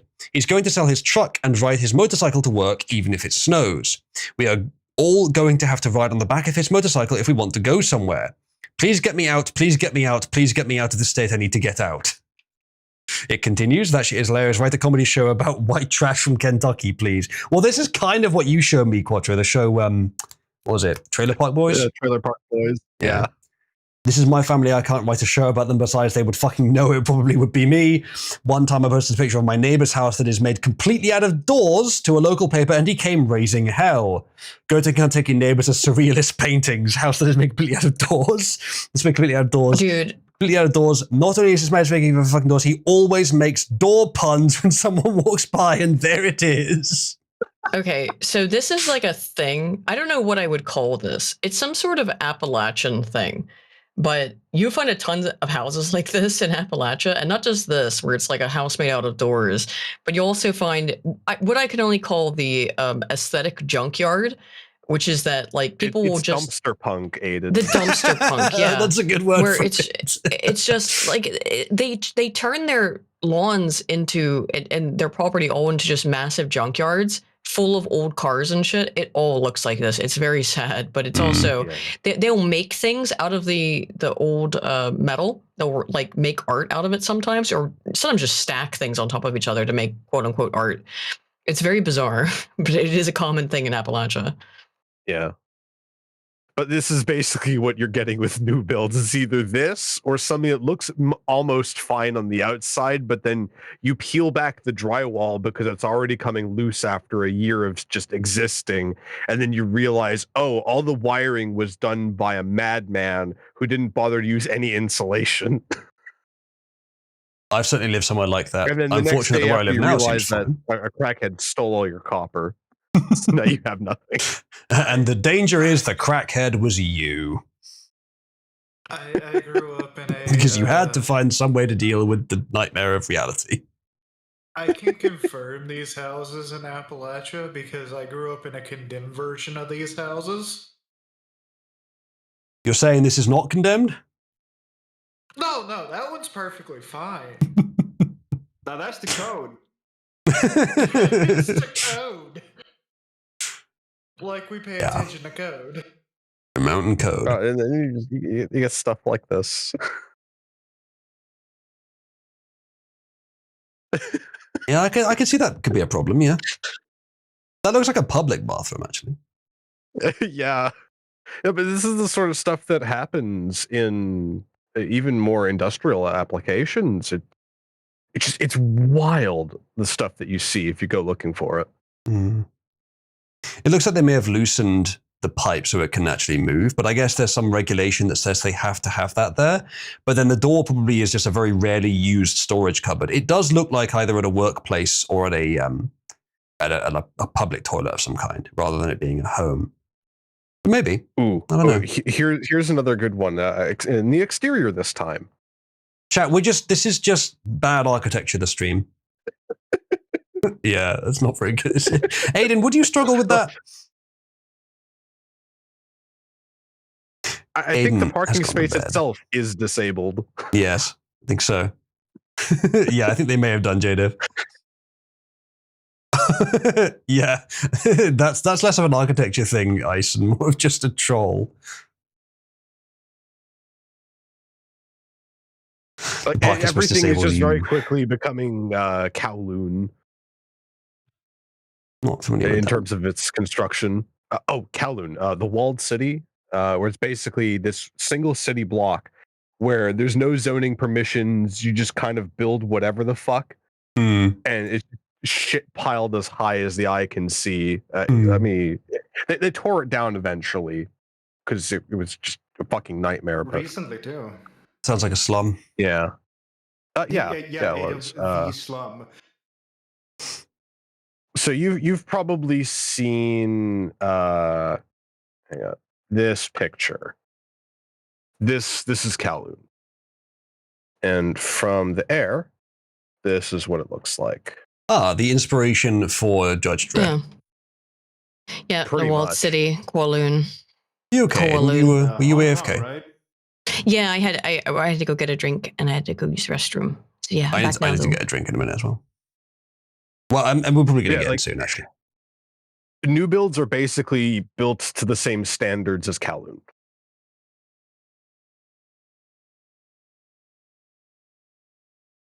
Cow loins? I think it's Kowloon or Calroin Kowloon. City. Yeah, whatever. it's fucked. It's crazy. If you see footage from inside of it or whatever, it's I love nuts. they've got the courtyard in the middle as well. Yeah, Well, yeah, that's the obviously. only light that you're able to get inside that area. Yeah. I mean, this And even really, then, this you don't really get is like much of the ground level. the Judge Dredd city. I'm sure that they went there before they filmed it. It is the basis of much cyberpunk fiction. Yeah. The way that this is set up. Mm. It's used in a lot of manga and anime as the stereotypical Yes. Mm. Even Yakuza actually has a little part of its map like that. Those games is very famous for being just an absolute clusterfuck. Mm.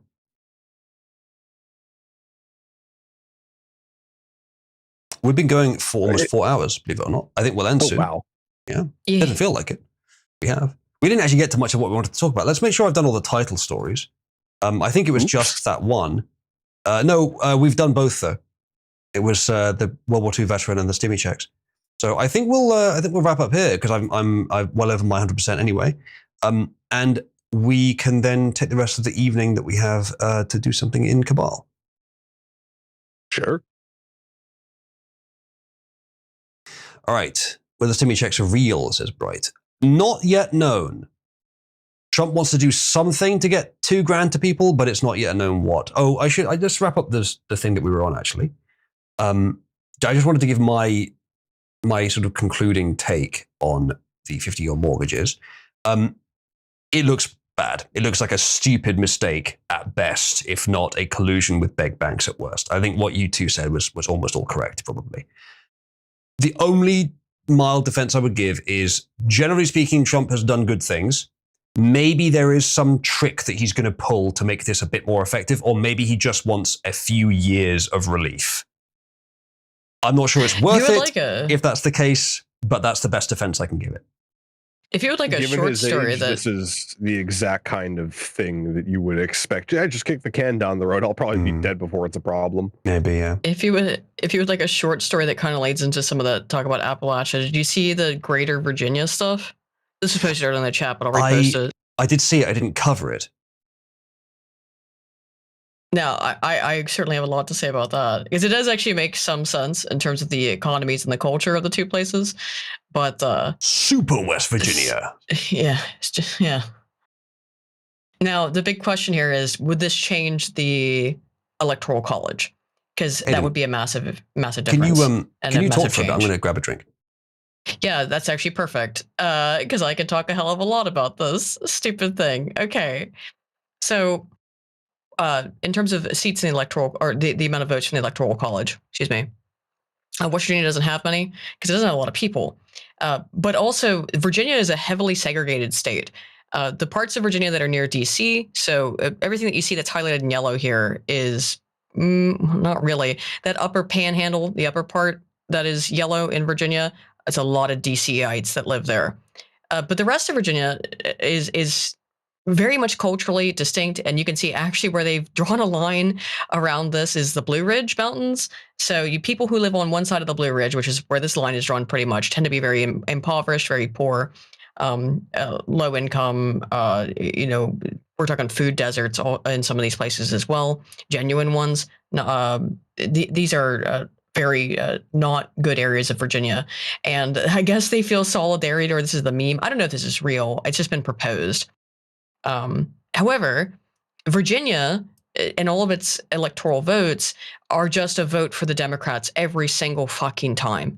If this were to give more electoral votes to West Virginia that actually represents the working people of the region, then that would be an insane boon for West Virginia and for Americans, in my opinion, by just taking away electoral votes from Virginia, which is a satellite state of the District of Columbia.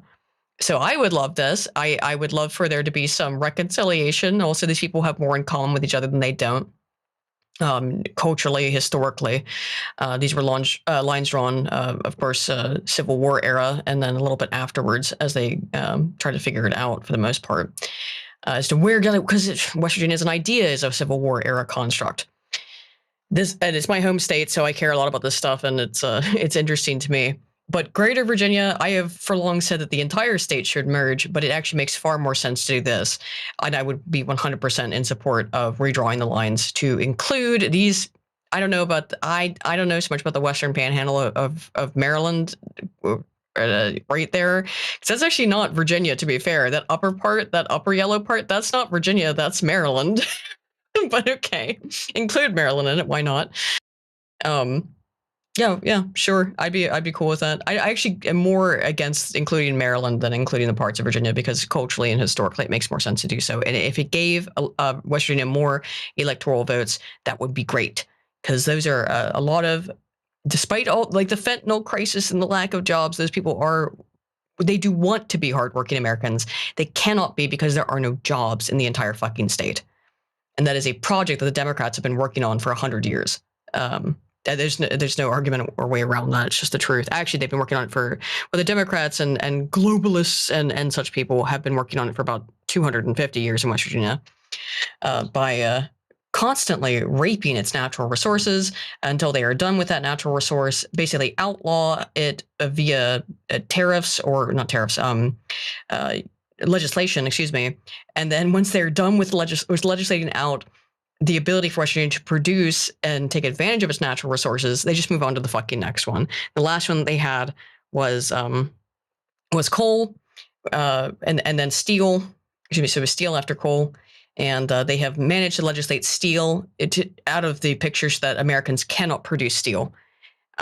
It is financially not just implausible, but impossible for American steel to be competitive with Chinese steel. You could fix this with tariffs. They refuse to, because the Chinese steel, which sucks and is shitty and is used to build all those crappy little homes we're talking about, and it does not stand up to muster, has completely replaced American steel. And I'd like to point out, too, it's not American steel at all. American Steel is a company, too, and American Steel operated in West Virginia. It is now Nippon Steel, and it has been since the 1980s. The Japanese bought up the American steel industry before the Chinese even entered the picture. The situation is so fucking dire that I wouldn't even know where to start with it. However, I do think this might be a good idea if it gives West Virginia more electoral votes, which I think it has 3. It is basically none. So gotta do what you gotta do. Greater West by God, yeah. I wish it the best of luck in getting the boot off of the still neck, because that's why I grew up in poverty. I'm from the Iron Mountains of the South. Yep. It's fucked. Hopefully, though. I mean, I don't know. I'm down for this. I think a lot of people in the region too. If you're on that side of the Blue Ridge, I think you'd probably be more well suited to be part of West by God than Virginia at this point, against satellite state of DC. I think a lot of this is dealing with the symptoms, but they're such big symptoms that, yeah, fair enough. It's not happening. This is all completely speculation. Speculation. It's not likely, but we are in a time of change. Something might happen. Nothing ever happens. Well, if Trump just takes over Canada, which I know he was memeing about, but he should fucking do. Well, I would say he should do it, except for then you'd have to make Canadians Americans, and that's disgusting. No, it could be a protectorate. Sorry. It could just, It could be a it could be protectorate. anything. I mean, it's up to him what he does with it at that point. Yeah, make it like Guernsey's a crown protectorate. Make Canada Quite. an American protectorate. Quite a lot of the Canadian people would be happy to be run by America if they would just publicly execute the current politicians. Yeah, but so many Canadians have like based their sense of self off of the idea of we are not Americans. When they go to Europe, that's all they talk about. It's like, oh no, I know I might sound like it, but trust me, I'm not an American. I'm cool and hip like you guys and bohemian or whatever. I don't know, whatever the fuck they think Europeans are like. I mean, Bohemia is in Europe. Well, yeah. But I've just heard endless Stay away stories from the about Grove. that. Well, yes. Yeah.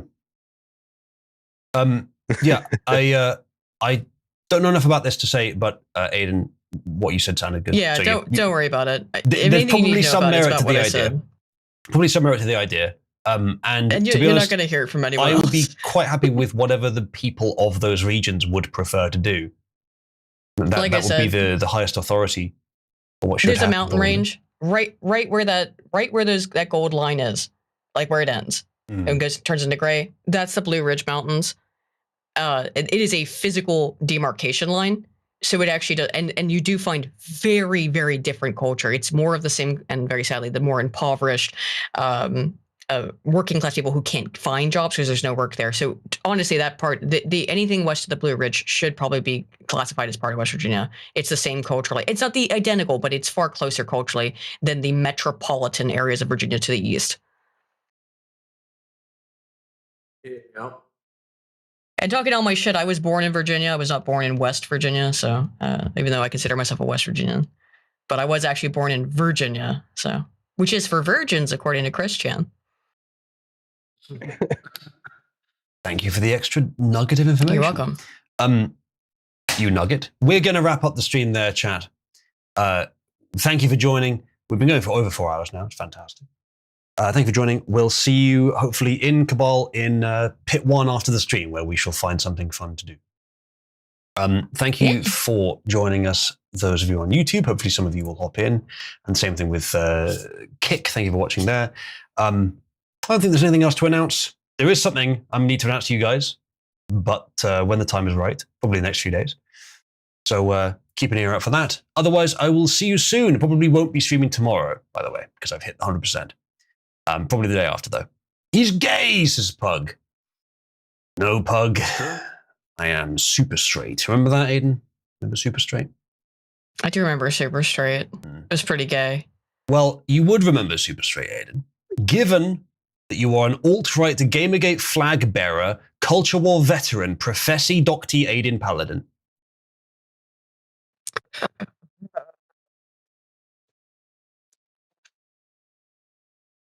You okay, Aiden? No. I'm fine. But why? Why are you like this? Good night, everyone.